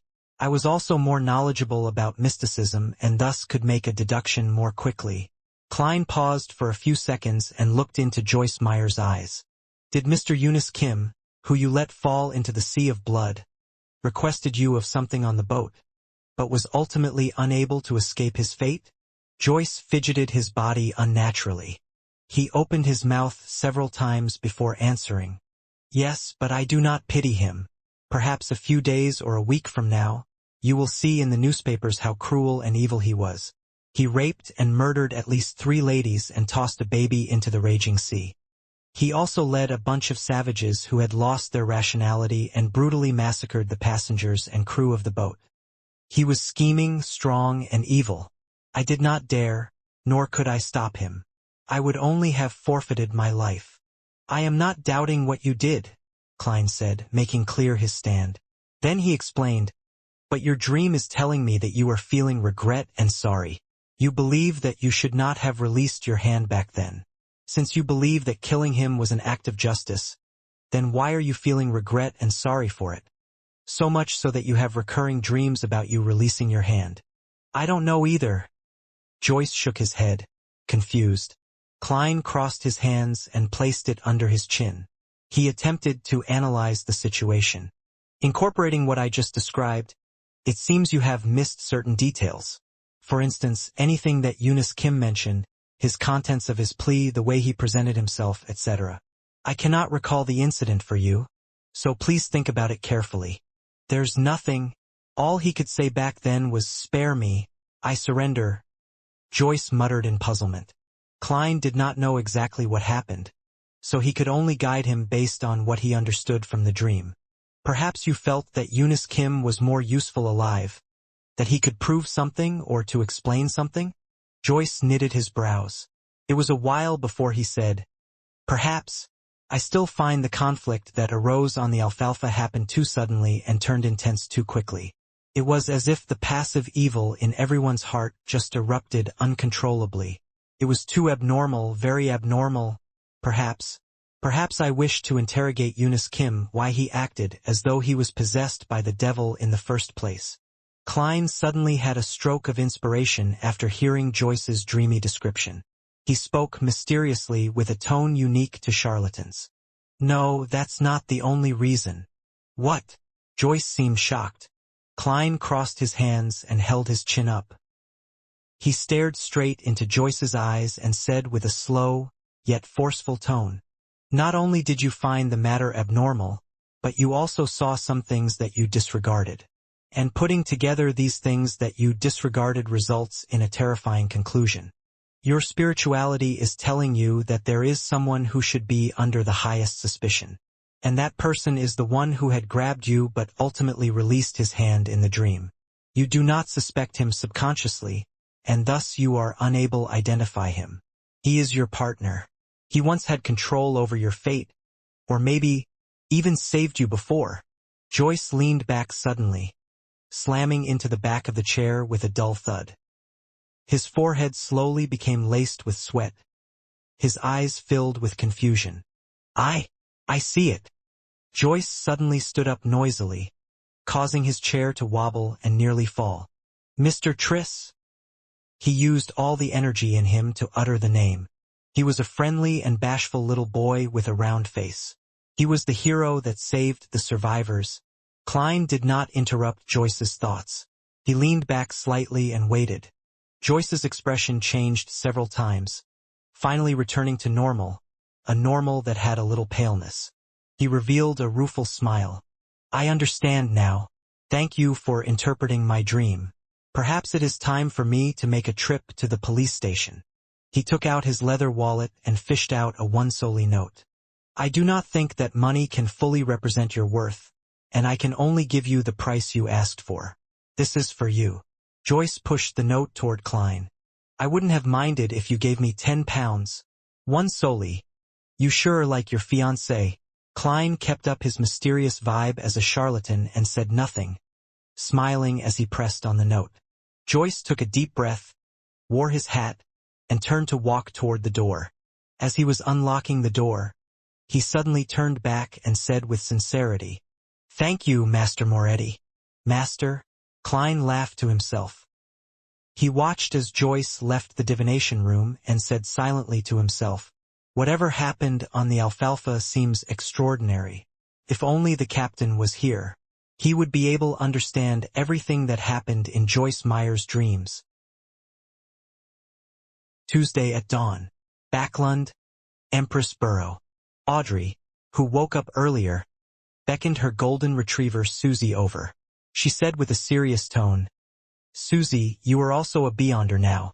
We are the same kind, EW. No, what I mean is that we have to help each other. Guard the door later and don't let anyone disturb me. I have to conduct a ritual."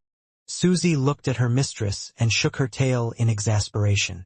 After instructing her golden retriever, Susie, Audrey paced around, seemingly worried. She too was uncertain if the ritualistic magic would result in anything odd.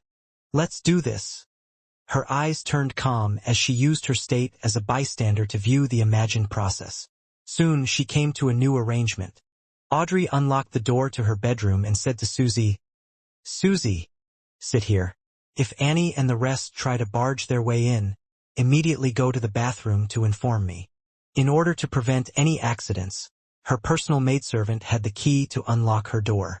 Susie looked at her enigmatically and wagged her tail thrice. "Very good. I will let you choose anything you want for lunch today." Audrey pumped her fist gently. After exhorting Susie, she entered the bathroom. The square bathtub was 3 to 4 meters on each side. There was clear water rippling gently in it with steam emitting from it. It was quite a dreamy sight. Audrey tidied up a rectangular table with many bottles placed on it. Then, she went back out and moved candles, sacrificial items, and a white robe over. Immediately after that, she closed the bathroom door.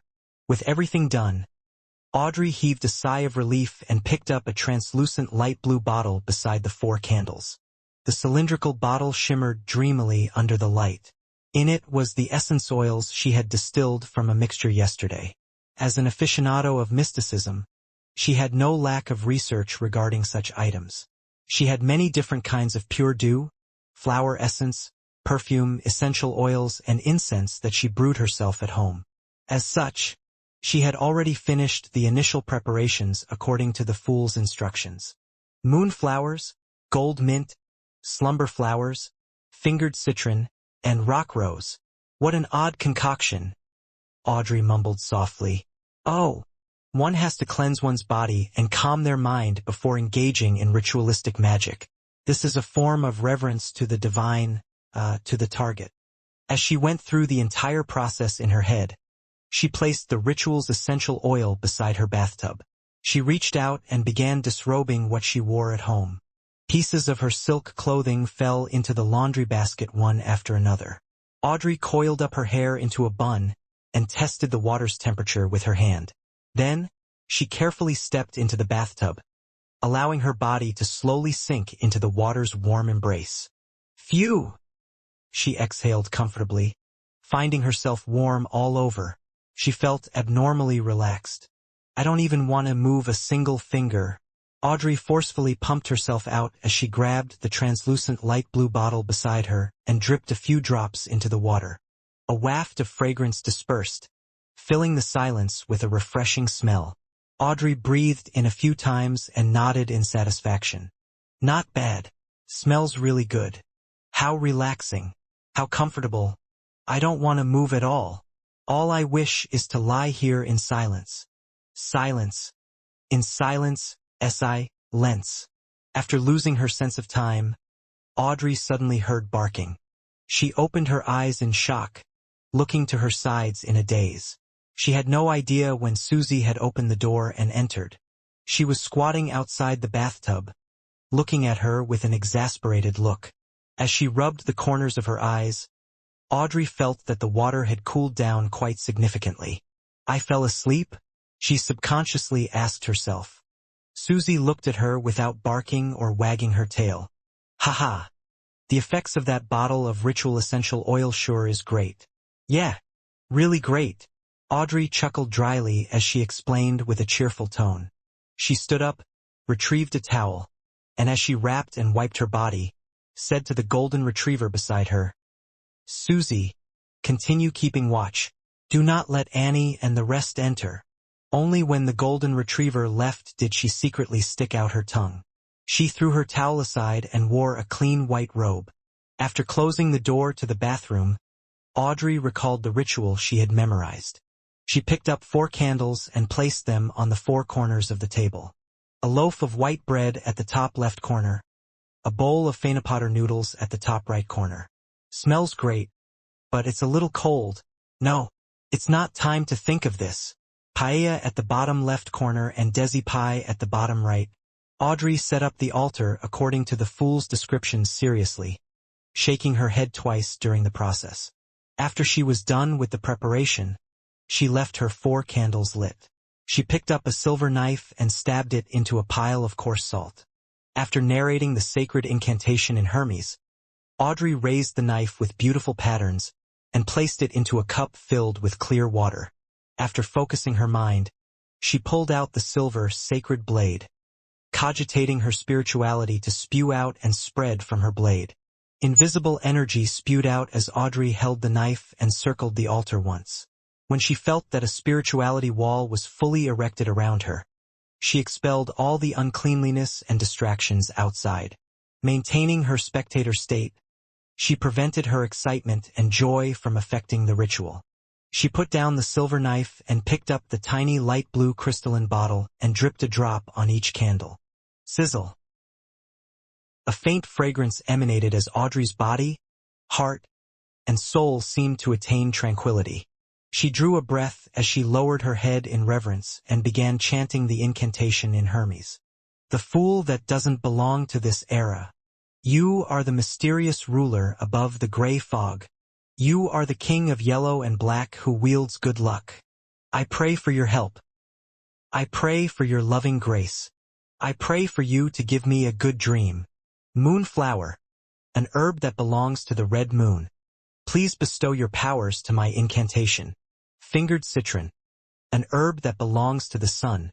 Please bestow your powers to my incantation.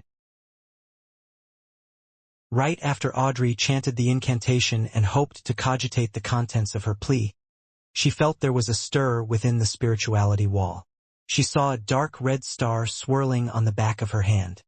Her heart leaped as she hurriedly closed her eyes and calmed her heart to plead sincerely. When everything was over, she surveyed her surroundings wondrously, but did not find anything odd. Is that all? Audrey knitted her eyebrows slightly as she whispered. The king of yellow and black who wields good luck. The fool that doesn't belong to this era.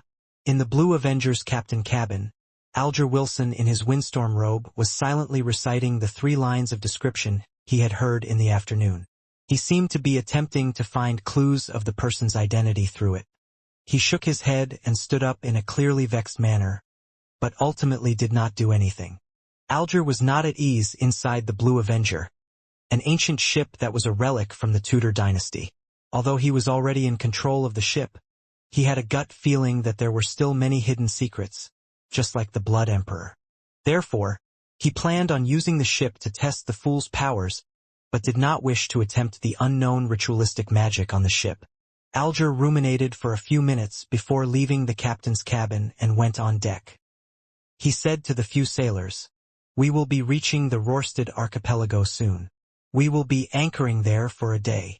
The sailors immediately cheered as they shouted in unison, "Thank you, Your Grace." As the ghost ship did not need sailors, there were very few sailors on board. There was no need to worry about their supplies, being able to enjoy fresh food and clean water. However, day after day of voyaging at sea and the nearly unending vistas exhausted them both physically and mentally. It felt like they were always repressed and tolerating something until they lost control. As for the Rorstad archipelago, it was a famous colony on the Sonia Sea. Their business was booming and they had all kinds of industries. "I simply can't wait." A crew member gyrated his hips and sniggered a meaningful laugh that all men would understand.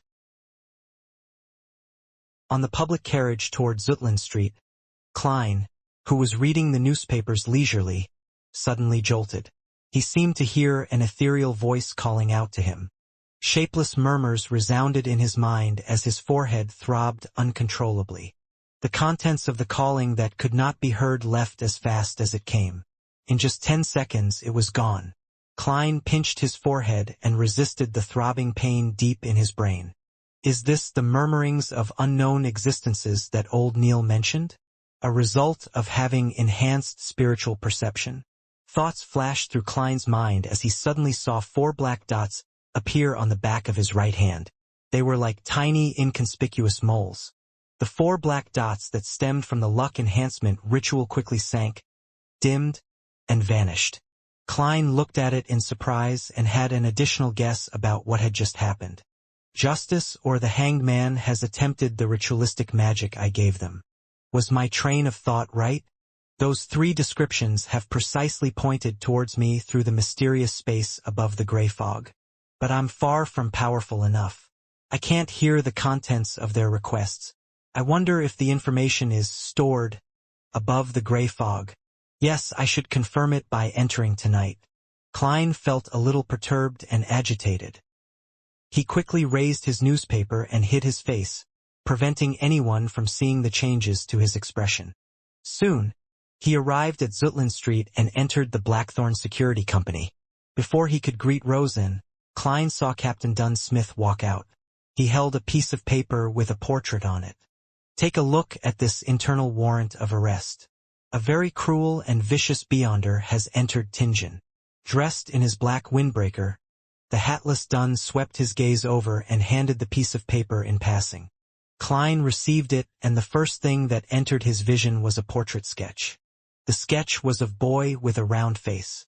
He looked amiable with a tiny hint of bashfulness and was fairly young, probably about 18 or 19 years old. Triss, a suspected beyonder. The initial estimate is that he's a Sequence 8 instigator, and we are not eliminating the possibility that the Theosophy Order is behind it. The culprit behind the massacre of the Alfalfa. According to a witness testimony, he came to Tingen after leaving Enmat Harbor. His current whereabouts are unknown. Tris, Alfalfa, is actually a crime committed by a Beyonder? Klein suddenly recalled the dream interpretation from yesterday afternoon and Joyce Meyer's description. He immediately said, "Captain, I know one of the witnesses. He might very well be an important witness." "I know, Joyce Meyer. My help was requested by the machinery hive mind last night. I saw you in Joyce's dream. Many details have led to the confirmation that the Alfalfa tragedy was a result of Tris." Dunn's gray eyes looked unperturbed as he chuckled. "How uninteresting, Captain. Thankfully it was my rest day yesterday and not me acting as seer during working hours," Klein lampooned. He barely missed the horror of being caught skiving by his direct superior.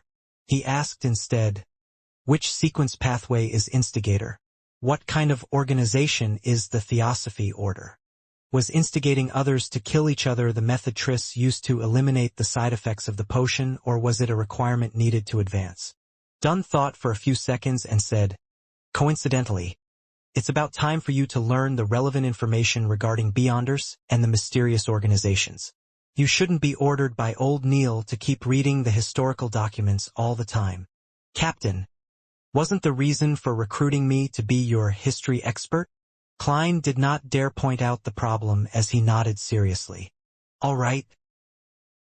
With a document signed by Dunn, Klein went underground and turned into the armory. "Dunn is right. It's time you understand the different Beyonders and the various secret organizations." Dressed in a black classic robe, old Neil read the note without finding it surprising. Instead, he supported the captain's decision. He then added immediately with a smile, "After all, you will be heading to the underground market with me tomorrow night." "Tomorrow night?" Klein did not conceal his pleasant surprise as he asked to confirm. Old Neil nodded and said with a sigh, "I'm a person who can't sleep when in debt. I always wish to settle them as soon as I can. You did not seem to act so previously. You left it to the last moment before using ritualistic magic to resolve the problem. So, I'm not the only one suffering from procrastination. Wait, is there a need to euphemize, afraid to spend away the money to repay a loan?" Klein did not expose old Neil and instead urged, "Mr. Neil, I'll be troubling you to retrieve the corresponding information from Cheney's Gate." There were mostly archaeological and historical documents in the armory. There were documents involving Beyonders and mysterious organizations, but few in number. Furthermore, they were mostly basic knowledge. Old Neil slowly took a sip from his hand-ground coffee and smacked his lips. He then walked out the armory with the signed and stamped document. Klein watched the place on his behalf. About 10 minutes later, old Neil returned with a huge stack of documents. "They can only be read in here. They are not to be taken out," he warned as he placed the information on the desk. "All right." Klein gave a firm nod. He extended his hands and quickly flipped through the pages and did a general read-through. Very detailed, as expected of the Nighthawks' internal documents, as expected of a church with 4,000 years history or even more. Klein sighed inwardly as he glanced through the documents. Not only did the documents introduce the various secret organizations, it also listed down many of the sequence pathways. It was very complete. Some of them only wrote the potion name of the corresponding sequence, while others only described the Beyonder abilities of the corresponding sequence. Some were completely missing and left blank. While holding back his excitement, Klein found the sequence pathway that led from Seer. He ruffled through the pages and soon found a familiar word. Then, his delighted expression quickly froze because there was no corresponding potion name. Sequences 7 and 8 after Seer. Thankfully, the abilities of the two following sequences are present. Klein silently exhaled as he calmed his mind and read the description seriously. Sequence 8. Potion name unknown. The corresponding Beyonder is good at fighting with artifice and very crafty. Good at fighting with artifice? This is the next advancement of Seer? Why does it feel odd? I'm not a hunter. Am I going to become a melee mage? What does crafty mean? My intelligence is enhanced, making me good at fooling the enemy? Klein was stunned. He even suspected that the Nighthawks' information was wrong. There were corresponding case studies appended, but he could not find a reasonable explanation despite reading it repeatedly. He cast his gaze lower as the description of Sequence 7 entered his eyes. Potion name unknown. The corresponding Beyonder is good at many spells that can be quickly cast. Fuses one's body's skill and supernatural powers as one. That's more like it. This is what an advancement of a seer should sound like. Klein heaved a sigh of relief. After seeing the case studies of Sequence 7, he cast his eyes to the overall description of the pathway. This sequence pathway was first established by the Solomon Empire's Zeridal family.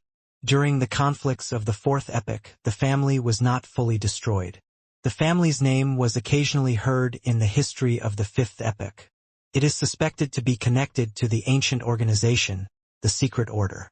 Zeridal? Upon seeing this name, Klein's eyes constricted. He had just seen this name appear in the remnant diary pages of Emperor Roselle yesterday afternoon. Roselle's acting came from a reminder by the mysterious figure known as Zeridal. Because of that mysterious Zeridal, Emperor Roselle regretted not choosing seer?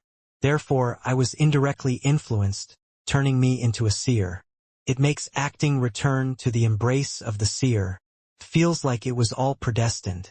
Klein knitted his brows and felt that things were somewhat different. Just from the logical chain, he did not feel that there was anything wrong in any aspect. However, in the domain of mysticism, predestiny often manifested things and involved new problems. In addition, transmigration is quite a baffling matter. It's just confusing. And the guy I've possessed tried to commit suicide because of the lost notebook of the Secret Order. Klein thought for quite a while and had many guesses, but lacked the information needed to prove them. After repeatedly reading the information, he finally suppressed his ideas and read the other records. He first found the Sailor sequence and discovered that it indeed belonged to the Lord of Storms. For an old opponent that they haven't faced for perhaps more than 2,000 to 3,000 years, the Nighthawks' internal records were rather detailed. Sequence 8, Folk of Rage.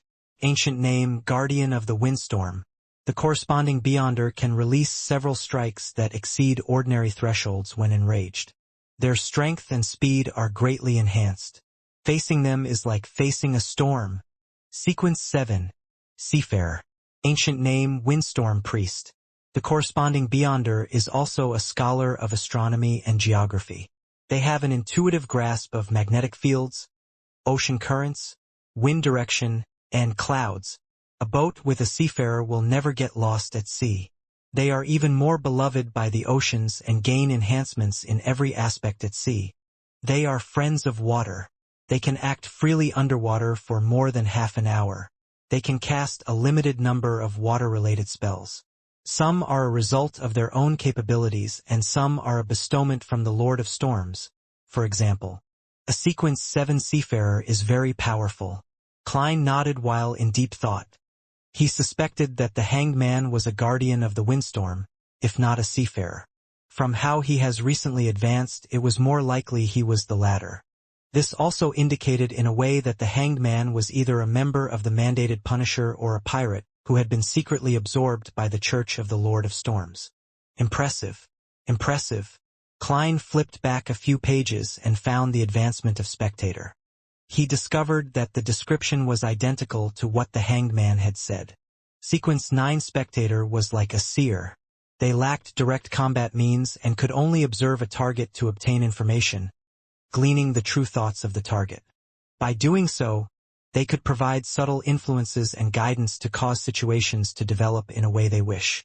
Sequence 8 Telepathic was the advancement of Spectator.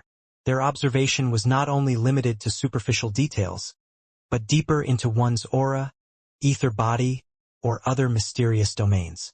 The combination of the two allowed a telepathic to precisely understand a person's thoughts as though they could read their minds. In front of them, it was difficult to have any secrets.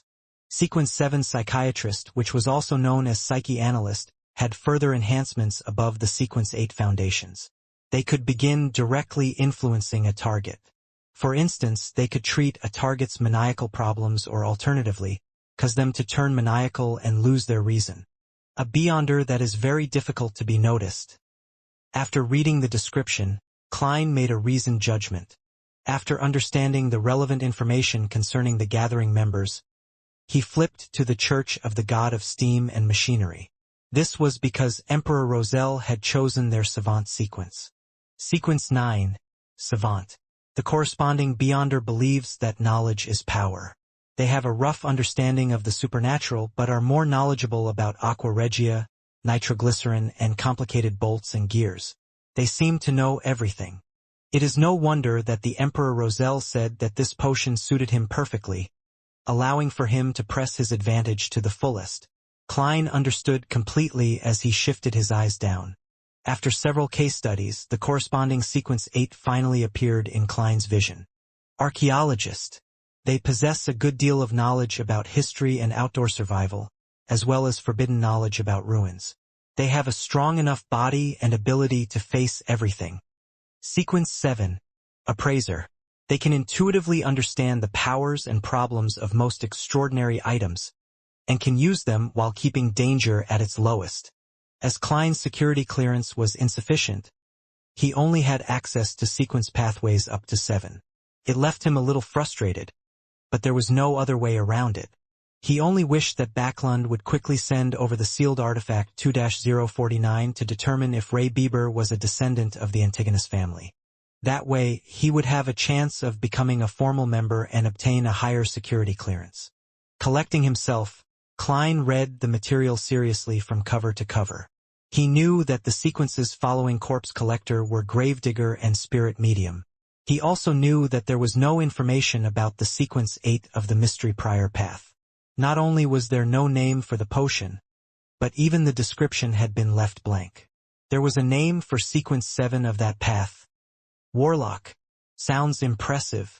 Klein slowly flipped the page and saw Apprentice and Marauder, which Emperor Roselle had lingering thoughts for. Their records only reached sequence 8 and nothing more. Sequence 9 Apprentice. Their abilities are rather strange. It can only be confirmed that this is the originating pathway of a mage. They are rarely trapped and very difficult to be stopped. They often are able to escape and pass through obstacles every time. Sequence 8 Trickmaster. They wield all kinds of strange but impotent spells. Sequence 9 Marauder. Difficult to separate these beyonders from ordinary bandits or thieves. Perhaps the means available to them are more impressive, but their goal of stealing riches is not for enjoyment or survival. It's more like answering a calling. Sequence 8. Sequencers. We have also discovered traces of beyonders in fraud investigations. They gain enjoyment from swindling. This is acting in a different form, isn't it? If I had the choice, I might have chosen Apprentice, Klein silently said to himself. Suddenly, he discovered the corresponding sequence potion of the culprit of the Alfalfa tragedy, Triss, Instigator. Sequence 8. Instigator. They are adept at triggering the evil desires deep in people's hearts, causing contradictions and inciting conflict, thus resulting in bloody massacres. The description isn't detailed enough. From the looks of it, the Nighthawks do not understand the capabilities of this potion well enough, but it does match the characteristics of the Alfalfa tragedy. Klein cast his gaze up and read the corresponding sequence 9 for Instigator. Sequence 9, Assassin. Can transform their bodies in a short period of time and become light as a feather. They can also utilize vision equal to that of an eagle. Every assassin is adept at hiding in the shadows. They have dexterous steps and have the ability to release all their strength in one blow. After reading the description, Klein was left completely confused. Assassin. The advancement from assassin is instigator? This advancement is just as odd as how a seer advances to a class that is good at fighting with artifice. Some sequence pathways advance in a very ordinary fashion, such as spectator. Yet, there are sequence pathways that seem to violate intuition and logic? Well, that might not be completely true. Perhaps I just haven't discovered some of the hidden common points. For instance, assassins and instigators can both bring catastrophe to others. But I can't figure out the advancement of seer. Hey, could it be of the Gandalf 1 lineage? After adding some supportive magic, the other attribute points are dumped into strength and techniques. As Klein lampooned in a speechless manner, he silently shook his head. He flipped to the section about the secret organization, the Theosophy Order that involved instigators. Theosophy Order, a secret organization that appeared in the 5th epoch, which is the early era of the current epoch. They believe that the mind is fundamental to a person, while the physical flesh is a cage that restrains the mind. The reason why humans do evil is a result of the physical body's influence. One has to use their spirituality to obtain knowledge, allowing the mind to gradually extricate from the body. Then, through the trials of the stars, they will eventually be separated from the material world, returning to the purest and truest self, obtaining eternal redemption. Therefore, many extremist members of the Theosophy Order will make destroying the bodies of others their goal, which has led to many bloody massacres. It is obvious that they possess 2 sequence pathways. The first is the more common apprentice and trickmaster potions among their members. The other sequence, comprised of assassin and instigator, rarely appear. There is currently no evidence that indicates that the Theosophy Order possesses sequence 7 or higher potions. It is unknown how the Theosophy Order established itself. Their possible origins can only be analyzed using the 2 sequence pathways. Firstly, the apprentice and trickmaster sequences easily remind people of the Abraham family of the Trickmaster dynasty in the 4th epoch. The Tamara family, tied to the Abraham family through marriage for extended periods of time, cannot be eliminated as well. Secondly, assassin and instigator point towards the demonist sect. The Abraham, Tamara, Antigonus, and Zerdal families, the Solomon Empire's Dark Emperor, the Tudor dynasty's Blood Emperor, the Trunsoist Empire, and the Jacob and Ammon families that the Hanged Man had mentioned. There are really lots of secrets buried in the history of the 4th epoch. There might be a lot of facts too. Klein was astounded from what he read. He had a deep appreciation for how the history of the 4th epoch was clouded in fog. The outline he could see through the fog left him shuddering involuntarily. It was as though he could imagine a thriving era of Beyonders, an epoch with blood and strangeness in a concerted dance, or horror and distortion in a symphony. Klein drew in a silent gasp and flipped through the book, but did not discover any corresponding descriptions of the demonist sect. He looked up and saw old Neil wrestling with some filter paper with his hand-ground coffee. He asked sincerely, "Mr. Neil, what organization is the demonist sect? I can't find any introduction about them in the documents." Old Neil was in no hurry to respond. After wrestling with his coffee, he chuckled and said, "Your security clearance isn't high enough.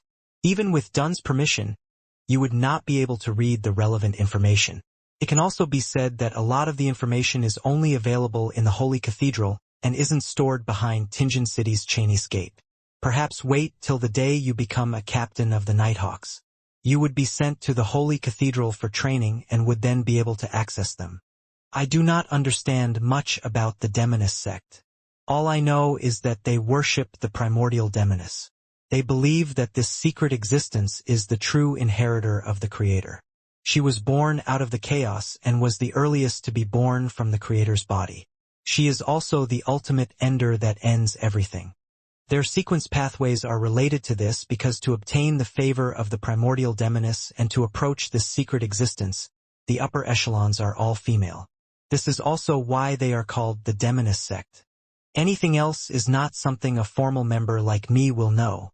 I've heard that the demonesses make it their mission to spread catastrophes. Spread catastrophes. This does match the hidden commonality of assassin and instigator. But this Mr. Trist's future seems bleak. The subsequent potions seem to be more suited for females. Kleins nodded slightly before he continued reading the information. After he finished reading, he realized that the secret organizations were a lot more than he imagined. But on second thought, he found it very ordinary. After all, this world had so many years of history underlying it. There was once an era when Beyonder powers were extremely active. According to the provided information, Klein categorized the secret organizations into three based on era. First were the ancient organizations born in the Fourth Epoch. They included but were not limited to the Moses Ascetic Order, Secret Order, and the Blood Sanctify sect, which were followers of the devil. However, the information only mentioned the Demonist sect. The second was the secret organizations early in the Fifth Epoch, the present epoch. For instance, the Theosophy Order or the death-worshipping Numinous Episcopate. There is also the Life School of Thought, which employs a master-disciple heritage, and the Rose School of Thought, known among Beyonders for its bloody sacrifices. The third category were new organizations that appeared in the recent century or two. They include the Aurora Order, the Iron and Blood Cross Order, the Element Dawn, and the Psychology Alchemists, which Klein learned about much earlier. Apart from them, there were other organizations that did not do anything major. Benson and Melissa must have never imagined that the world is so dangerous. It's not only limited to wars. Klein shook his head with a wry smile. He stacked the classified documents neatly before pushing it to old Neil. Meanwhile, he added silently in his heart, "Please don't let my tarot club be on the list." Old Neil never suspected that a leader of a secret organization was sitting opposite to him. He chuckled and took the documents and headed to Cheney's Gate. Klein sat there and wondered if he should divine the location of instigator Triss. But he abandoned the thought after less than 20 seconds. After all, he only had a vague idea of Triss's appearance and did not know if the name was genuine. If he could figure out his location with that, he would not be a seer but a prophet. By the time old Neil returned, Klein had straightened his thought processes and continued his revision of mysticism studies to grasp even more forms of ritualistic magic. He spent the day studying and revising. He did not participate in the joint operation needed for capturing instigator Triss. He did hear that the delivery of sealed artifact 2-049 from Backlund had been delayed due to some reason or another. The actual time of arrival was still pending. As he had earned nearly 2 soli from yesterday's divination, Klein spent 10 pence to buy a 2-liter barrel of Enmat beer for Benson on the way home. He also bought some lemon cakes fresh out of the oven for Melissa. "Klein, I know you care for us deeply, but there's no need. There's no need to keep spending money on such matters," said Benson after he saw the tiny barrel of beer and deliberating over his words. Melissa stood beside him and nodded slightly. "This is probably how our consumerist habits differ." Klein sighed in amusement. "Benson, Melissa, don't worry. This was bought with my additional reimbursement. Yeah, I earn an additional 2 to 4 soli every week. I can't tell them that these are the earnings I got from doing divinations for others, right?" He added inwardly, "That job of yours is much better than I imagined." Benson was taken aback as he made an objective assessment. "That's right. I even learned divination from it." Klein mused silently before turning toward the kitchen. Under the combined efforts of the trio of siblings, a sumptuous dinner was ready for eating. After having their fill, Klein, Benson, and Melissa lay slumped in the living hall. It took them quite a while before they got up to clean up, chat, and study. When Benson and Melissa fall asleep, I'll head above the gray fog to see the effects of the ritual. As Klein revised his history textbooks, he shot a glance at his siblings. Westboro, Iron Cross Street, Lower Street. A 3-storied apartment was immersed in darkness. There were no street lamps or any additional light. Suddenly, a figure leaped out of a window from the 3rd floor. It landed gently on the ground like a feather without causing so much as a stir. His body crouched and suddenly vanished as though he had blended into the shadows. All that could be seen was the outline of his body. As he traveled quickly, the figure arrived at the harbor. He headed for a corner devoid of anything except for a pile of goods.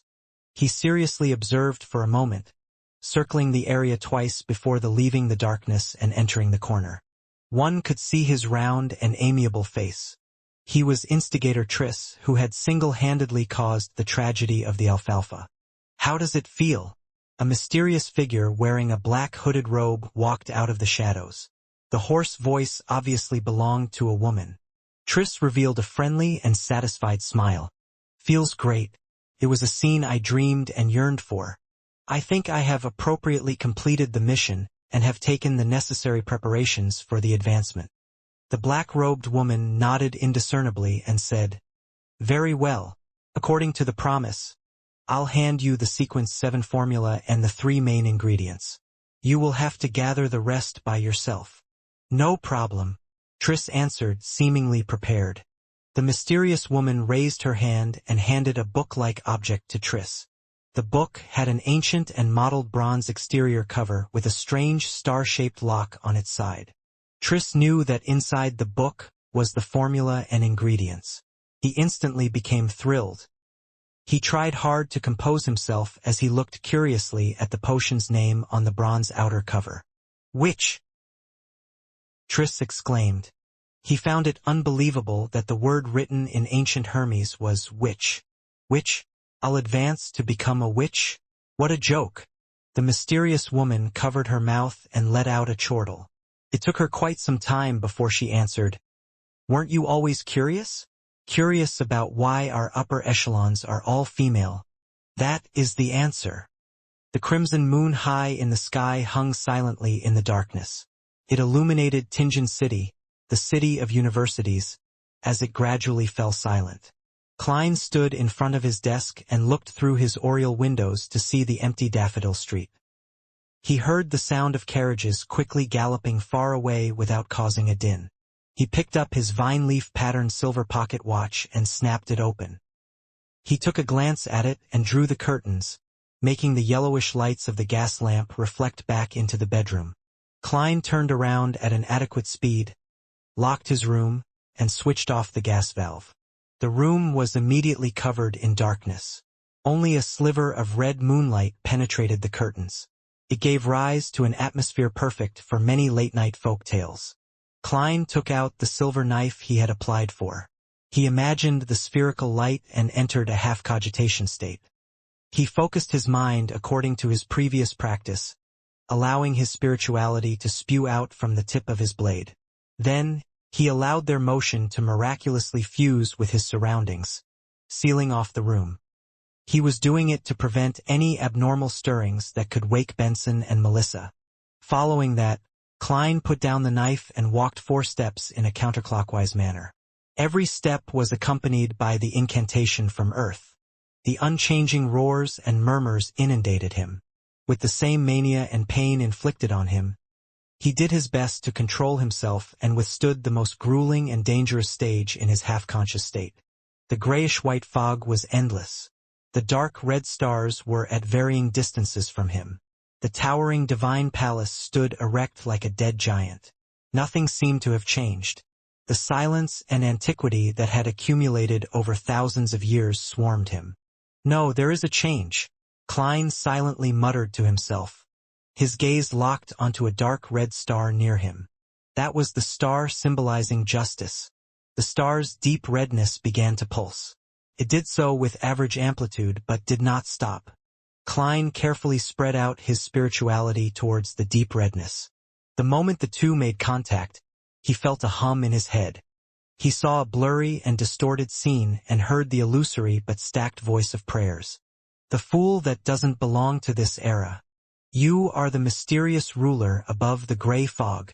You are the king of yellow and black who wields good luck. I pray for your help. I pray for your loving grace. I pray for you to give me a good dream. I pray for you to give me a good dream. I pray for you to give me a good dream." The female voice resounded constantly in an intermittent fashion. Klein's psyche turned more irritable and chaotic. It was akin to listening to someone upstairs pounding on the floor when he had just fallen asleep. He repressed his emotions and used cogitation to calm the urge. He carefully discerned the blurry scene that appeared before him. It was a girl dressed in white robes. She had a head of beautiful golden hair. She was standing before 4 flickering flames, her head lowered as she kept chanting. From the distorted image, Klein barely recognized her to be Miss Justice. At this point, he confirmed that the ritual incantation he had created could precisely point towards the gray fog, towards him. This gave him a huge sense of achievement, going from nothing to having something. I won't praise myself for being awesome. Klein's mood turned for the better. He felt that the pleading voice that echoed in his ears like a buzzing fly was now acceptable. With a thought, he attempted to create a response in his mind, transferring it through the intricate connection to the dark red star. I'm aware. The gray layer emanated before him. A distorted and blurry figure stood in the deepest depths. The spot where his eyes ought to be swirled with deep redness as his voice resounded repeatedly in the vast and empty world. I'm aware. I'm aware. I'm aware. Audrey Hall was jolted awake suddenly. She sat up with her blanket wrapped around her as her mind was fully occupied with the scenes she saw in her dream. She knew very well that she had dreamed of the Fool, the mysterious being that lived above the fog. Is this a response to my morning prayers? Audrey, who quickly entered her spectator state, calmed down and analyzed. Although she did not understand why the Fool did not respond on the spot and only did so at night, she was still shocked that the ritualistic magic was effective with the few lines of incantation. In the past, she had prayed to the Evernight goddess, but had never received any response. Even if Mr. Fool was not a god, he is likely not far from being one. Audrey slowly inhaled before slowly exhaling.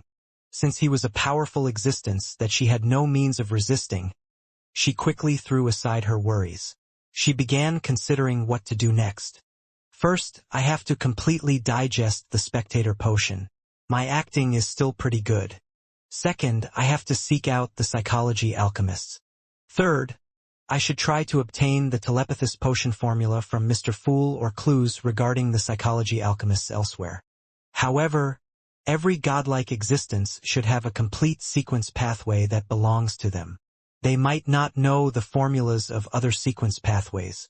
A new Beyonder organization like the psychology alchemists might not be able to garner Mr. Fool's attention. With the connection severed, Klein sat at the bronze table's seat of honor in a rather good mood. He was completely covered in gray fog. He leaned back and clenched his fist to cover his mouth. He recalled and analyzed the process. At that moment, he was the only living being in the world of the gray fog. Apart from that, there was absolute silence. It seems I can only pass information over and am unable to use the powers in here. From the looks of it, my idea of manipulation would not work. Klein kept prodding his mouth as he silently made a conclusion. He had originally planned on attempting to bind his body with the world of the gray fog in the same manner if the incantation and ritual proved effective. As such, he could then leverage all the power of this mysterious space.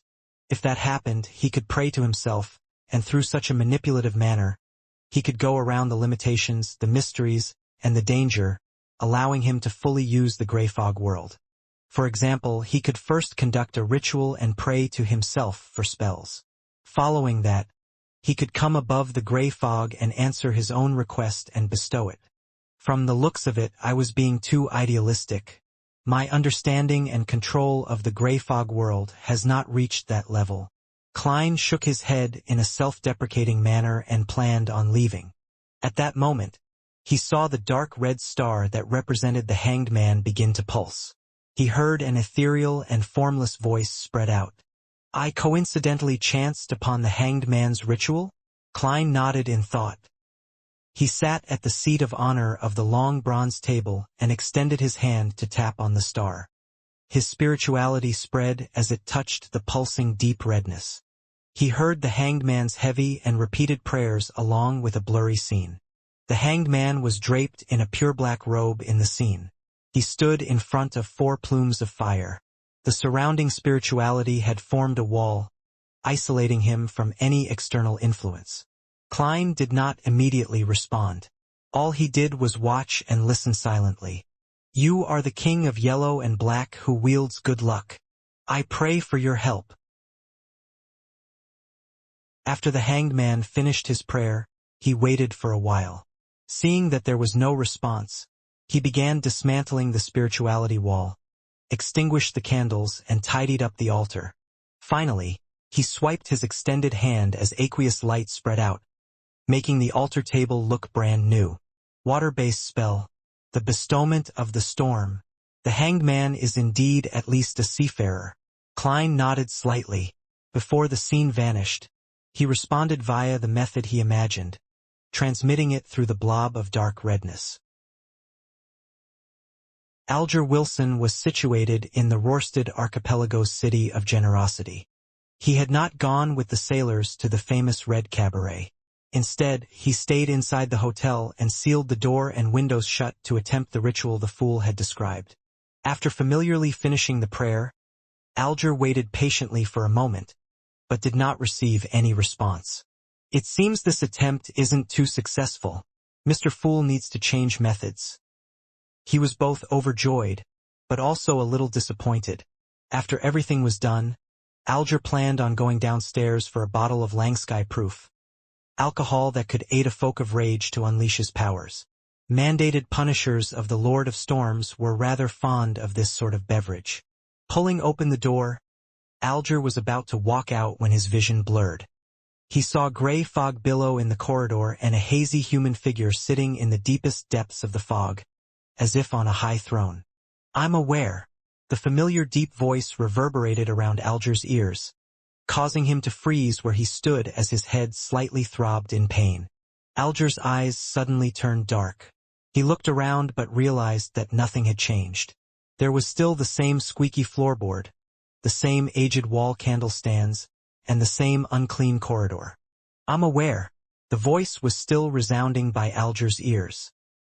His expression sank as he hit his chest lightly with his fist but did not say any words of respect to the Lord of Storms.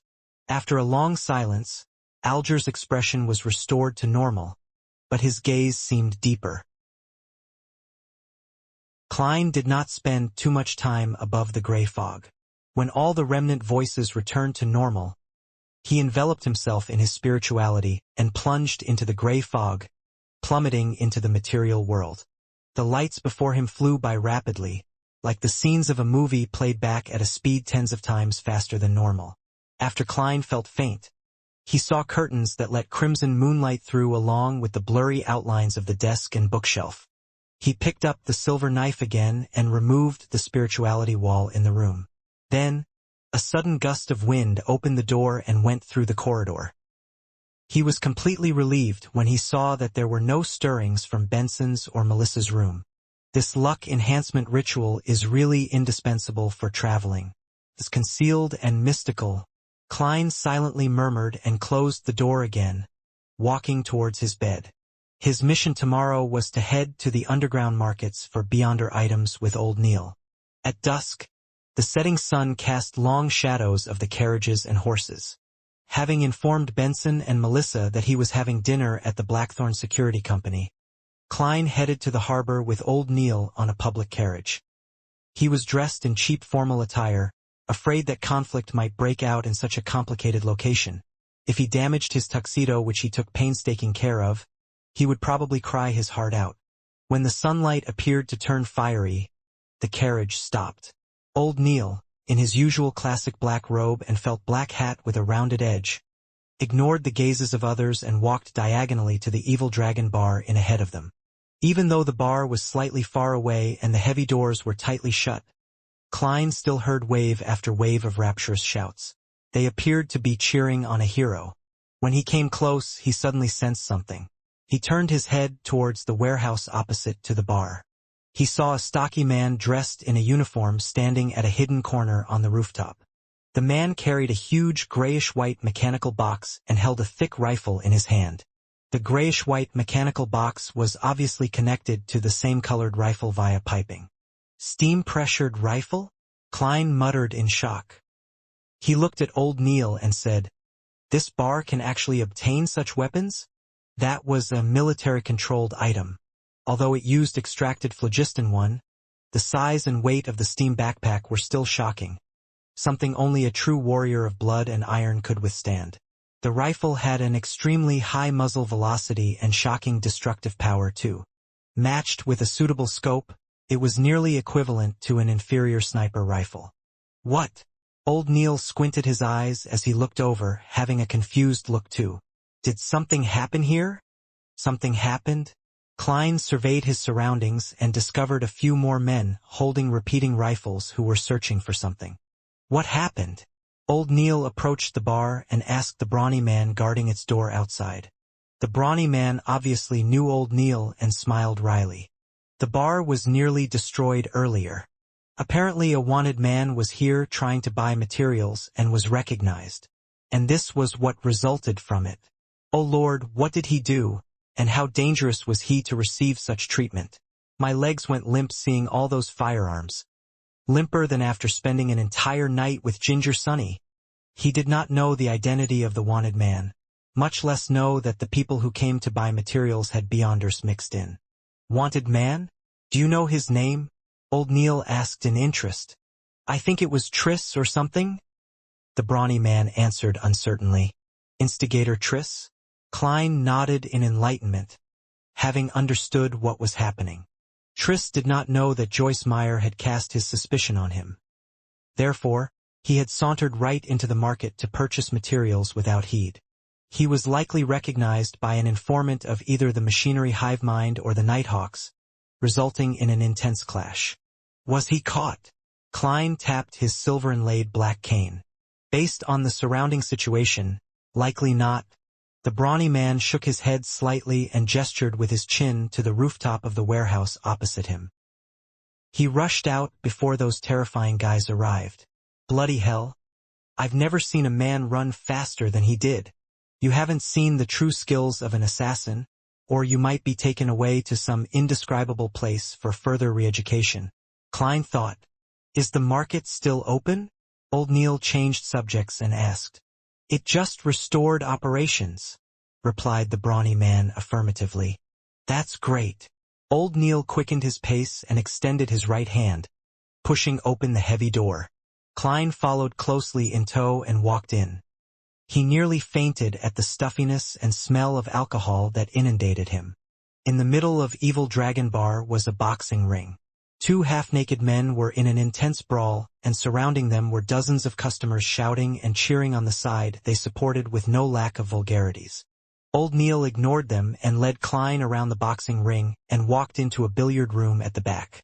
In the billiard room, there were two people holding cue sticks, having a casual conversation. When they saw Old Neil enter, they instantly fell silent for a few seconds. After confirming the visitor's identity, they moved aside and let Old Neil and Klein pass through the secret door behind them. After passing through a few rooms, the sight before Klein's eyes opened up. He saw a place that was about the size of a lecture hall from his previous life. Some vendors had set up roadside stalls with bottles and cans all over. Passers-by strolled through them, either scrutinizing their goods, chatting, or comparing prices. They have to give 5% of their profits to Swain.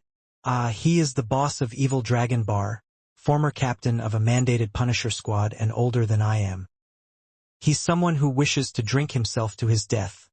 Old Neil explained in a garrulous manner. Klein thought and gave an honest evaluation. A rather profitable business. After all, his only expense was providing the venue and protection. If any item catches your fancy but you lack the money, you can borrow from Swain. But of course, he charges a very high interest. Old Neil trailed off as he gnashed his teeth. As expected, it's like running a casino. They would provide usuries. Klein held his walking stick and looked around as he asked curiously, Mr. Swain is a seafarer? The captain of a mandated Punisher squad was likely a Sequence 7. No, he is only a folk of rage.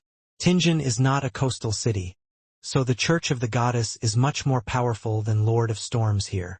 Old Neil scoffed. Actually, Swain had the chance of becoming a seafarer, but was afraid that he would lose control, so he chose to give up. Just as Klein was about to ask if the boss of the bar had any experience of nearly losing control, he suddenly felt a strange phenomenon happen on his left. There appeared to be something hidden there, muttering and recounting. Klein turned his head and saw a pale young man. He was wearing an old linen shirt and blue jeans that the working class normally wore. His eyes looked demoralized with a hint of craziness, and he was constantly mumbling. His spiritual perception is very high, or perhaps distorted? Klein creased his eyebrows and muttered. It was the young man's spiritual perception that triggered his own spiritual perception. Generally speaking, spiritual perception sensing something causes some interaction. It was nearly impossible to conceal it from others, but others referred to spirit mediums who had cast their abilities, as well as powerful figures with similar special traits. A beyonder like Klein would actually find it hard to detect, only detecting if one's spiritual perception reached a certain heightened level, or an abnormal distortion happened. They made eye contact, and the pale young man with messy black hair walked towards him with an expression looking as though he was half sleepwalking and half insane. He stopped before Klein and stared at him. Suddenly he guffawed. "Ha ha! It's the smell of death. Death. Ah!" Before he was done talking, he suddenly screamed tragically. His eyes shut tightly as liquid with the color of blood flowed out. "Ah! Darn it!" The young man covered his eyes and hugged his head. He struggled on the ground and only calmed down after a while. He then lay there panting. During the entire process, not a single customer or stall vendor looked over. Klein pressed down his top hat and looked at old Neil. Klein's mouth was hanging open in shock, using his actions to demonstrate his shock and to request for advice. "Don't mind him. He's Adamasol, an orphan, nicknamed Monster. He was born with high spiritual perception, and he has always been able to see things that he shouldn't, hear voices that he shouldn't. Hence, he is always raving and often getting hurt." Old Neil shook his head as he explained. "He could tell that my body was once dead?" Klein knitted his eyebrows and lowered his voice as he asked in doubt. "Haven't the Nighthawks, mandated punishers, or the machinery hive mind ever thought of taking him in?" "No, we do not have the sequence potion that suits him," said old Neil with a sigh. "Right, he was born with the starting point of half a sequence." Klein asked again curiously, "What sequence pathway suits him?" "The sequence 9 that suits him is called Monster. His nickname came from there. It's a pity that only the life school of thought has control over the sequence pathway's beginning." Old Neil replied softly. He tried to keep the conversation between him and Klein from the people around them to avoid leaking information to mysticism aficionados. Life school of thought? Klein recalled the information he had previously read. The secret organization appeared in the beginning of the current epoch. Its actual origins were unknown, but it was mainly passed down via master and disciple. Their theories and beliefs were hardly known. Klein only knew that they separated the world into 3 layers: the definite rational world, also known as the absolute truth world, the spirits world, and the material world. Rumor had it that the secret organization had once produced a soothsayer. Wasn't that a sequence pathway that corresponded to Seer? Confusing, really confusing. Klein shook his head and saw Adamasol struggle to get up and then wander off to another corner. He reorganized his thoughts and followed behind old Neil. They walked past one stall after another. There were plants like moonflower, fingered citron, night vanilla, and mineral resources like silver, topaz, ruby, and so on. "It's really very well equipped," Klein muttered softly. The mysticism aficionados of all ages and genders around him would be stopping, distinguishing, or talking at times. It gave the area a bustling vibe. "Walk around on your own. I am going to settle my bill." Old Neil pointed at one of the 2 rooms at the end. "All right." Klein nodded without thought. He strolled with his black cane and came before a stall which sold self-made amulets. He took a careful look at it for a while. Just when Klein prepared to speak with the seller, he suddenly heard someone asking the stall behind him, "Is this powder ground from cow teeth pianol? Cow teeth pianol? Isn't that one of the supplementary ingredients of the spectator potion?" Klein thought, then turned around to look at the inquirer. Justice had repeated the formula for the potion several times, so Klein had been left with a remarkably clear impression of the ingredients. Klein looked over and saw the person inquiring about the cow teeth pianol. The man was less than a meter away from him. He was wearing a black suit and a top hat of the same color. He had a cane adorned with silver in his hand and a pair of gold-framed spectacles on his face. He had a refined bearing. "Yes, do you need it? This can here costs 3 soli." The owner of the stall was wearing a long black robe, one filled mysticism traits. The inquirer, whose sideburns were pale yellow, thought for a moment before saying, "Can it be cheaper? I still need to buy other ingredients too.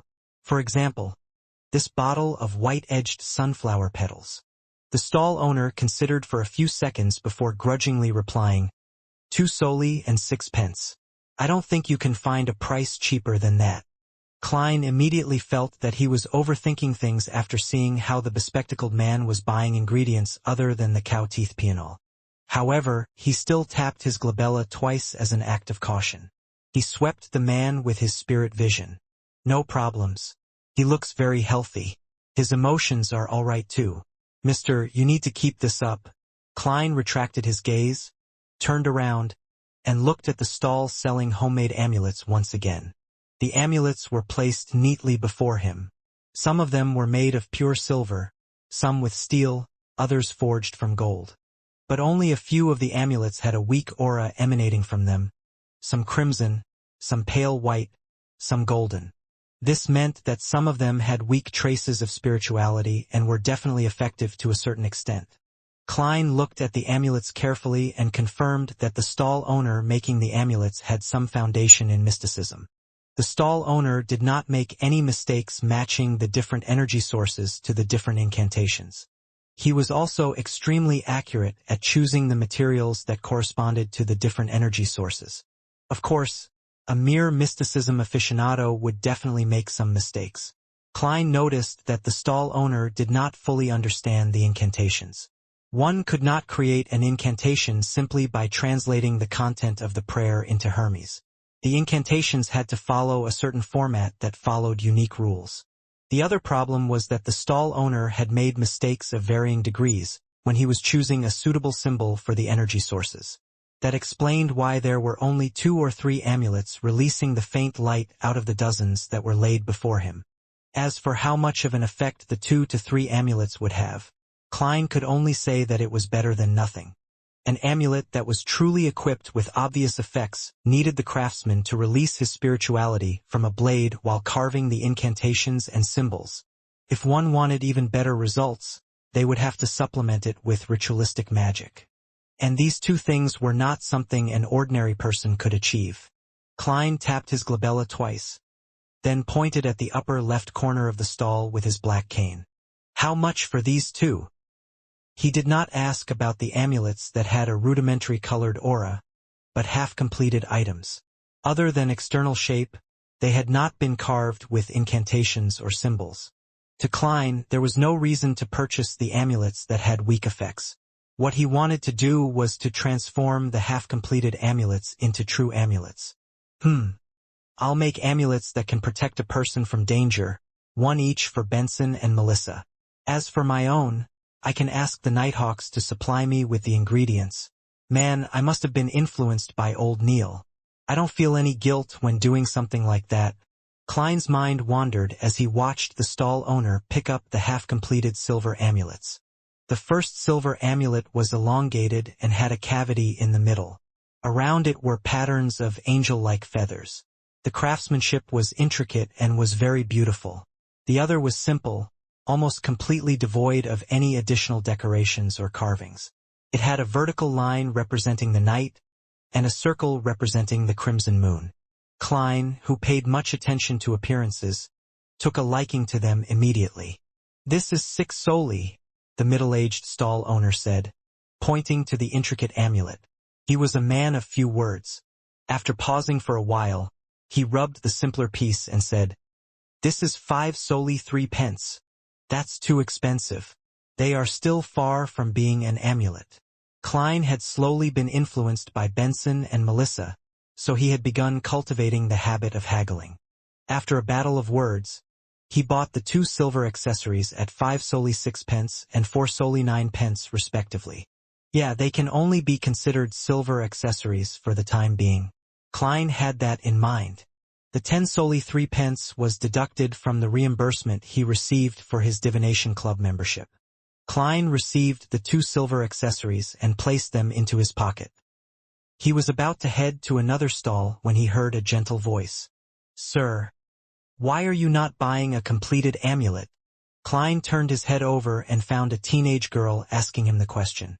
She was about 15 years of age and wore a lacy yellow dress while holding onto a veiled hat with a ribbon.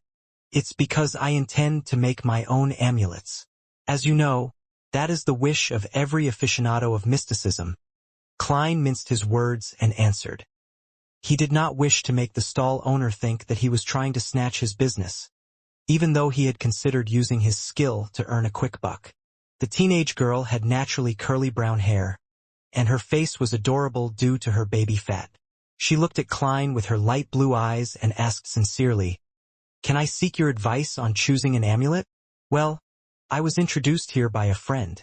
I've been here several times and have a deep interest in mysticism. But I still do not know too much about it. And she, my friend, is going to turn 16 soon. I wish to select an amulet as a gift to her. I didn't bring her along as I want it to be a surprise. I had previously sought her advice, but I cannot remember a lot of the critical points." Klein gave a gentlemanly smile. "What kind of protection amulets are you looking for? Something to avert disasters? Something to avoid illnesses? Something that gives fortune?" Different requirements would require different energy sources, which means that they must point to different gods. Different gods would have different corresponding constellations, and the different constellations would mean that different materials have to be used. For example, the incantation for averting disasters would belong to the Empress of Disaster and Horror, who is the Evernight goddess. As mysticism aficionados, we all know that the symbol of the Evernight goddess is the moon. The corresponding metal would thus be pure silver. Therefore, if we hope to avert disasters, it is best that we choose an amulet that is made of pure silver and has the corresponding incantations. We would also have to make sure that the incantations are of the correct language and format. The corresponding symbol of the Empress of Disaster and Horror means the path number, the spell's characteristic, and the relative positions of the symbols, etc., must also be correct. But this is too complicated, and there's no need for me to explain this for you," Klein added inwardly. The girl's eyes sparkled. She asked with a little doubt, "Can a follower of the goddess wear an amulet belonging to another god?" "No problem. The gods do not mind such small matters," Klein consoled her. It was not a problem for the person wearing the amulet, but the person creating the amulet had to be careful. If a believer of the Lord of Storms were to craft an amulet of the eternal blazing sun, they would most likely receive something malicious. Of course, these referred to amulets requiring the aid of ritualistic magic. The craftsman need not pay much attention to this otherwise. The teenage girl heaved a sigh of relief. "I hope to get her an amulet for good health. Which deity should I choose from? The eternal blazing sun, Mother Earth, or the god of knowledge and wisdom?" There should be no problem with the eternal blazing sun and Mother Earth. The former is represented by the sun, while the latter is represented by the brown star. Klein smiled as he said, "The material of the sun is gold, while the metal that symbolizes the brown star is lead. I would suggest the sun, but I do not know if you brought enough money along with you." The reason for his suggestion was because he had noticed that among the 3 amulets with a rudimentary spiritual glow, one of them was a health amulet that came under the domain of the sun. "Isn't this?" Before the teenage girl finished her sentence, she stopped and warily looked at the stall owner who was waiting silently. She thought for a moment before asking, "After I decide on the material, how should I distinguish the incantation and corresponding symbols?" "Do you know Hermes?" Klein asked instead. "I just started learning it," the teenage girl replied, a little embarrassed. "Then let me choose it for you."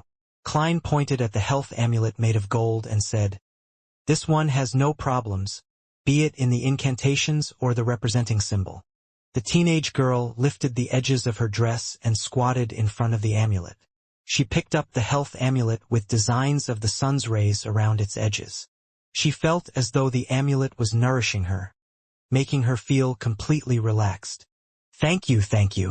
She stood up and curtsied in gratitude. Klein laughed and said, "I'll leave the rest to you and the stall owner. I have other things to tend to." He looked at the stall owner as he spoke and noticed that the man had a weird look in his eyes, as if deciding if he had to give a cut of the profit to Klein. With a smile, Klein did not bother with the matter anymore. He continued touring the underground market, but he didn't notice any true extraordinary materials. At this point, old Neil had already paid off his debt. He was holding a dark-colored wooden box in his hands. He pointed to the other room behind and said after he noticed Klein's look of doubt, "Go there if you wish to buy or sell extraordinary materials. After all, no one wishes to let others know what extraordinary items they are purchasing." "I understand." Klein nodded as though in thought. There was no need for him to go there for the time being. He headed toward the exit of the underground market together with old Neil. "How much for these elf flowers?" A query suddenly entered Klein's ears. "Elf flowers? That's also an ingredient for the spectator potion," Klein thought as he glanced sideways. He once again saw the refined, bespectacled man. "What's the matter?" old Neil asked curiously. "Nothing much." Klein retracted his gaze. Although he was a quasi-member of the Nighthawks, he did not feel that all Beyonders had to be absorbed by the churches or locked up. He believed that it had to depend on the situation. Spectators definitely posed little danger to society or the kingdom, and the chances of losing control as a Sequence 9 were very slim. After leaving Evil Dragon Bar, Klein and old Neil took a public carriage and left the harbor. They then split ways at the North Borough and headed back to their respective homes. The public transport steered into Daffodil Street and stopped by the side of the road.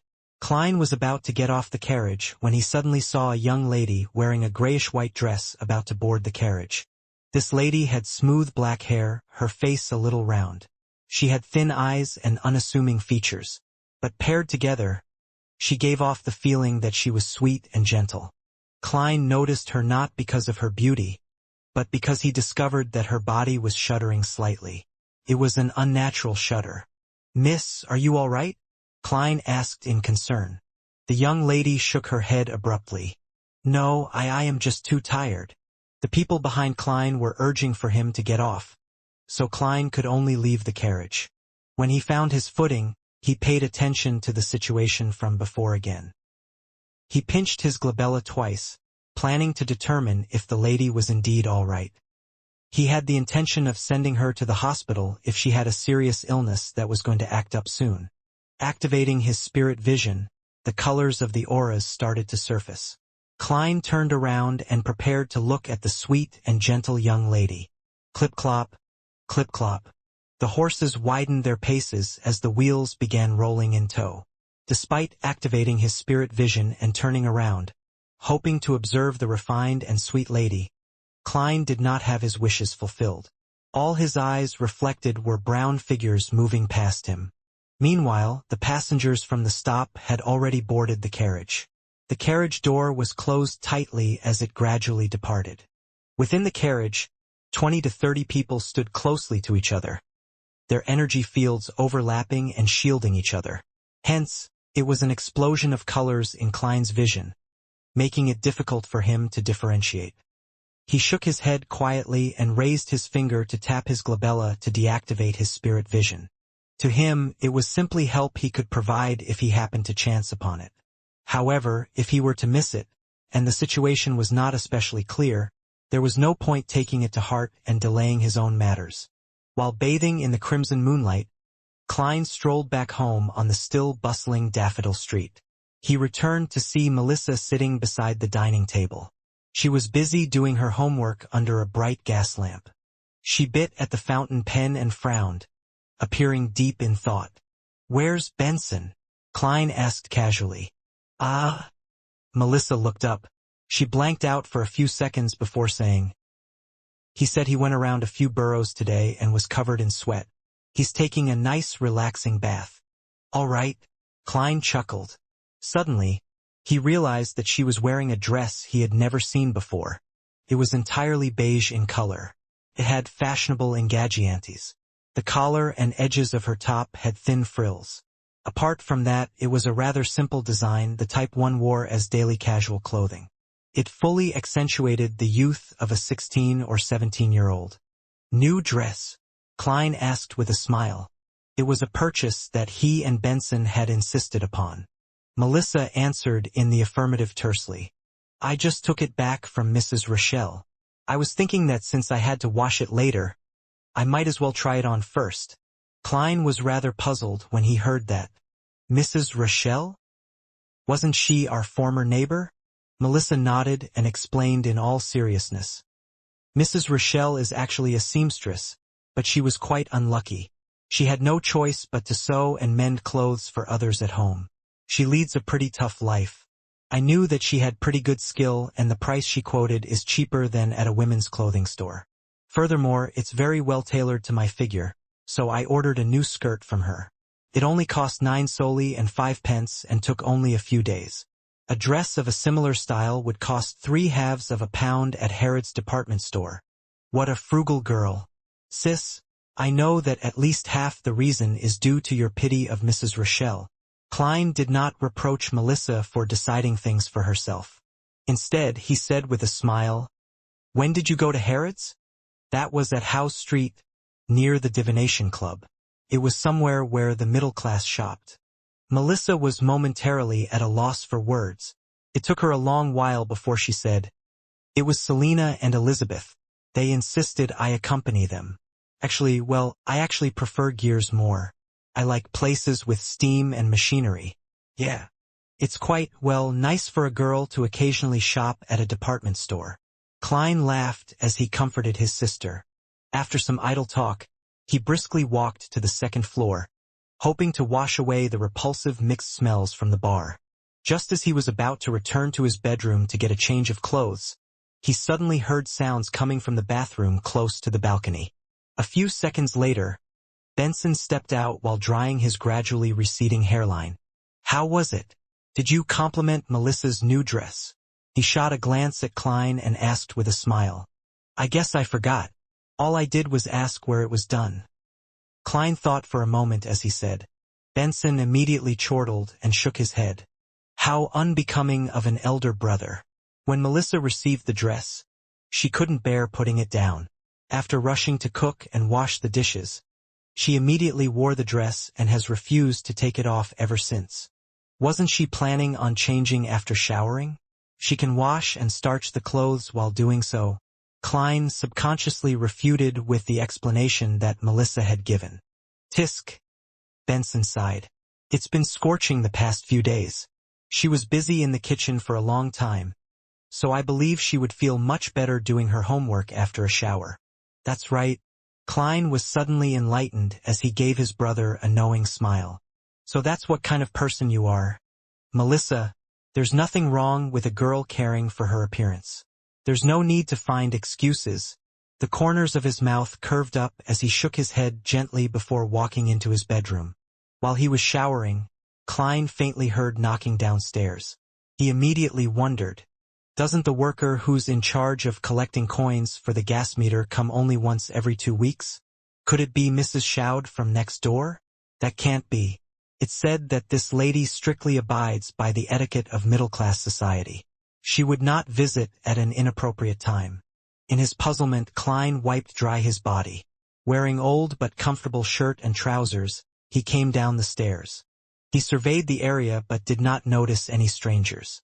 He asked, "Was someone at the door just now?" Benson, who was reading the newspapers casually, said with a smile. It was Bitch Mountbatten, one of the policemen in charge of Iron Cross Street. He asked if we met an 18 or 19-year-old boy who has a rotund face. He even gave us a sketch to identify. Unfortunately, neither one of us have seen him, or we would have received a reward. What about you? Nope. Klein had a general idea what was happening. Instigator Triss had successfully escaped the Evil Dragon Bar at the harbor. He had escaped somewhere close to Iron Cross Street and Daffodil Street. Therefore, the police were making visits from door to door. And to go this far made it clear that the operation of nabbing the instigator had completely failed. Klein did not bother himself with the situation. He had yet to begin combat training. He only had basic mastery of shooting, so to consider dealing with a natural assassin was simply using his life as a joke. He did not sleep well that night. He kept worrying that the instigator would infiltrate their house to hide, causing another massacre.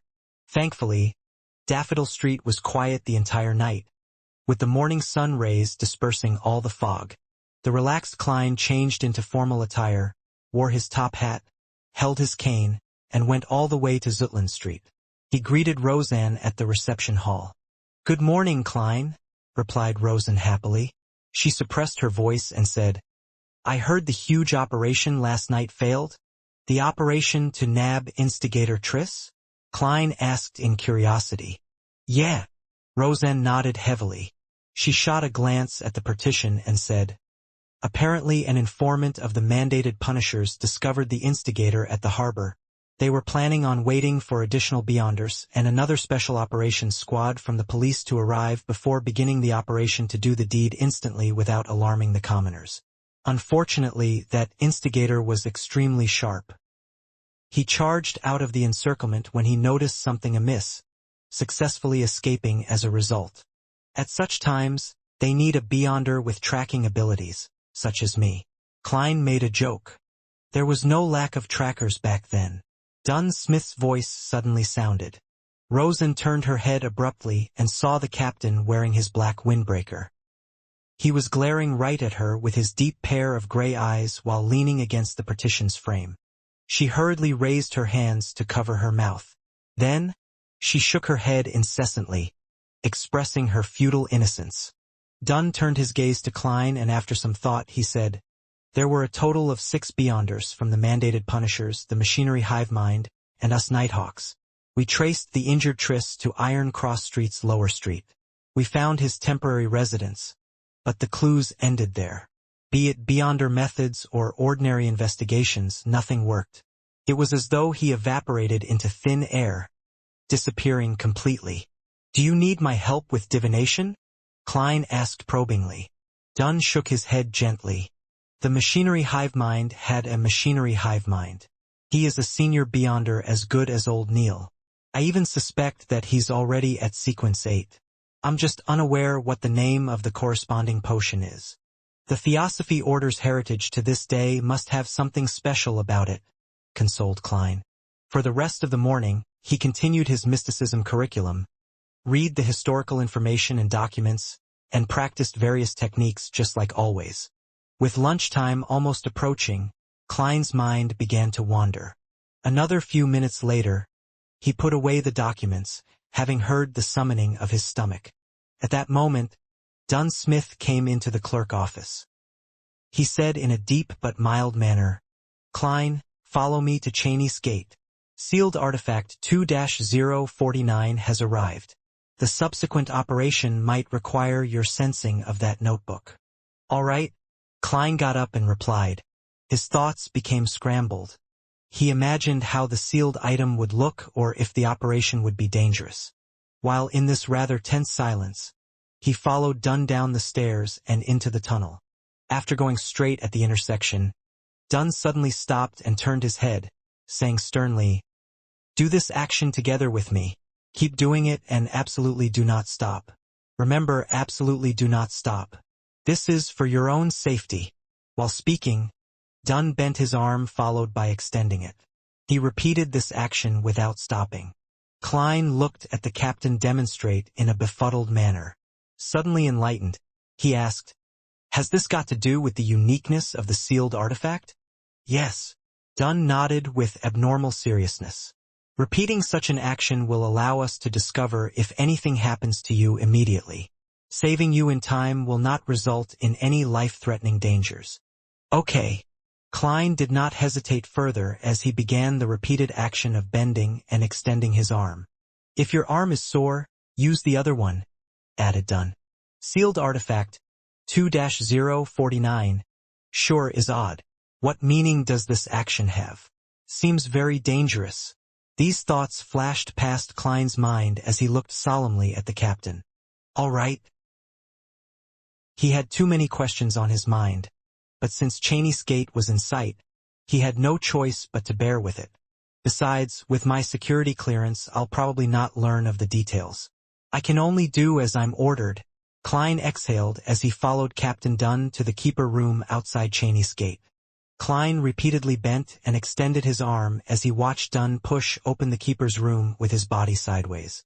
The captain's carefulness and high alertness, as well as the ridiculous and laughable protective actions, left him feeling abnormally tensed. The feeling was identical to what he felt when taking tests of courage that required him to walk through spooky cemeteries at night in his youth. A Grade 2 sealed artifact. Dangerous. To be used with care and moderation. It is something even a formal Nighthawk member does not know the details to. It is unknown how dangerous it is. Amid his tense nerves, Klein found it impossible to curb himself from overthinking. At that moment, his brain suddenly turned numb as though a power switch had been flicked off. Everything in Klein's vision turned slow. Even his arm actions shared the same fate. He saw Captain Dunn stop in his tracks. He came close to him as though in slow motion, extending his palm out slowly before pushing him in the shoulder. Suddenly, Klein's thought processes and vision were restored to normal at the same time. It was as though everything from before was just an illusion. "What happened?" he whispered amid his fright and confusion. Dunn shook his head and said in a deep voice, "Observe carefully." The moment he finished his sentence, he turned around and walked into the keeper's room. Klein followed closely behind and saw 4 other people in the room. They were either seated or standing. One of them was the midnight poet Leonard. The other 3 were people Klein had never met before. However, all of them shared a common trait. They were all doing the extending and bending arm exercise with utmost seriousness.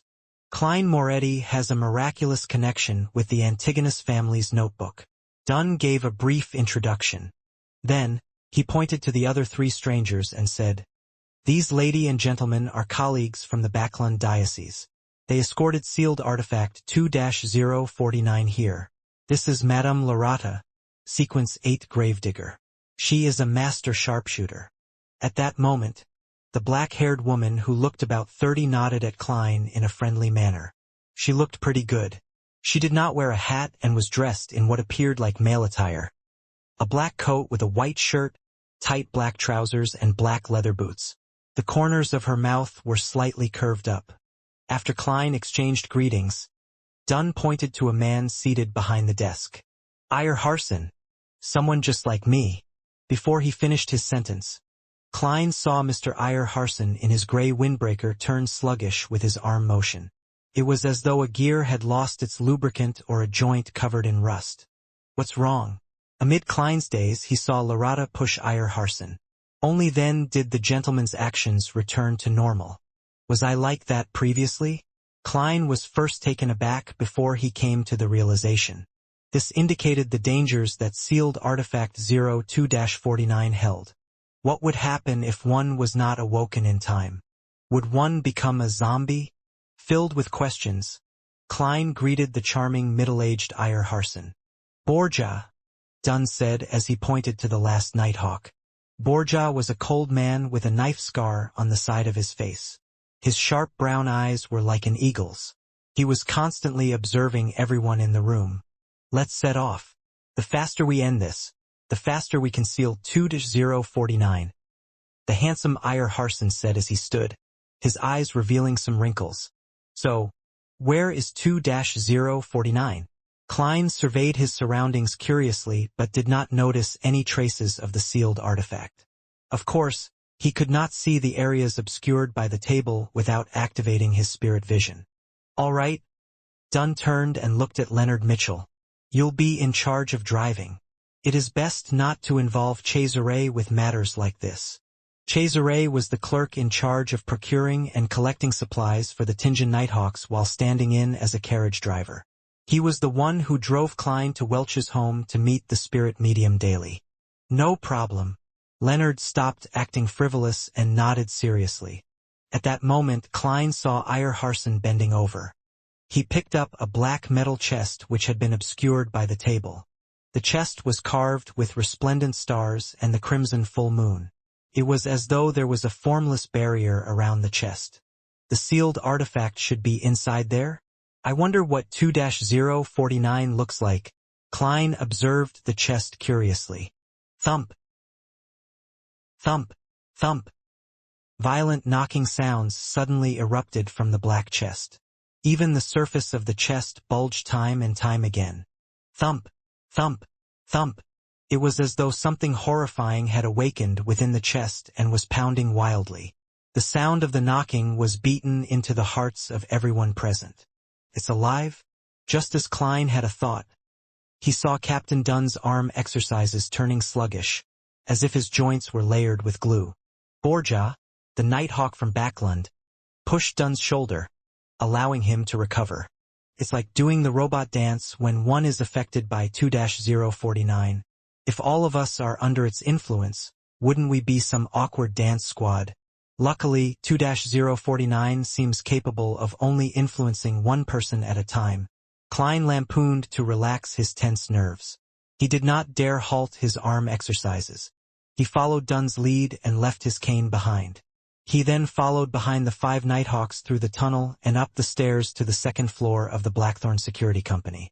Leonard had gone ahead and notified everyone in the front of the buildings, so Roseanne and the rest had all made their way to the 3rd level. These incidents rarely involved them, but they were not completely alien to them. Another Nighthawk, Kenley, had replaced Dunn in his watch over Cheney's gate. Klein heaved a sigh of relief when he reached the carriage. He looked suspiciously out the window and said, "Won't 2-049 affect the ordinary people on the streets?" From their journey underground to the carriage, sealed artifact 2-049 had already caused 6 sluggish incidents, 2 of which were targeted at him. He had been jolted awake by Captain Dunn and Leonard Mitchell respectively. The rate of the sluggish effect was rather alarming. No worries, 2-049 will target humanoid creatures within 5 meters of it first. The closer you are to it, the easier it is for you to be chosen. As long as there are 3 people surrounding it, people who happen to be around when the carriage steers past will not be affected. The beautiful, black-haired Lady Lorata explained with a lazy tone. What a weird sealed artifact, Klein thought as he continued his arm exercises. Dunn and the rest of the Nighthawks did not speak on the journey to Ray Bieber's house. They were paying close attention to each other's condition. Only Lorata wore a nonchalant look. At times, she took in the sights of Tingin's not-so-clean streets, and at other times, she praised Backlund's underground water system. Soon after, the familiar building finally entered Klein's line of sight. The group of 6 made their way to the 3rd level while observing each other. The door to Ray Bieber's house was labeled with the Tingen Police Department symbol, indicating that entry was forbidden to unauthorized personnel. As Dunn did his stretching exercises, he took out a key. He opened the newly changed lock, then turned around, allowing Iyer Harson, who was carrying the black chest, to enter first. Thump. Thump. Thump. Thump. The sealed artifact in the black chest knocked violently once again, even more violent than before. This made Iyer Harson's arm waver from side to side uncontrollably. It even made Klein suspect that the chest would be pounded open in time. Thump. Thump. Thump.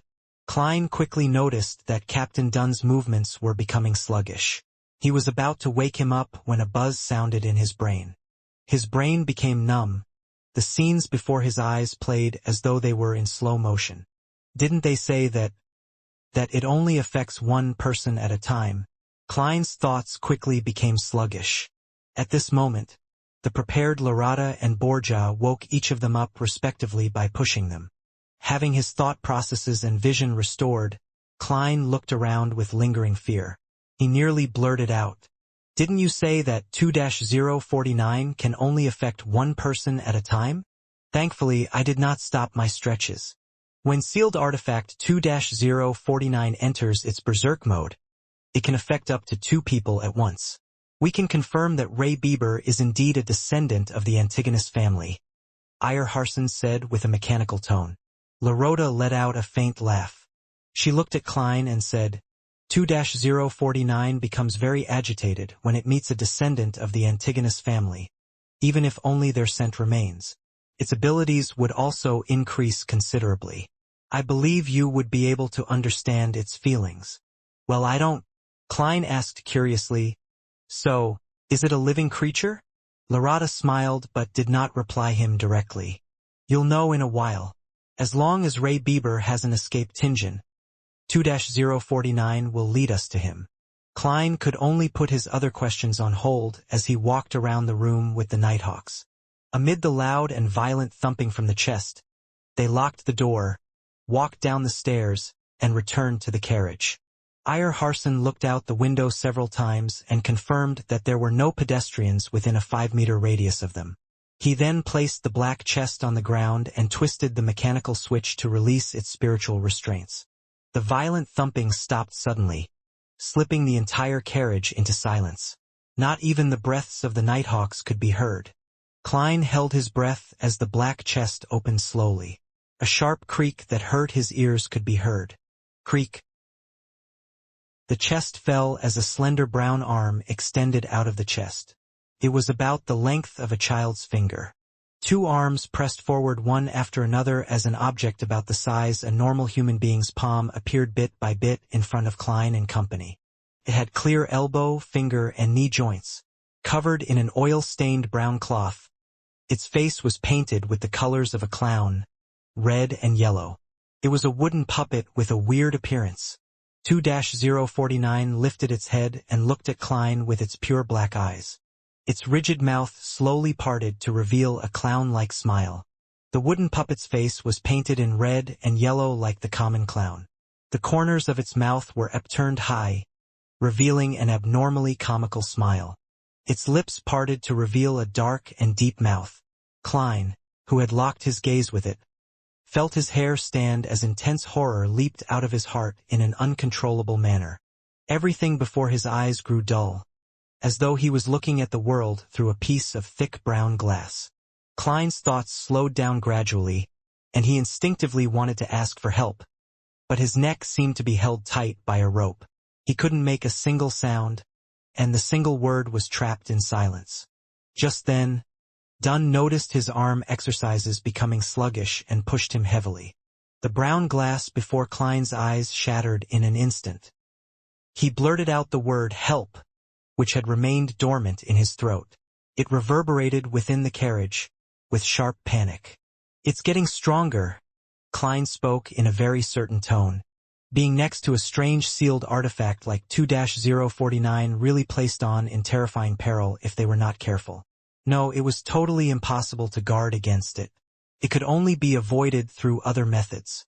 "It's normal," Ayar Harson said steadily, nodding. Larada chuckled.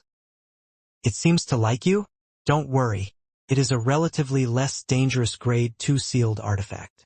In her naturally languid voice, the puppet, whose joints clearly reflected a human's, stood up. It began tottering towards its left. Its action was incomprehensible, just like a steam engine that someone had rusted due to a lack of lubricating oil. "Robot dance." Klein suddenly had the few Chinese words pop into his head. He had a new guess of the danger 2-049 posed. It assimilates the living things that it seizes control of. If I am not woken up in time by the others, would I have become a human-sized puppet, a real-life Barbie doll? Just as thoughts flooded Klein, Ayar Harson was awoken by Dunn. He extended and bent his arms as he pointed in the direction that the puppet was walking slowly towards. He said to Leonard, who was driving the carriage, "Over there." Leonard couldn't make the carriage pass through the building, so he had to detour. During the detour, 2-049 constantly adjusted the direction that it was facing. It acted like a compass that pointed towards the Antigonus family. Upon seeing the scene, Klein, who was constantly exercising his arms, nearly burst out laughing under the tension. "I heard that 2-049 was created by the Antigonus family. Is this an act of loyalty or the perfect example of screwing things up?" Leonard drove the carriage according to Ayar Harson's occasional instructions.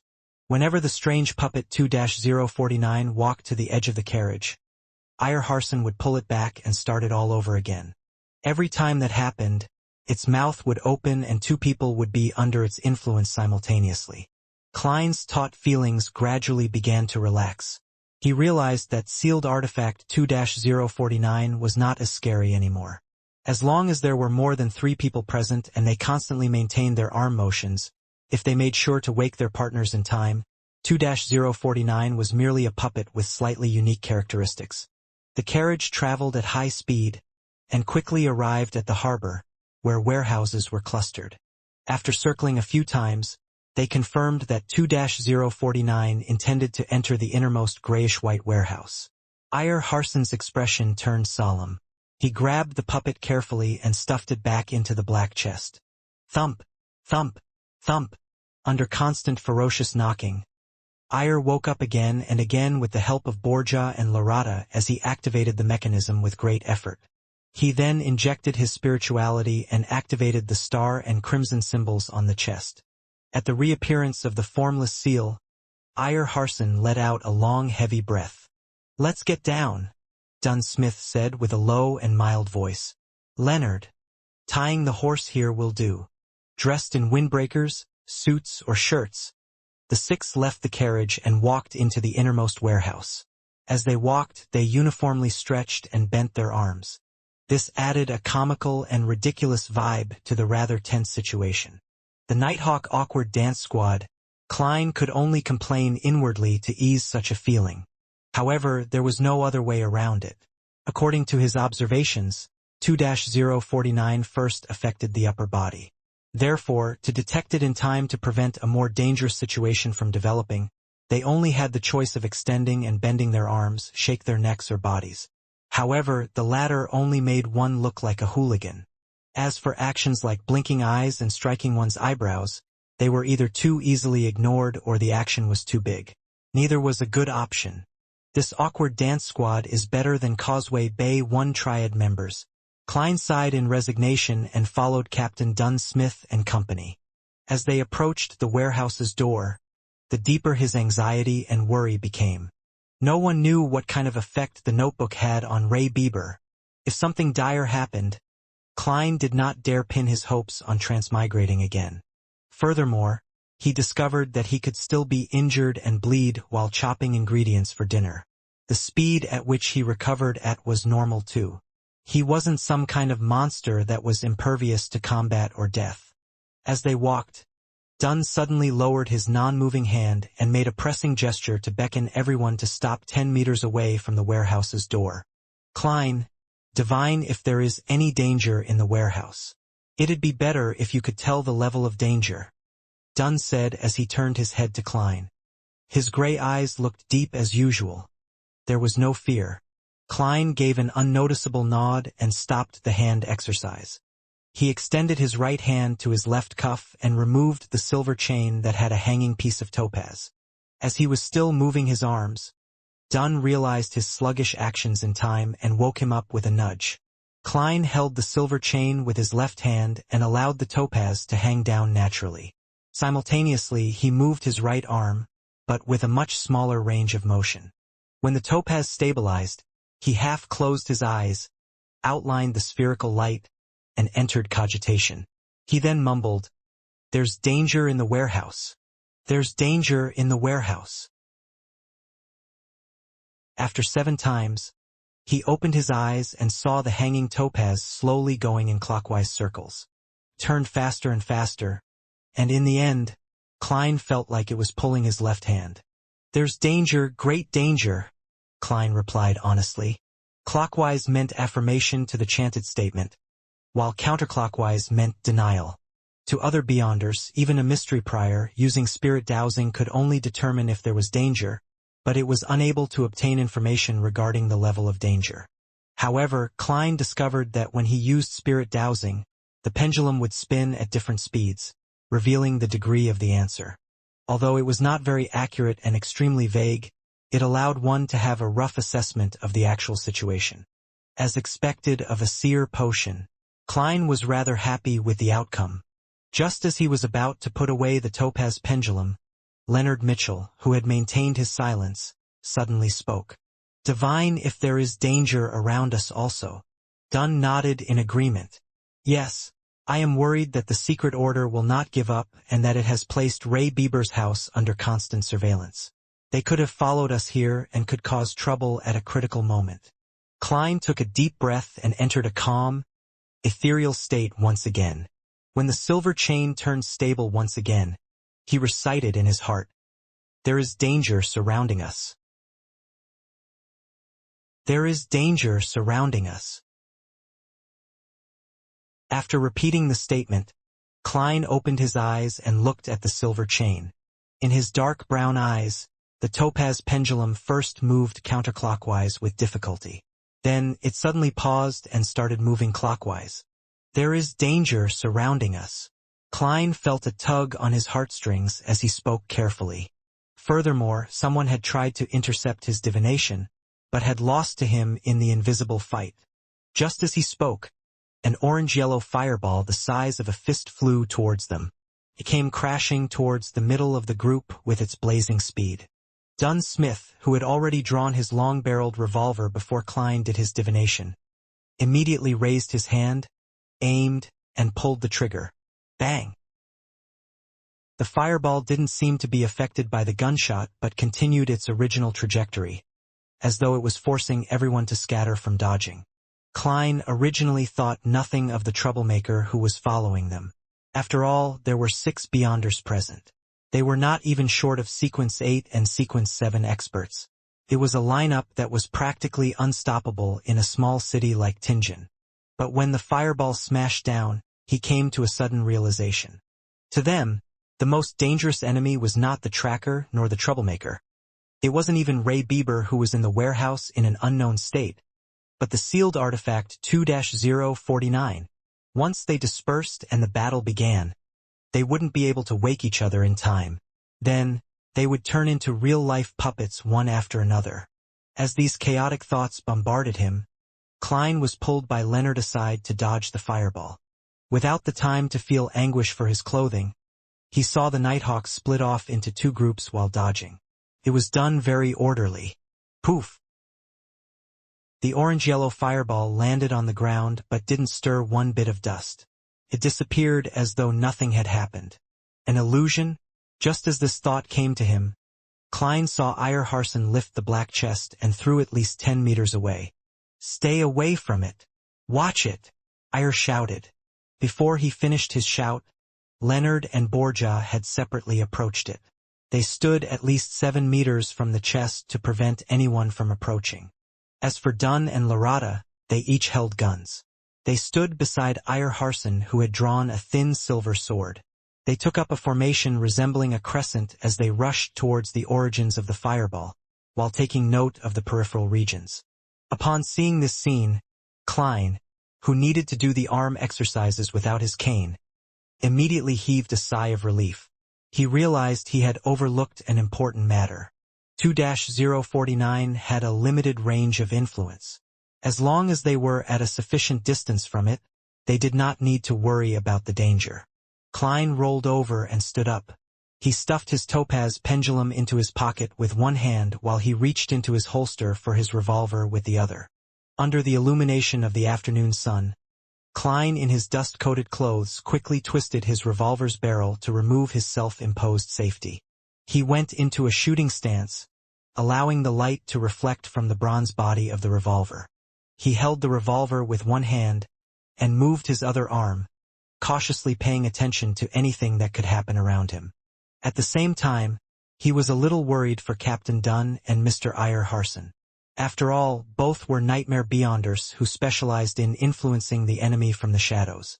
He did not know if they were adept at direct combat. Just as Klein was having these considerations, Iyer Harson slowed down, his expression becoming serene and peaceful. He opened his mouth and recited a peaceful poem, one that seemed to place a person into the night. When once the sun sinks in the west, and dewdrops pearl the evening's breast, almost as pale as moonbeams are, or its companionable star, the evening primrose opens anew, its delicate blossoms to the dew, and hermit-like, shunning the light one. The recital reverberated around them. Klein nearly lost his tense feelings and completely relaxed. He was lucky that he had experienced something similar before and was not facing Iyer Harson. Thus, he quickly collected himself and entered a half-cogitative state to combat the influence of the poem. Phew! He let out a sigh of relief. He no longer had any doubts about Dunn's and Iyer's direct combat abilities. As he had only advanced recently and still did not have a deep understanding of sequence potions, Klein had forgotten that the Sequence 7 Nightmare was the advancement of Sequence 8 Midnight Poet. They could keep whatever abilities they had before and, in fact, enjoy a small increase in their abilities. The impression Klein had of midnight poets all came from Leonard Mitchell. He knew that this job inherited the unique traits of a sleepless. They were good at combat, shooting, climbing, and sensing. They were also adept in influencing the living creatures around them through the use of various poems. In simpler terms, they were violent poets. While Eyre was reciting his poem, the large wooden crates stacked up around them seemed to suddenly ripple like water. A man wearing a black tuxedo and top hat appeared. But this man's face was painted in 3 pastel colors: red, yellow, and white. The sides of his lips were arched high like a clown, forming a ridiculous contrast with his formal, where that was suitable for joining an evening banquet. Thud, thud, thud. The black-haired Larata, who had been introduced as a sharpshooter, charged forward quickly. She had a gun in one hand and had clenched the other into a fist. She made it within inches of the suited clown in a few steps. The suited clown seemed to be affected by Eyre Harson's poem. His body was swaying, and he had a peaceful expression in his eyes. He did not have any desire to retaliate. Larata tilted her body with a boxing maneuver as she pulled back her fist, then punched toward the suited clown's face. Bang! The air crackled as the suited clown shattered suddenly like a mirror, pieces quickly evaporating and vanishing into thin air. At this moment, the suited clown quickly appeared once again in the shadows of the wooden crates a few steps away. The suited clown's figure outline quickly appeared again. The person under the influence of the poem was only an illusion. It was a performance. The suited clown grinned again. It had a comical look as he pressed down on his top hat with one hand and pointed a finger gun with the other. Bang! The sound of a shot rang from the finger gun. Larata fell to the left and rolled on the floor, dodging the attack. But nothing had happened except for the fake gunshot. Bang! Bang! Bang! Dunn and Eyre each lifted their guns and fired steadily. The suited clown dodged adeptly, sometimes to the right and left, sometimes rolling on the ground. It was as if he was an acrobat act in a circus. Suddenly, Larata surprisingly charged forward again. Despite being called a sharpshooter, she was still using her fists. Bam! The suited clown could not dodge the attack in time and could only lift his left arm to block the fist. Seeing the clown stop, Dunn and Eyre did not hesitate to each take aim and pulled the trigger. At this moment, the arm that the suited clown used to block Larata's fist ignited with an orange-yellow flame. In an instant, the flame enveloped the suited clown and spread towards Larata. Bang! Bang! Dunn and Eyre fired their revolvers, hitting the ball of flame. The flames burned rapidly and soon, all that was left were black ashes floating in the sky.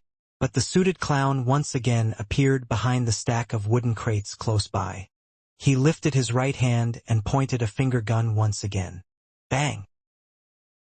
Amid the illusory gunshot, Larata suddenly stopped in her tracks. She did not charge forward.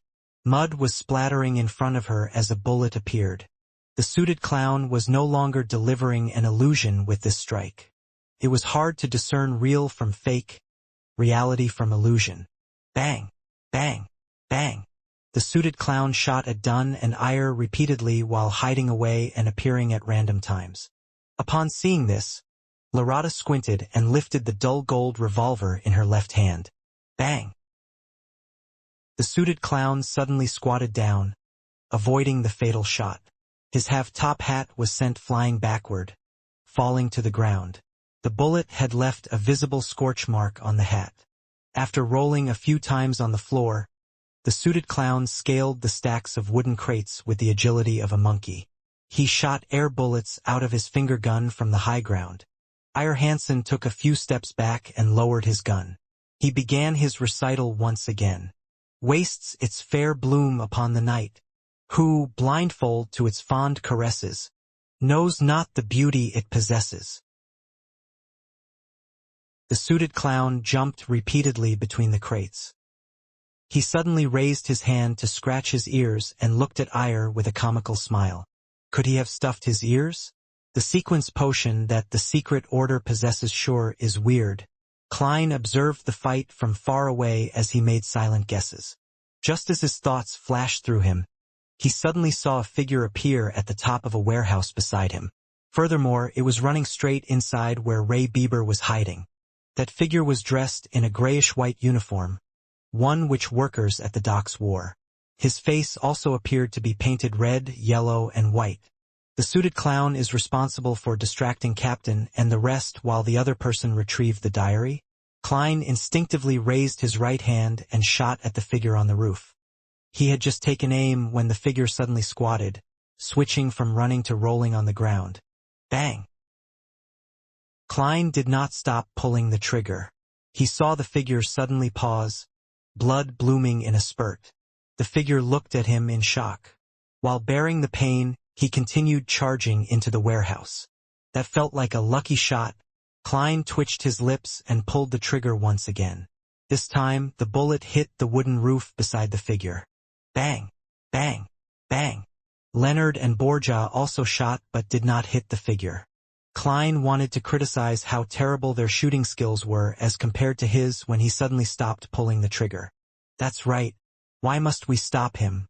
Didn't I divine that there is grave danger in the warehouse just now? Wouldn't it be great if we let that guy be the vanguard and step on the landmine for us? Leonard and that Mr. Borja must have had the same idea. With this thought, Klein lifted the barrel of his revolver and shot at the sky. Bang! Bang! Bang!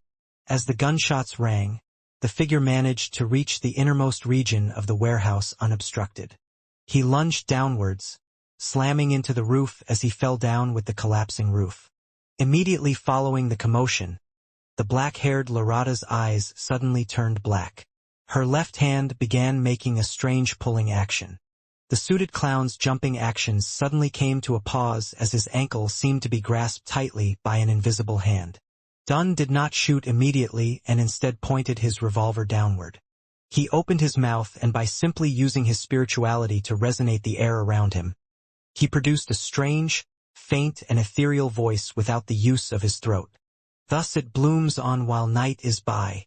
When day looks out with open eye, bashed at the gaze it cannot shun, it faints and withers and is gone. The suited clown suddenly became limp, as if he had lost the desire to live. Ire Harson lifted his handgun and took aim, his finger pulling the trigger immediately. In that split second, there was an abnormal and tragic wail that came from the warehouse. Ah!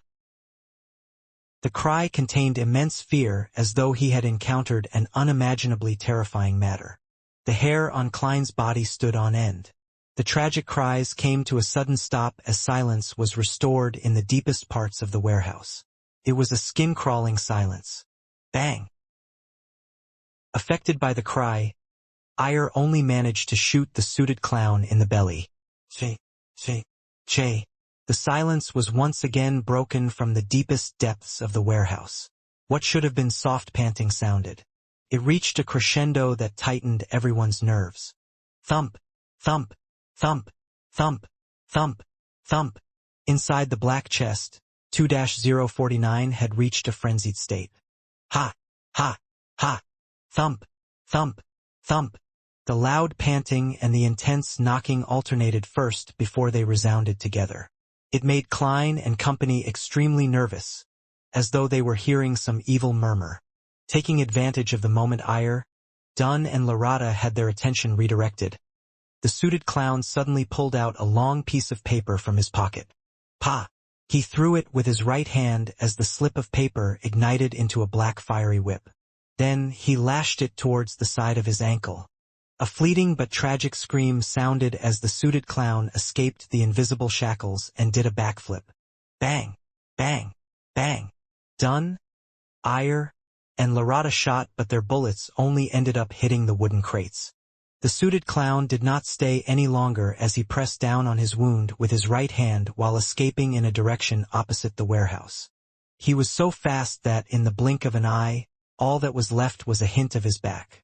And before he vanished, his right hand which pressed down on his abdomen moved towards his left arm. The wound on his stomach had already vanished, looking completely fine. The location on his left arm, which he touched with his right hand, suddenly became badly mangled, and a silver bullet appeared in the torn flesh. Dunn and the rest didn't chase after him because the panting from the innermost warehouse was so loud that it was making them nervous and insecure. Bang! The door of the innermost warehouse suddenly exploded and flew in all directions. Then, something wrapped with a torn cloth flew out and landed not far from Klein.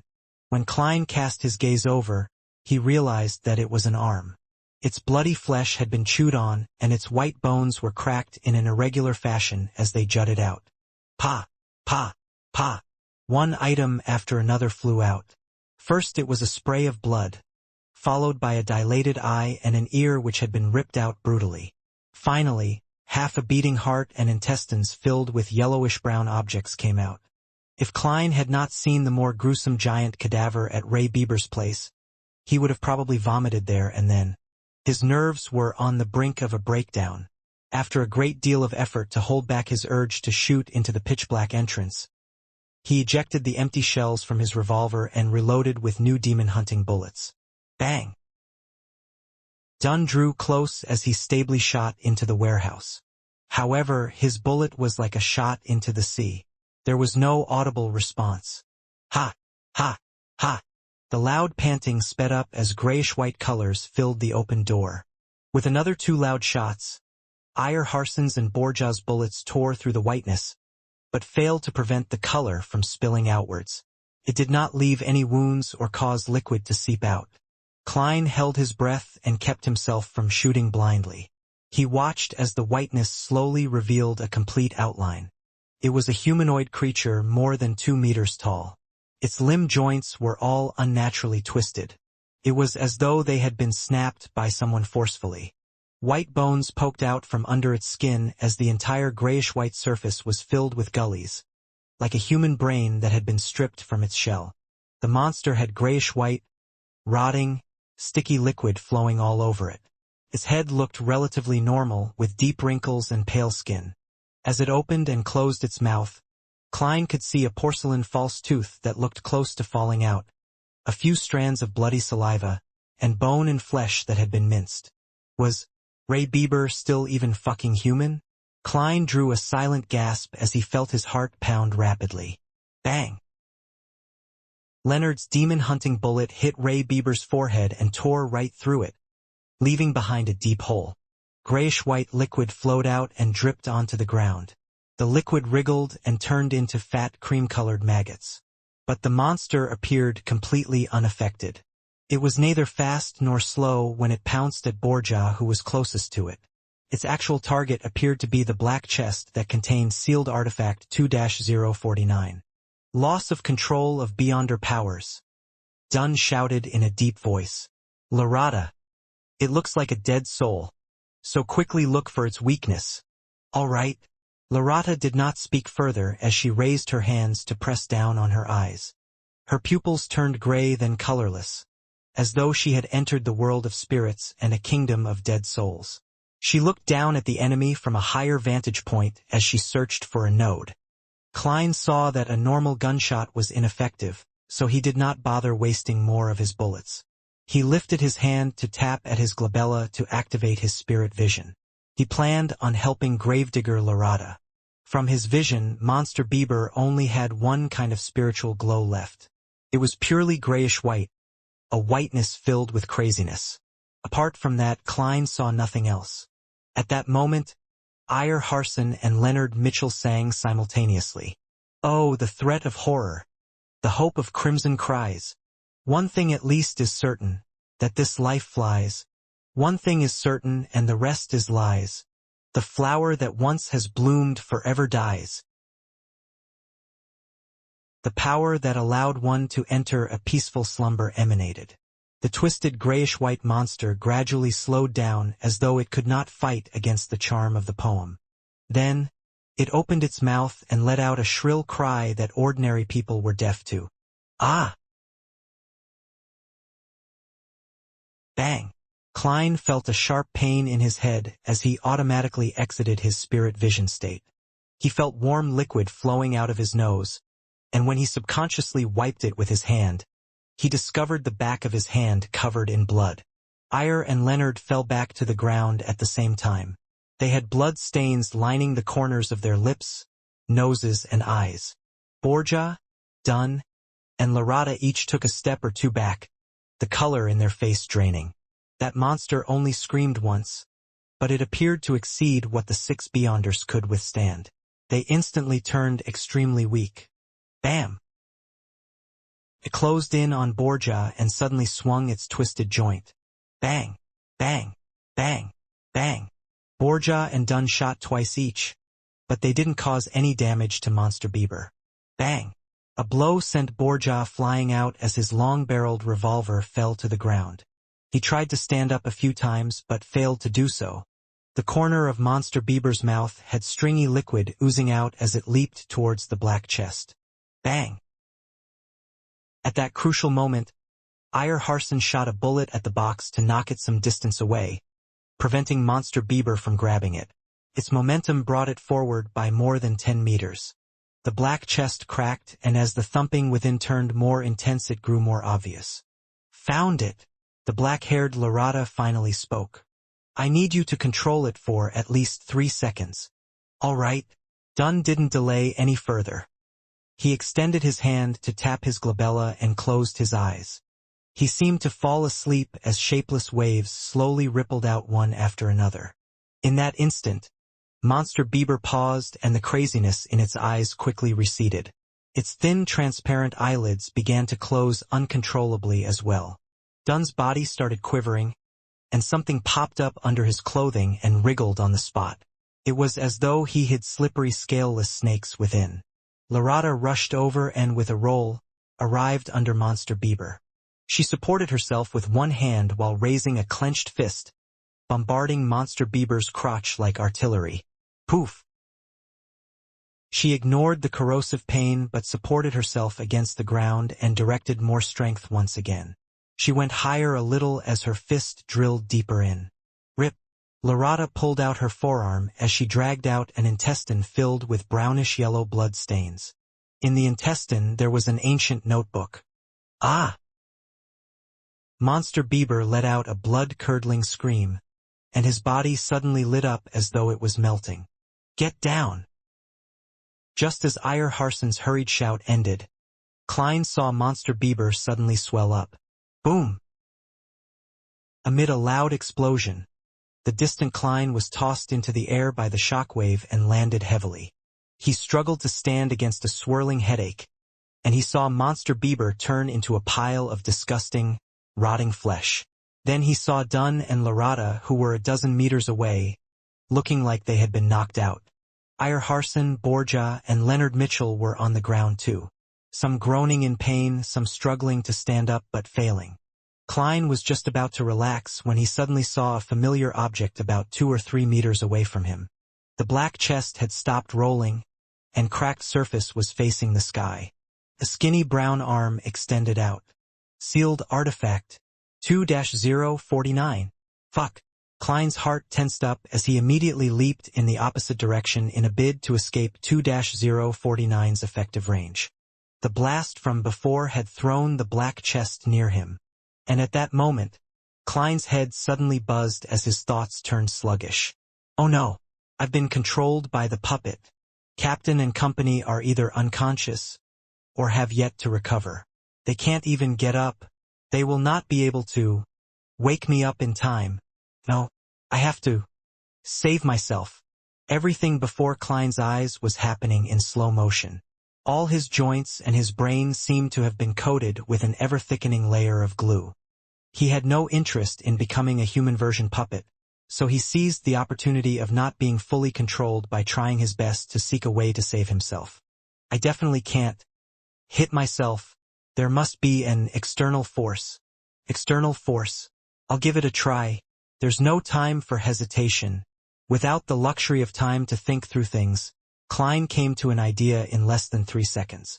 He moved his rusty knee joint and took a counterclockwise step. At the same time, he did not try to escape the invisible rope that hung around his throat. All he did was recite inwardly.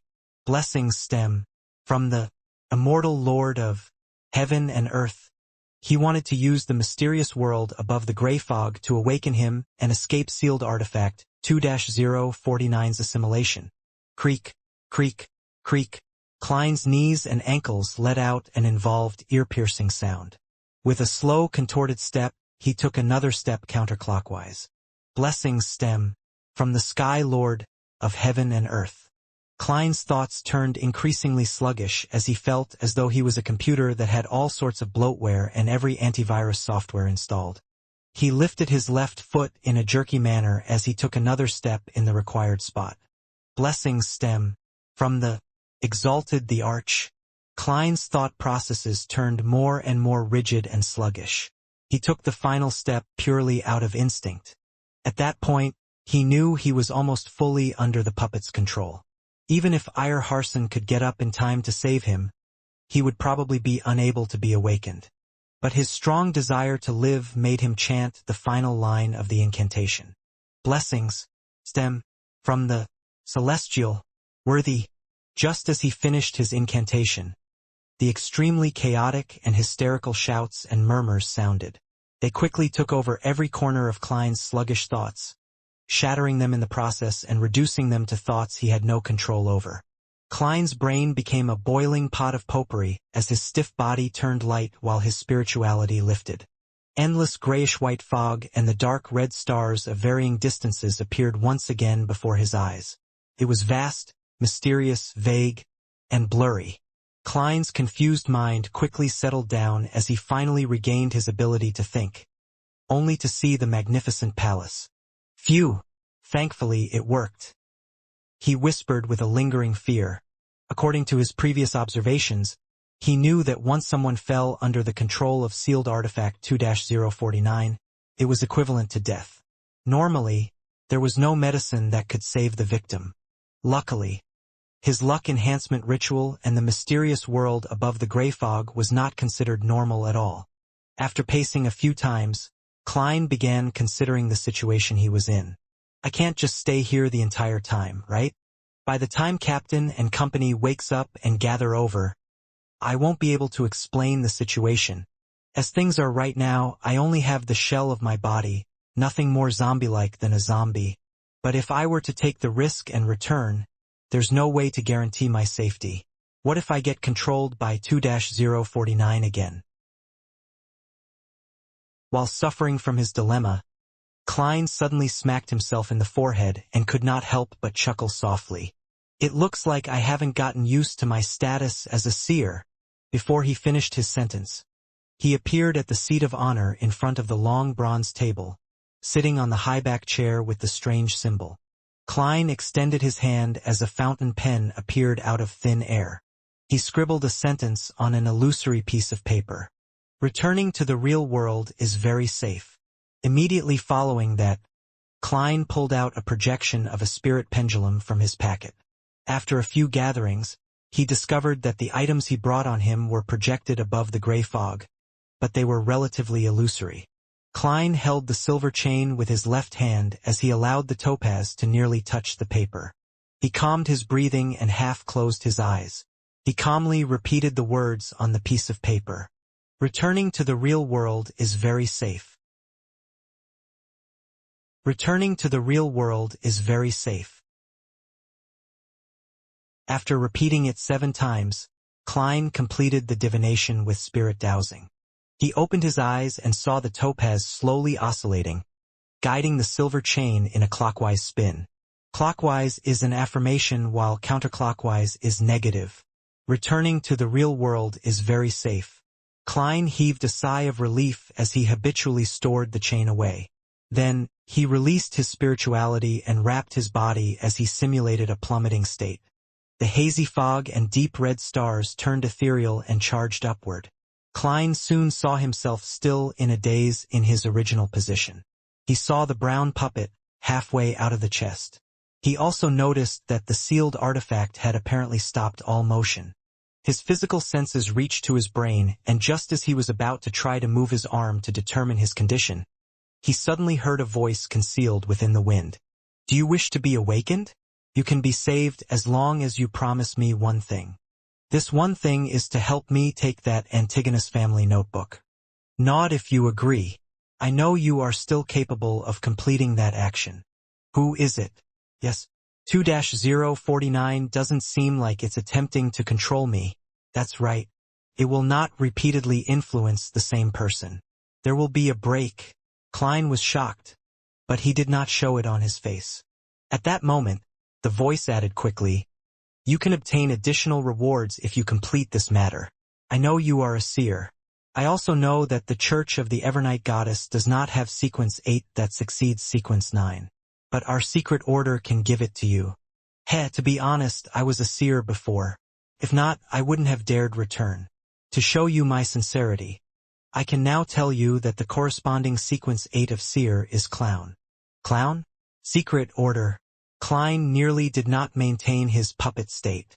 He never made the connection between seer and clown. Were they about to become the head honchos of a circus? All right, make your choice. Believe me, you no longer have much time left to waste. The voice sounded with the wind again. The distant Dunn and Larata were still unconscious. Borja seemed heavily injured as he moaned without moving. Iyer Harson and Leonard Mitchell were in relatively good shape as they attempted to sit up. Why me? The secret order. Is it that suited clown from before? After he escaped, he secretly returned in a bid to fish in troubled waters.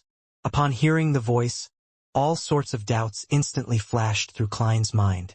Since the person said that he was a seer, Klein attempted using the thought processes of a seer to analyze the situation. He dared return because he divined hope.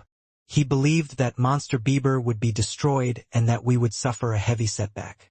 He did not take the notebook by himself or deal with us directly because he likely divined that it would contain immense risk.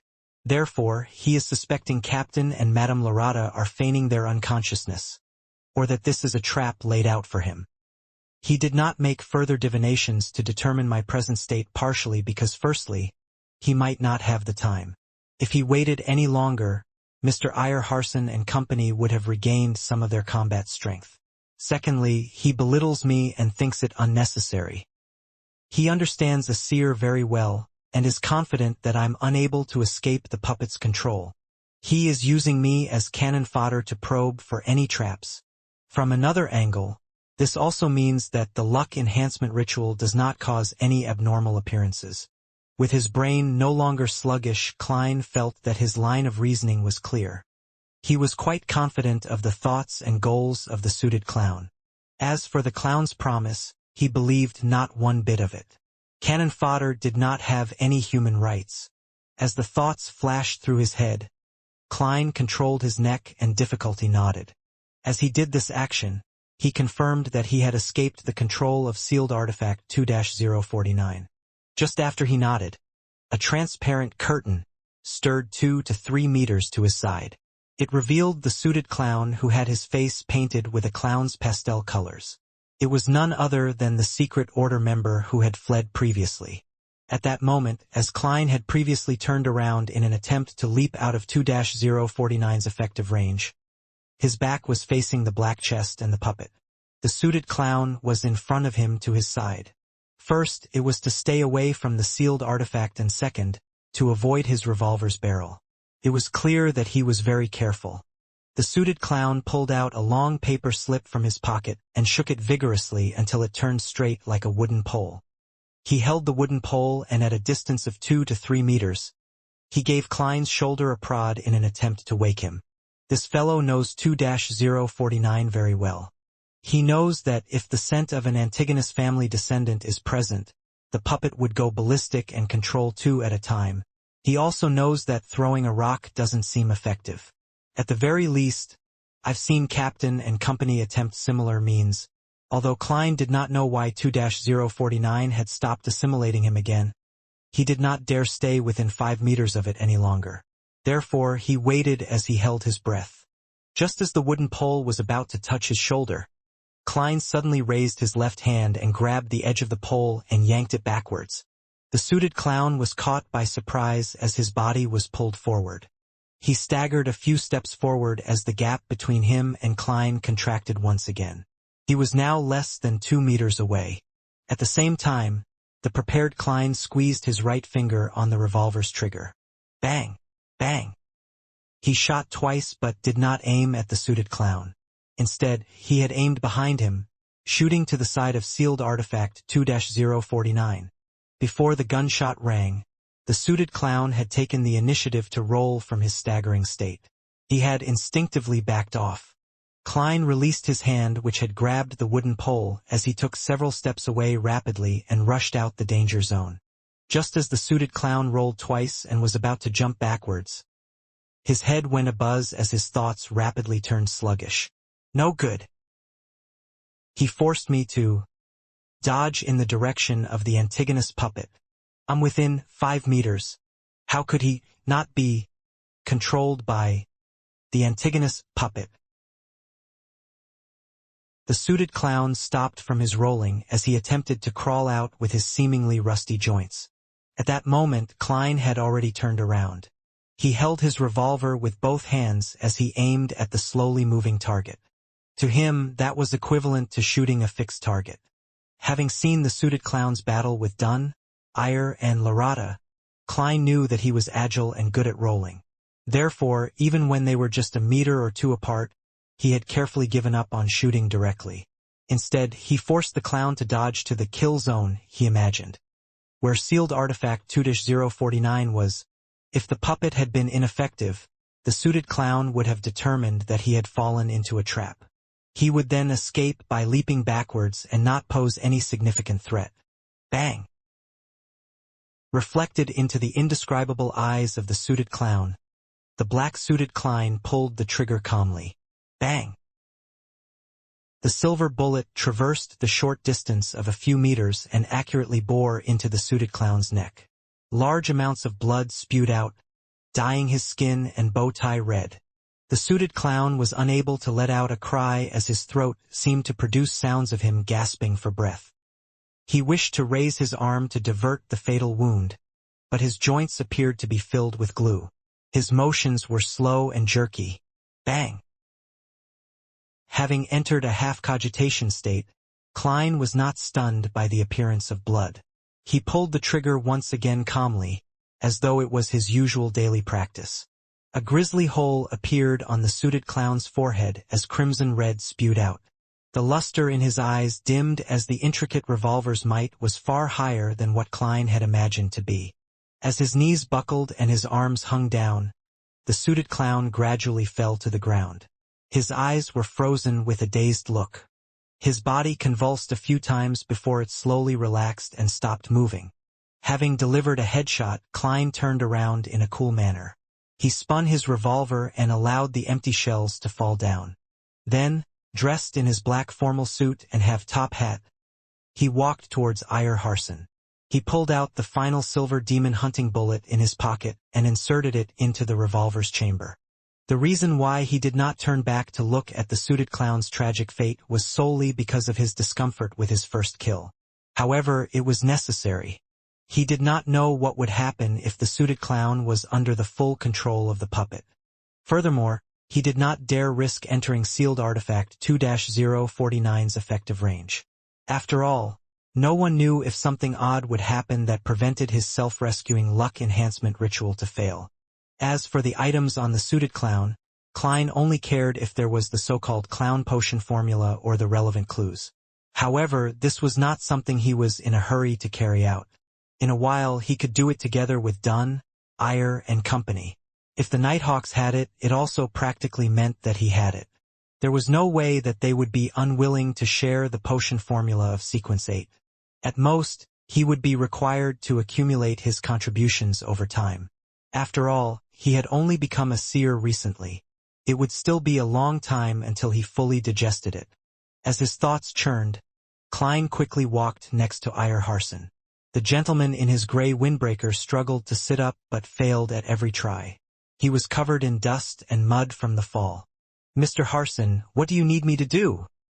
he asked, squatting down. He pointed the revolver in his hand at the ground in case of a misfire. Iyer gasped for air and sighed. The monster was too strong, if not for its weakness. Then, he pointed at a sky-blue metal bottle beside him and said in a self-deprecating laugh, "I was trying to consume some medicine, but my hand shook. The sky blue bottle was about the size of Klein's finger. It was not longer than 5 centimeters long, and a cap that hid spiral patterns had fallen to the side. The liquid had completely spilled. Klein reached out to pick up the bottle. As he looked at it with narrowed eyes, he answered helplessly, "Mr. Harson, there are only a few drops left in the bottle. Go to Borgia and search his body. In his inner pockets," Iyer said as he gasped for breath. "All right." Klein stood up and casually asked, "Is this restorative medicine? An item from mysticism?" "No, it only has certain restorative effects. The main goal is to stimulate our minds and squeeze out the potential of our bodies. It allows to maintain a decent state for a short period of time until we return, where we can receive treatment." Iyer attempted to sit up only to fail again. "Its name is the Goddess's Gaze. Remember to let Borgia drink half a bottle." Klein did not delay any further as he turned around. He briskly arrived at Borgia, who was groaning in pain. He found the uniform sky blue metal bottle from the Nighthawk's pocket. After removing the cap, he carefully held the bottle to Borgia's mouth. Having sensed it, Borgia tried hard to open his lips. The bottle was held up as dark red liquid flowed in Borgia's mouth. Klein estimated the quantity and stopped just in time. He then screwed the cap back on. The medicine was rather effective. It only took Borgia a few seconds after drinking to regain the spirit in his eyes. Furthermore, he whispered, "Thank you." With that said, he pressed down on the ground as he slowly sat up. He first dealt with his wounds before walking to the unconscious Larada and Dunn. Then, he retrieved the Goddess's Gaze from the latter's inner pocket. Klein returned to Iyer's side and fed him the remaining half bottle. After Iyer panted a few times, his actions suddenly became nimbler. He stood up as though he had never been injured.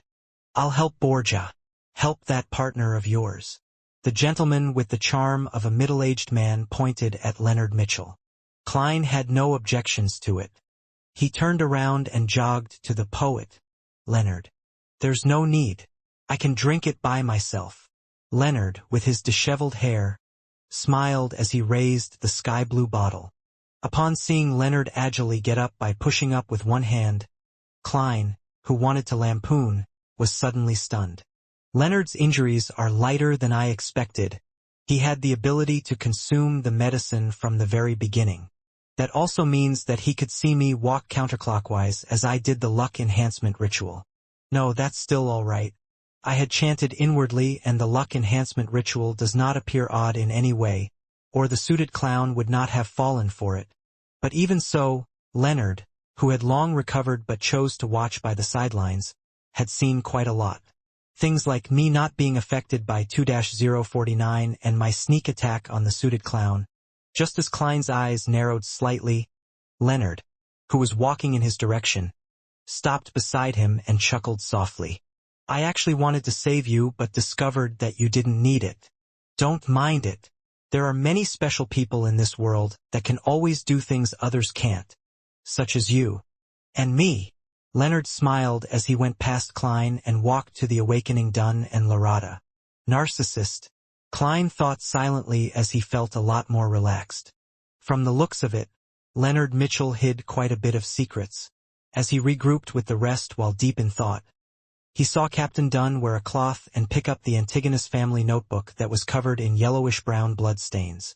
The notebook's cover was completely made of thick black paper. It suffused an aura from an ancient and distant time without any signs of softening or rotting. It was nearly identical to the one he saw in his dream. He even suspected that flipping it open would only make him see the fool wearing splendid headgear. However, he soon realized that he was overthinking things since Dunn had flipped open the notebook to make a final confirmation. Klein was unable to discern the words on it due to his poor angle, but he was certain that there was no drawing of the fool with his gorgeous clothes and splendid headdress. Ahem, there's nothing wrong with it. Dunn closed the notebook and held it securely. Then he looked at Iyer and company. "Let's store this notebook and sealed artifact 2-049 behind Tingin's Cheney's gate. We can wait until all of you are recovered or Backlund sends someone over." Upon hearing that, Klein felt a little disappointed once again, but also felt happy. He wished to see the Antigonus family's notebook once more and figure out the reason for the death of the original Klein, Welch, and Naya. However, he also felt that the ancient item was filled with misfortune. It often brought catastrophe, so he did not dare touch it. Handing it to the church's headquarters and sealing it is considered the best choice. He secretly heaved a sigh of relief. All right.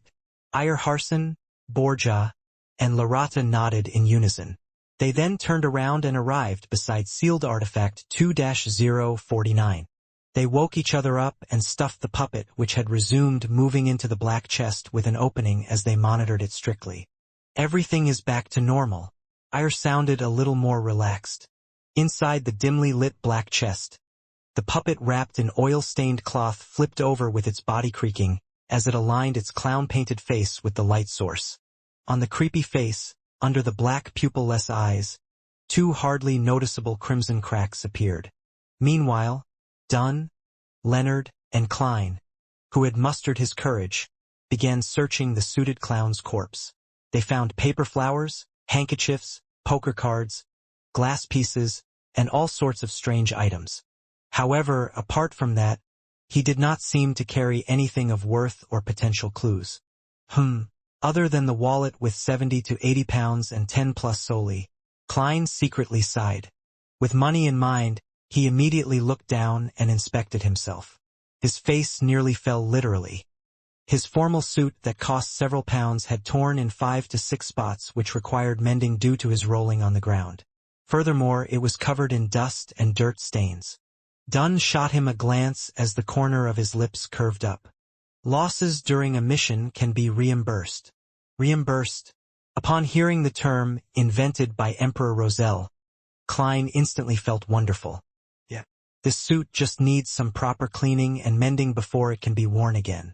It will still be presentable. When the reimbursement comes, I can buy another set and I can take turns wearing them. I am not the kind of person that uses a reimbursement for something other than what it was intended for. However, I should consider getting a set of clothes for combat in the future, such as a black windbreaker like Captain. Clothes with slightly poorer material would be much cheaper than a tuxedo. TSK has the reason why the bastard, Leonard, doesn't like wearing formal suits been due to him having such considerations. Let Fry take care of the dead body. We'll see if he can find what the man originally looked like or find any relevant clues. Dunn touched the suited clown's face paint with his gloves. Then, they searched the innermost warehouse and saw that there were splotches of bloody flesh that looked like they had been smashed by boulders. They also saw one white bone after another that had been strewn everywhere. Ray Bieber was absorbing the power in the notebook via an ancient ritual, just like how we would consume a higher-level sequence potion. A ritual like that is full of danger. It must be performed in an environment isolated from all disturbances, and the ritual would have required him to enter a deep sleep for a certain amount of time. That was probably why he had yet to leave Tingen. Dunn guessed at the possibilities after inspecting the warehouse. Upon hearing such a description, Larata laughed. Her black hair contrasted sharply with her pale face. Such a pity we awakened him ahead of time. His anger at being woken up truly left a deep impression on us. This is a kind of losing control. Dunn looked towards Klein and told him, as both an explanation and a lecture, why didn't he just leave Tingen and try to absorb it elsewhere? Asked a perplexed Klein. Ayer laughed and pointed to his head. People influenced by ancient or sinister powers often are lacking in this department. At that moment, Dunn inhaled and said while hiding his pain, Leonard, you are still in good condition. Stay here and do not allow ordinary people to come close. The rest of us will immediately search for items among Ray Bieber's remains. We will return with them and the sealed artifact, as well as the Antigonus family's notebook. We will then get Fry, Royale, and the police to come here. All right, answered Leonard with a relaxed expression when he heard Dunn's suggestion. Following that, everyone walked out of the warehouse and came close to where Monster Bieber had self-destructed. With him at the origin, they began searching outwards radially. Captain, what are we looking for? Klein looked at the rotting flesh and blood that was strewn everywhere. He held back his urge to retch as he looked at Dunn Smith beside him ponderingly. Dunn did not look up. Instead, he used his deep gray eyes to sweep the ground. Awakening ahead of time, losing control, and becoming a monster. This means that Ray Bieber did not fully absorb the Beyonder powers provided by the notebook. It also means that a part of his body is considered extraordinary, making it prime material. If you ever encounter something similar, make sure not to miss out on doing a search. It might be a relatively important item. So that's the case. Klein nodded slightly in enlightenment. In the blink of an eye, he thought of another matter. If the part where Monster Bieber had concentrated the Beyonder powers were some indescribable part, wouldn't that be awkward? Wouldn't it be extremely disgusting to concoct it into a potion? Just as Klein's mind wandered, Borgia, with his sharp eagle-like eyes, suddenly shouted, "Found it! Ahem!" Dunn and company immediately turned and closed in. Driven by his curiosity, Klein walked over to Borgia with a quickened pace. Soon he saw the item before Borgia. It was a grayish-white item about the size of a fist. Its surface was filled with gullies and it looked soft but ductile. It looked like a brain that had been extracted out of a living being. Although Klein was unable to make out the extraordinariness of the blob of grayish-white, he was certain that Borgia had not made a mistake since it had remained intact despite the violent explosion it had undergone. Dunn carefully observed it and squatted down. As he extended and bent his right arm, he used his black-gloved left hand to carefully grab the grayish-white item. The moment it was touched, the blob of grayish-white immediately spread out into an extremely sticky liquid. At that moment, Iyer Harson took out a tin-colored square case, removed the cigarettes from them and placed them into his pocket. Then, he handed the square case to Dunn and smiled. "I know you only like pipes." Dunn chuckled and took the square case. Then he poured the grayish-white sticky liquid into the case for temporary storage. After storing it away, everyone did a cursory sweep of the area.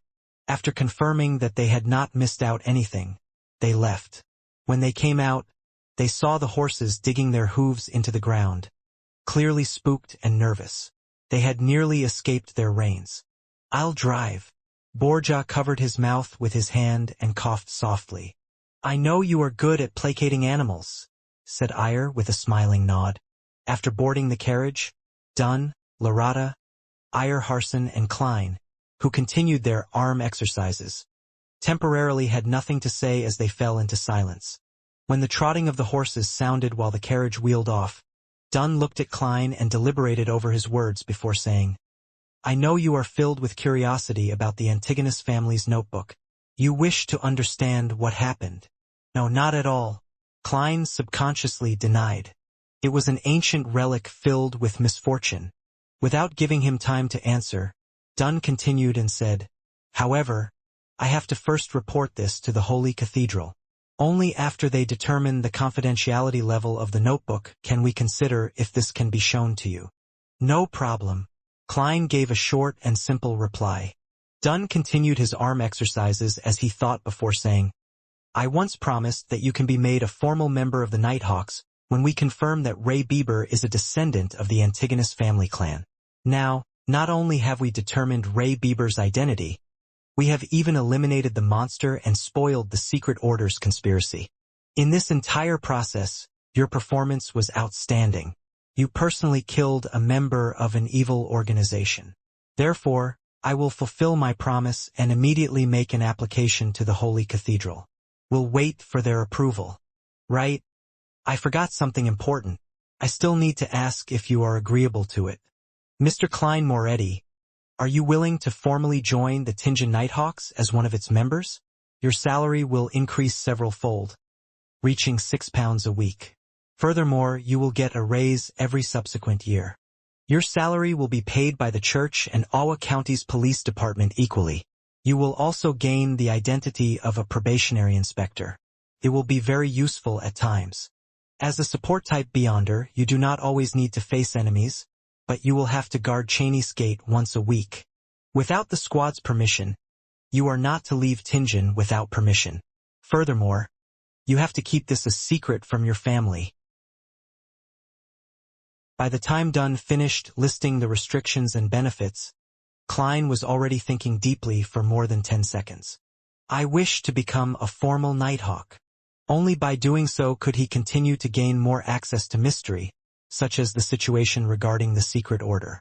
After reading the gathered Roselle diaries, Klein had some changes in thoughts about himself. Being skilled in mysticism knowledge to seek a way home was an immutable goal of his. Raising his strength further to more safely make the mysterious space above the gray fog do his bidding before using it to return home was a new addition to his goals. Just as Emperor Roselle said, simply relying on external powers was very dangerous. Furthermore, after becoming a seer and obtaining beyonder powers, Klein sensed that he had a better grasp of the mysterious space. For example, he could pull another person into the gathering. This forced him to consider what possibly beneficial changes would happen to the mysterious space above the gray fog when he reached Sequence 8, Sequence 7, or an even higher sequence.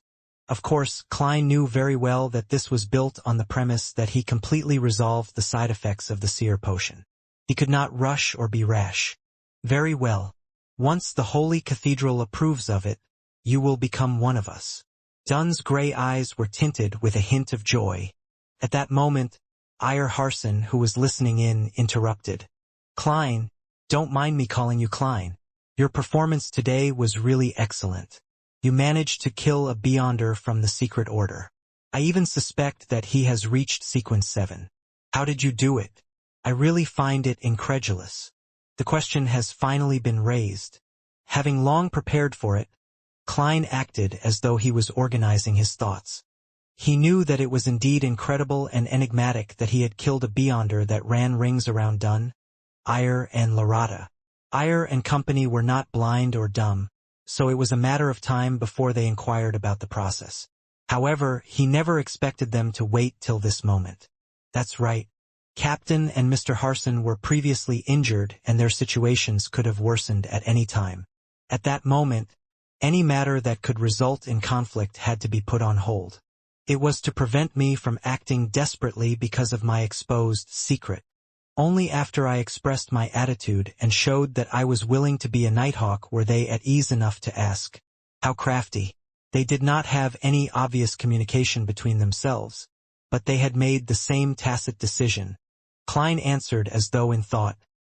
It's an extremely lucky event. The clown in the tuxedo had made a fatal misjudgment. Back then, sealed artifact 2-049 was thrown near me as a result of the explosion's blast. It looked about 5 to 6 meters from me, but it was only a crude observation. It was very easy to come to the conclusion that I was within the sealed artifact's area of influence. And back then I was feeling faint because of the explosion. My actions turned sluggish and looked as though I was being controlled. It was unknown when that suited clown came close to me in an invisible state. He tried to entice me by offering to save me and the corresponding Sequence 8 clown of the seer potion. He wanted me to help him retrieve the Antigonus family's notebook. Right? He said that the secret order is in control of the seer potion's corresponding sequence pathway, and that he was once a seer. Klein recounted the situation back then in detail. He even described the theories he had back then, including how he believed that the suited clown had divined that taking the notebook would be an extremely risky endeavor. Thus, he had changed his plans. Of course, all the truths were used to conceal the lie made in the beginning, that he had been controlled by sealed artifact 2-049. Divined that it was extremely risky to retrieve the notebook? Yes, it's indeed highly risky. However, the risk was actually because of you, said Larada with a chuckle as she covered her mouth. His divination was right, but it caused him to end up in a fatal situation. This sure is an interesting account. Klein was taken aback before he nodded seriously. Indeed, divination is never crystal clear, and that vagueness only means that an interpretation can be wrong. Yes, I have to take note of that. How did you finish him off after that? Asked Dunn while he did his arm exercises and leaned back. Klein smiled. I pretended to agree to him and made him awaken me. However, he did not dare enter the effective range of the sealed artifact. He stayed 2 to 3 meters away and used a strange paper slip in an attempt to push me. I seized the opportunity and pulled at his paper slip, causing him to be thrown into 2-049's effective range. I then complemented it with repeated shots and completed my goal. Hey, it's quite an embarrassing matter for me. I didn't even have the confidence of hitting him despite being only 2 to 3 meters away from him. Ire nodded slightly. With his evasive abilities, a distance of 2 to 3 meters is not an absolute guarantee. You might be able to strike him but fail to hit him in a vital spot. That would only make things worse. Your choice back then was impeccable. Can even be said to be outstanding. If I were in your shoes, I might not have been able to do it better than you. He did not ask further. After all, the suited clown's entry into the sealed artifact 2-049's area of influence basically sealed his fate. He became a living target. The subsequent sequence of seer is clown. How odd. Dunn suddenly said with a sigh. Ire Harson added, exactly.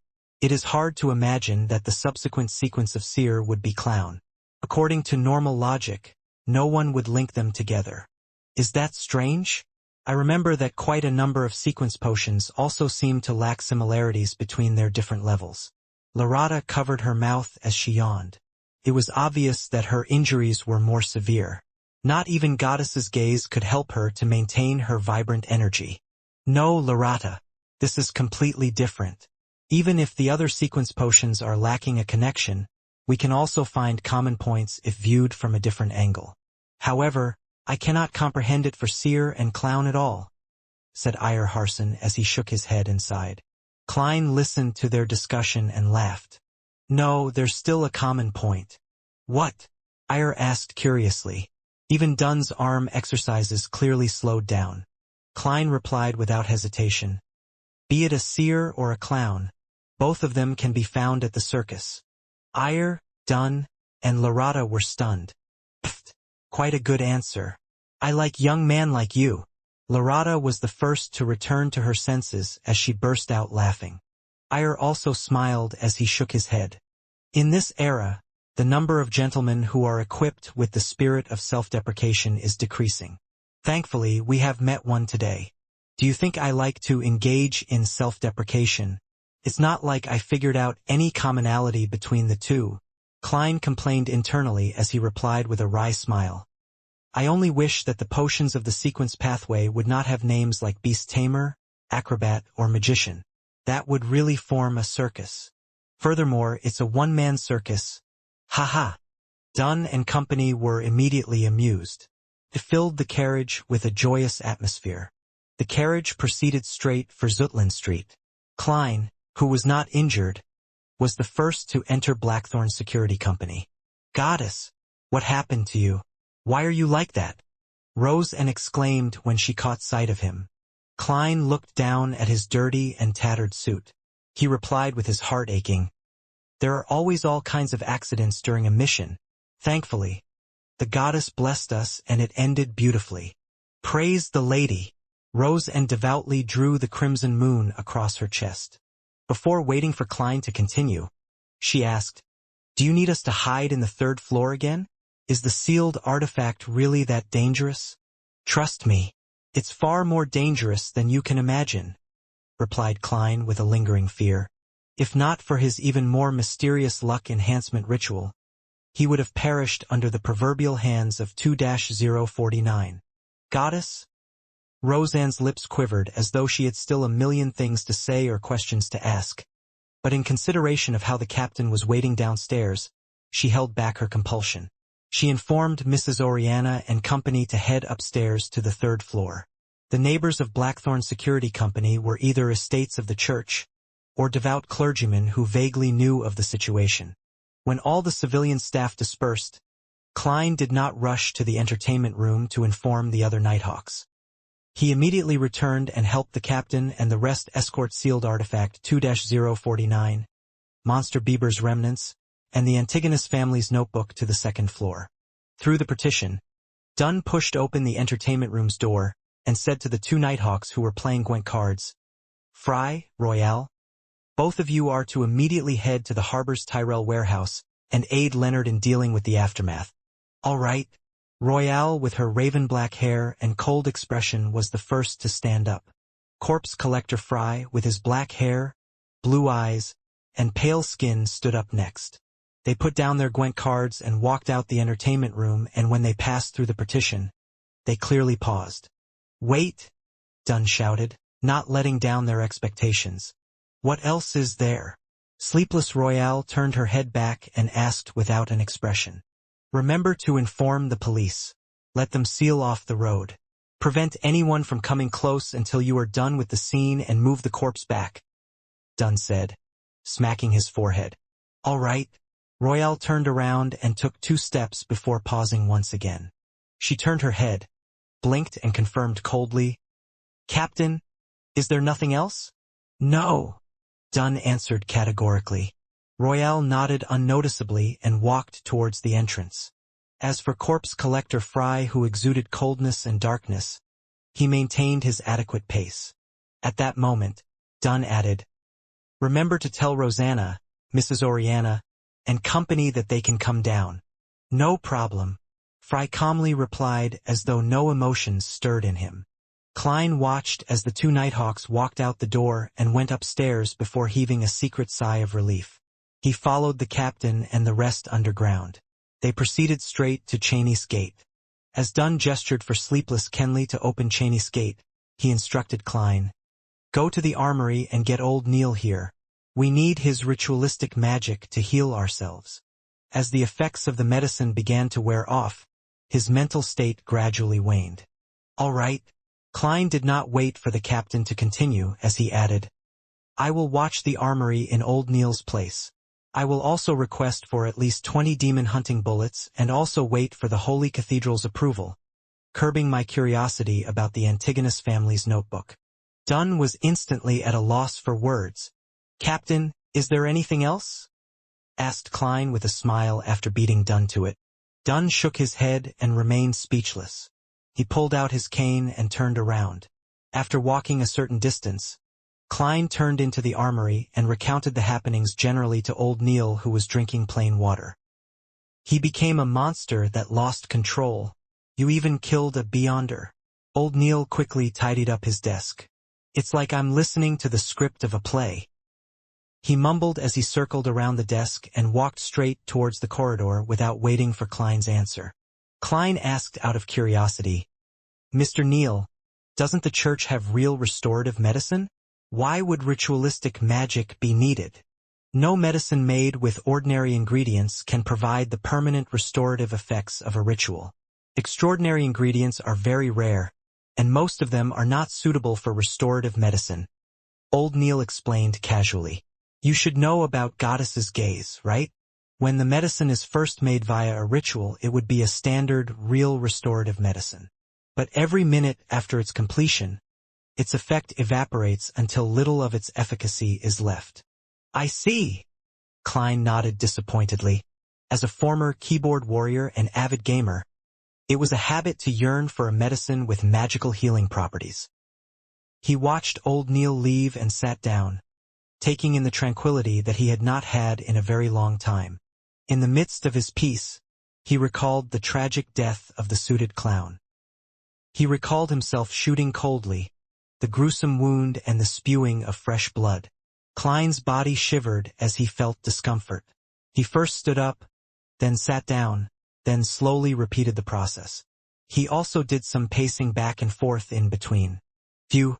He let out a breath and decided to occupy himself with something so that he could stop thinking of those negative images. Klein took off his silk hat and formal suit. He then took out a handkerchief and a brush to clean off the dirt and mud. After an uncertain amount of time, he heard old Neil's familiar footsteps. Old Neil's gait involved him walking on his heels, and it made a distinctive noise as he ambled down the hall.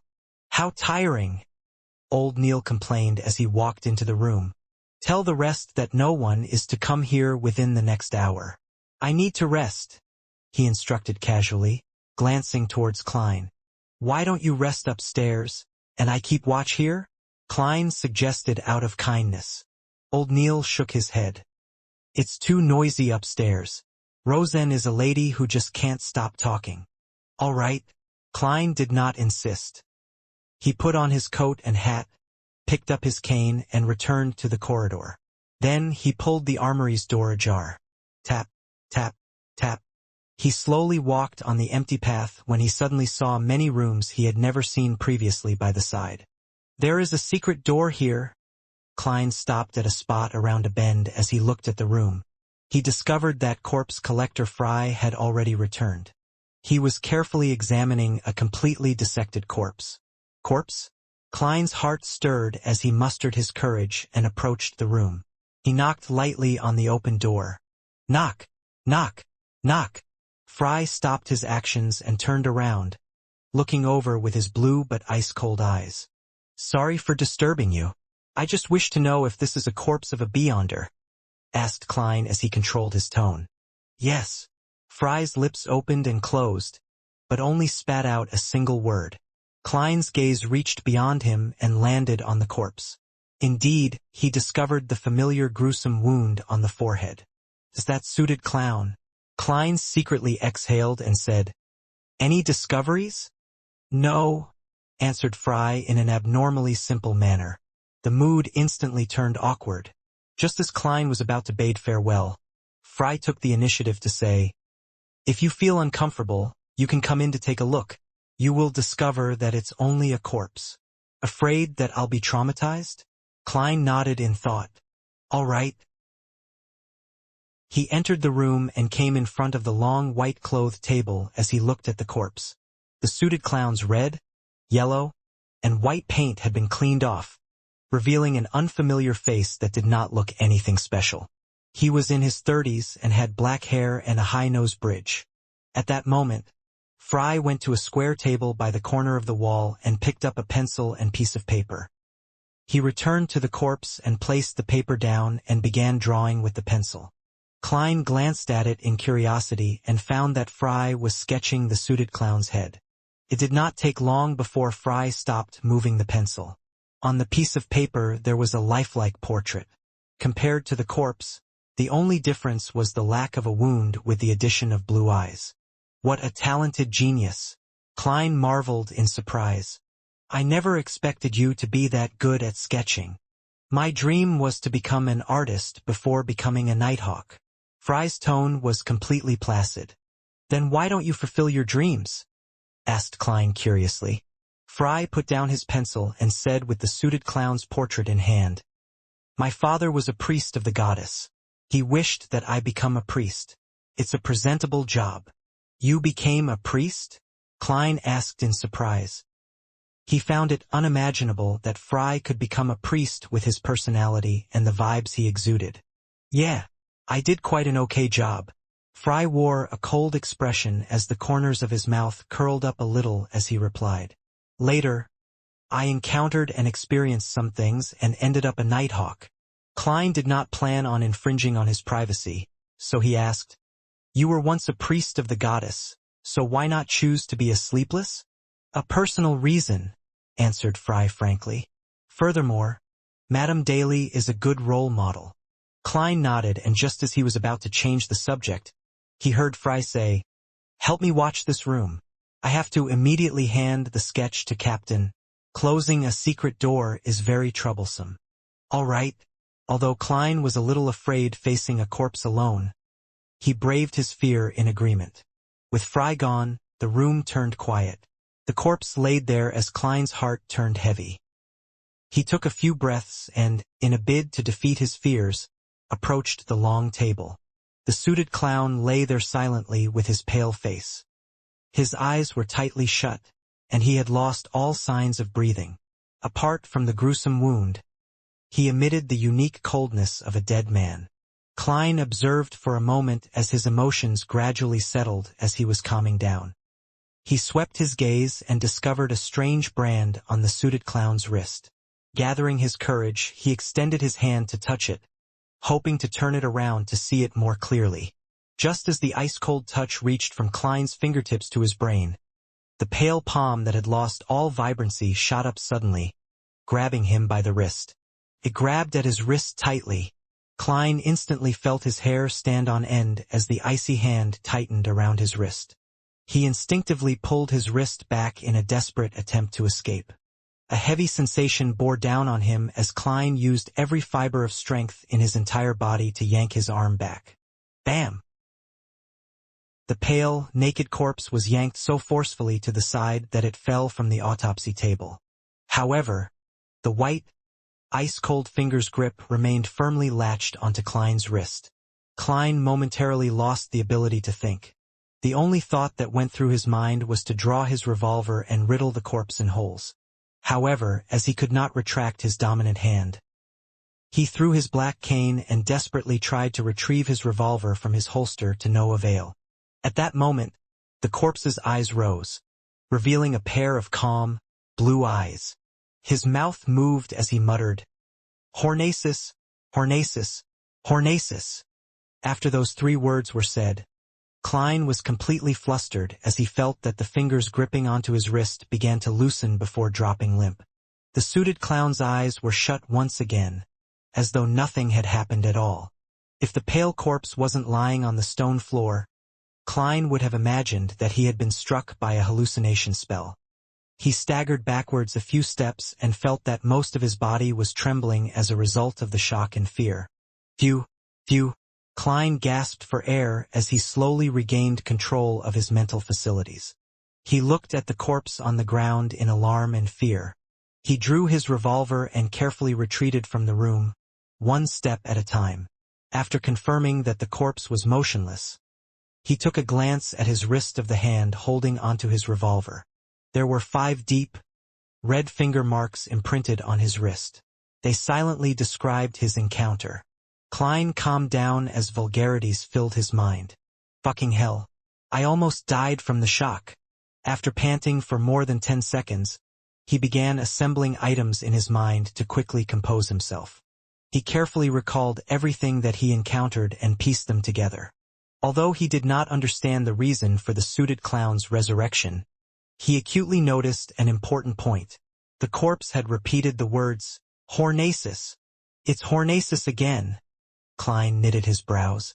The Antigonus family's notebook has records of a nation of the Evernight in the Hornasis mountain range.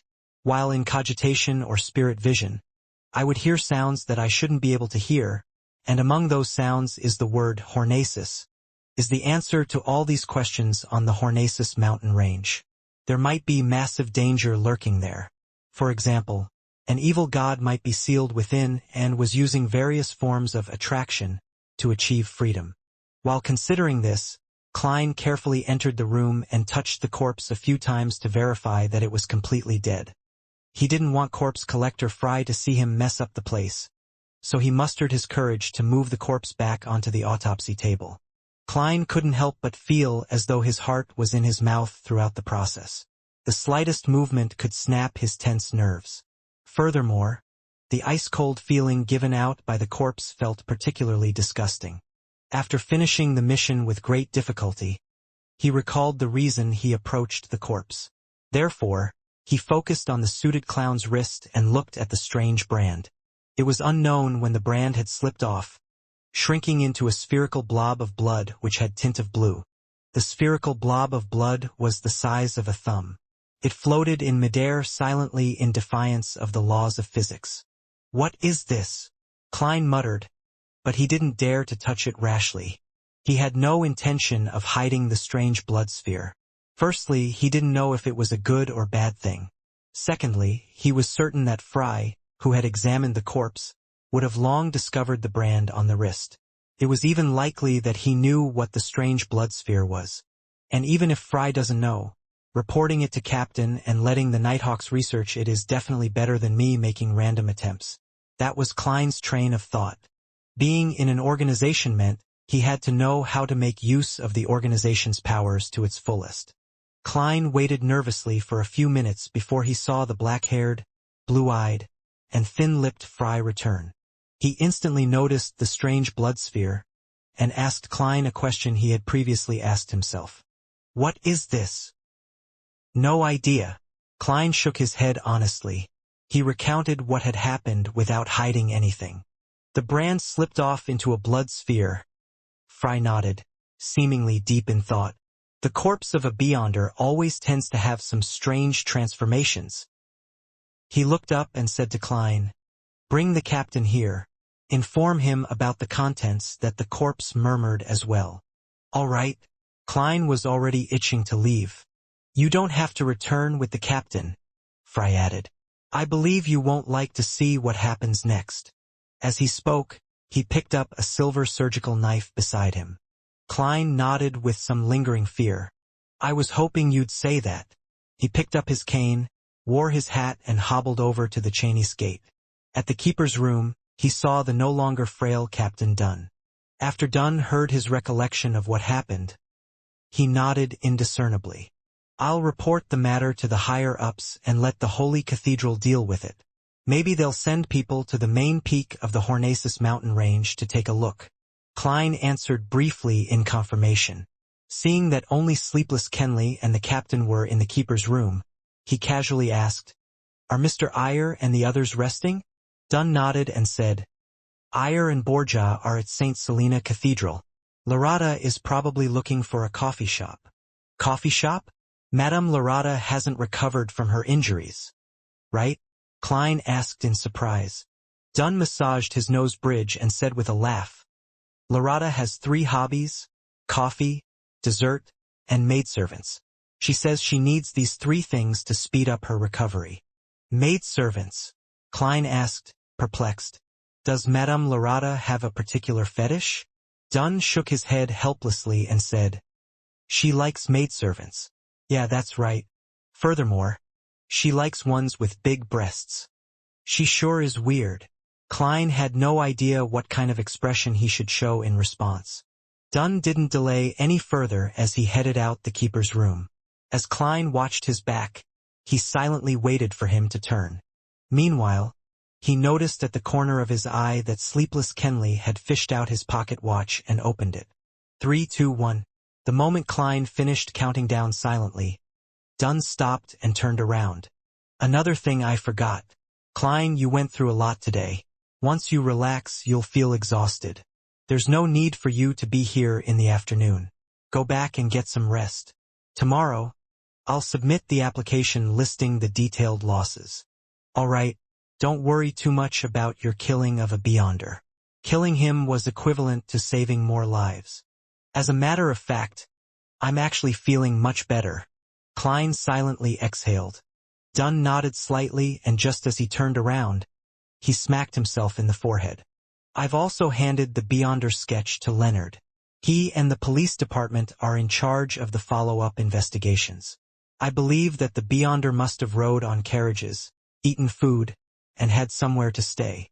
Wherever he goes, whatever he touches, whatever he leaves behind, even unconsciously, will serve as a silent witness against him." Emperor Rosel's words are truly sensible. "Yes," Klein answered, stupefied. After the captain walked far away, he left the keeper's room and slowly walked to the 2nd floor. Along the way, he suddenly recalled something as he experienced an additional bout of fear. That suited clown claimed that the secret order controlled the corresponding sequence pathway of seers.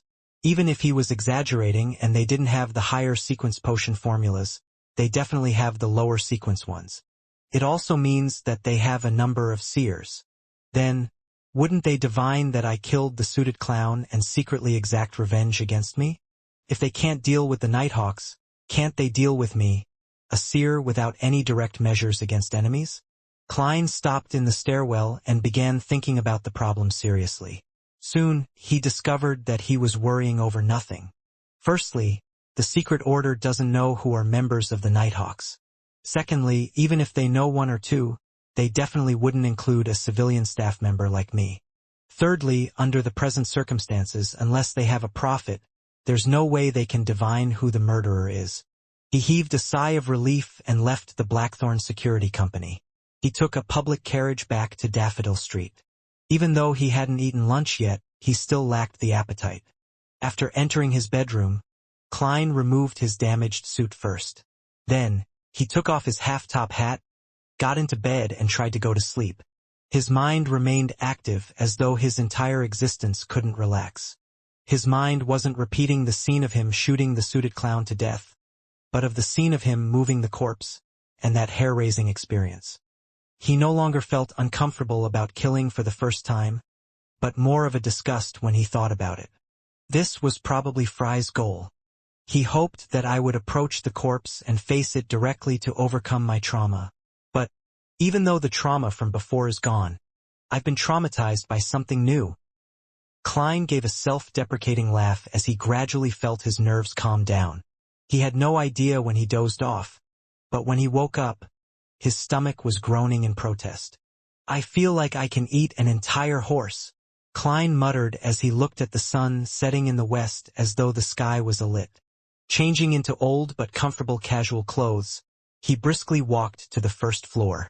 Before he could consider what to make for dinner, he heard the door open. Melissa, the corners of his mouth curled up at the thought. Ever since she began taking the public carriage, his sister no longer returned home late. The key twisted as the door opened. Melissa walked in with her bag that contained her books and stationery. She looked at the kitchen and said, "Klein, there's a letter for you. It's from your mentor." "A letter from mentor? Right. I wrote to him asking about the relevant historical situation of the Hornacis main peak." Klein was taken aback at first before he recalled the matter. After having dinner, a satiated Klein casually lounged on the living room sofa. He used a small letter opener to open the letter he received from his mentor. Melissa was sitting by the dining table at the time, working hard on a textbook problem, with the gas lamp for illumination. Benson was cradled in a single-seater, reading Accountancy for Beginners. Klein found 3 pages in the letter that he read with both fear and anticipation. "Very happy to receive your letter. It reminds me of the good old days over the past few years. Unfortunately, Welch and Naya have left us forever. I attended their burials separately and could feel their parents' anguish. The two of them were young adults who were supposed to have beautiful, bright futures ahead of them. Fate is always so unpredictable. No one can know what will happen to you next. I've experienced more as I've grown older, and I can increasingly sense the weakness and helplessness of humanity. Regarding the historical information revolving around the Hornacis main peak, I recall that the archaeologist, Mr. John Joseph, once published a monograph detailing it. It includes his accounts of his time at the Hornacis main peak. He discovered a few ancient buildings that are more than 1,000 years old. What shames every historian and archaeologist is our inability to precisely date the era. We can only make a crude estimate based on the architecture style, the characteristics of the murals, and a few of the texts that we can decipher. It's quite unbelievable that such a tall mountain peak would have humans living there. Mr. Joseph has ample evidence to prove that those humans developed a civilization that they can call their own. As for the details, it is hard to fully describe them in this letter.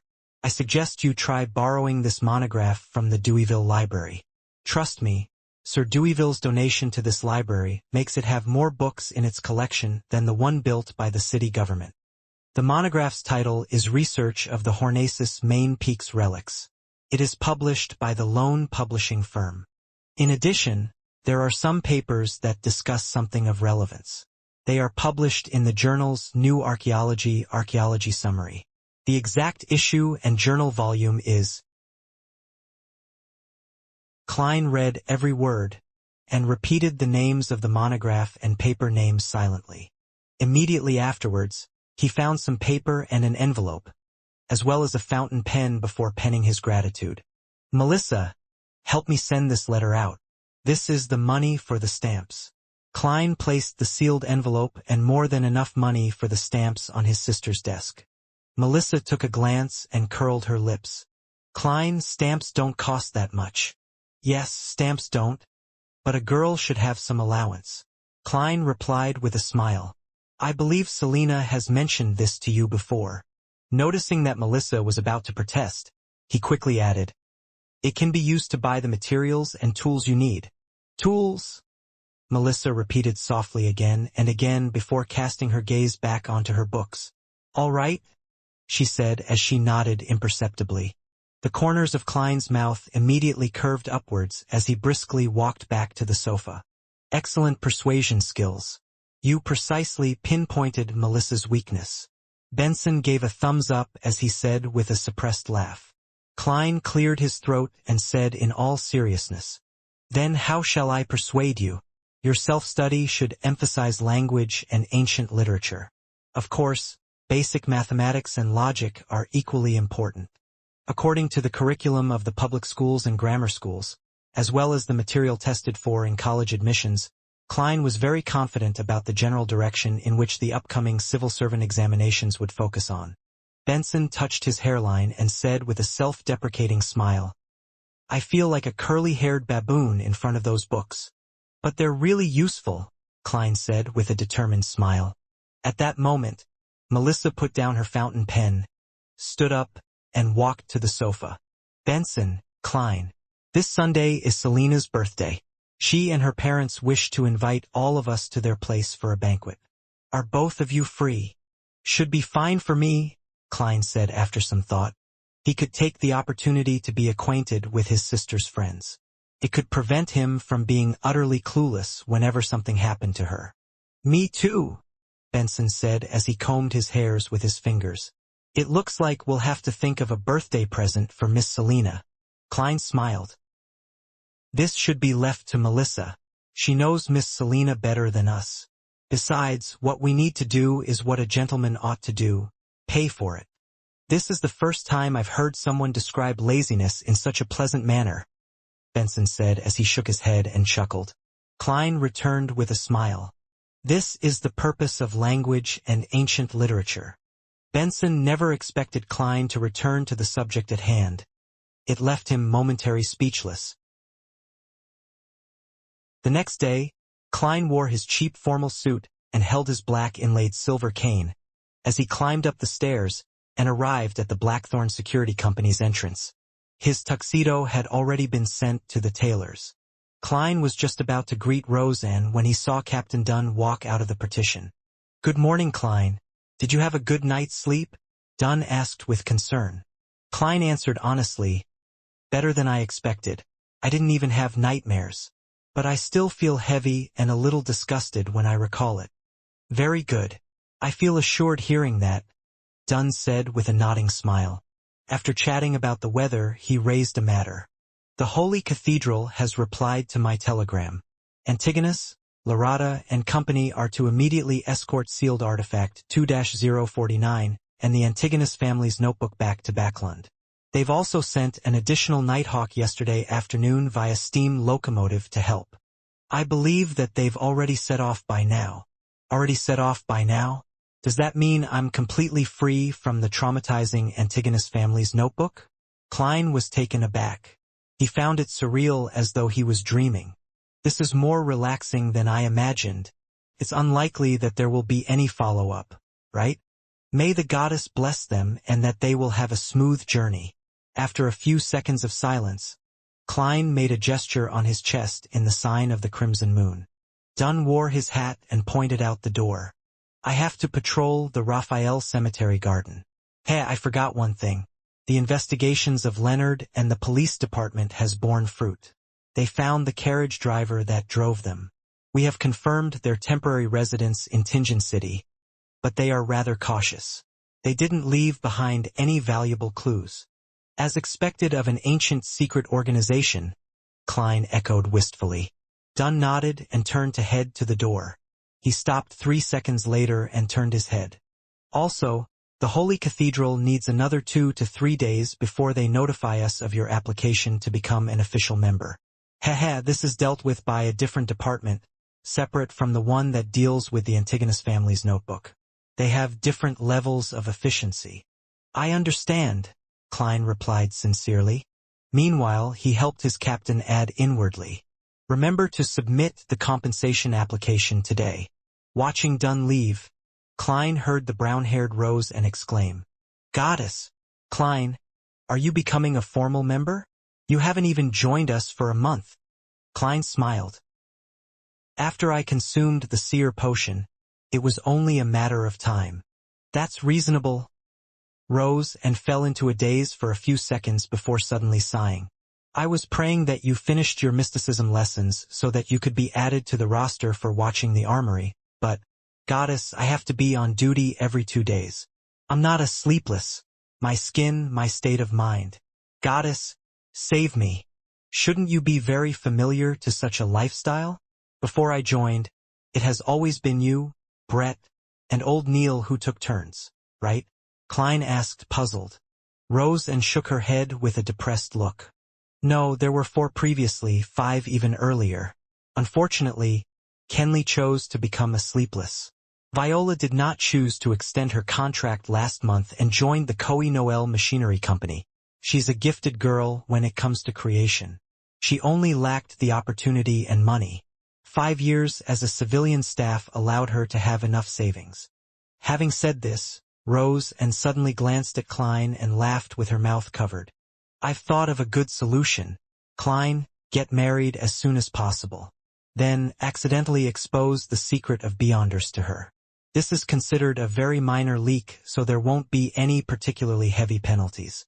After all, who can lie to a person who shares the same bed with you over prolonged periods of time? You can introduce her to us. When that happens, make her a civilian staff member. What a perfect plan. The corners of Klein's mouth twitched. Miss Roseanne, you can also quickly find a husband. It should be even easier. I believe you have the adequate means to divulge the secret to him. Roseanne's eyes widened and her mouth turned agape when she heard him. How can I? Marriage is a very serious matter. I have to carefully pick and observe him over a period of time to ensure that he's all right. That's not what you said a second ago. Klein didn't bother engaging in sophistry with Roseanne. He smiled as he engaged in a little small talk before bidding farewell and heading underground. At the armory, he saw old Neil wrestling with the hand-ground coffee. So he sat down and waited patiently. Soon you'll be an official member, right? Old Neil asked casually as he filtered the coffee. Captain said that another 2 to 3 days are needed. It's still a question of whether the Holy Cathedral will approve of it, Klein said frankly. Hee. Old Neil chortled. The Holy Cathedral won't deny cases like these, especially when you're already a Beyonder. With that said, he turned his head and faced Klein. He said with a chuckle, you must be mentally prepared. There's a ritual every official Nighthawk member has to undergo. They have to complete a mission independently. Of course, Dunn would definitely choose the easiest and simplest ones for a rookie. Besides, you're a support type seer.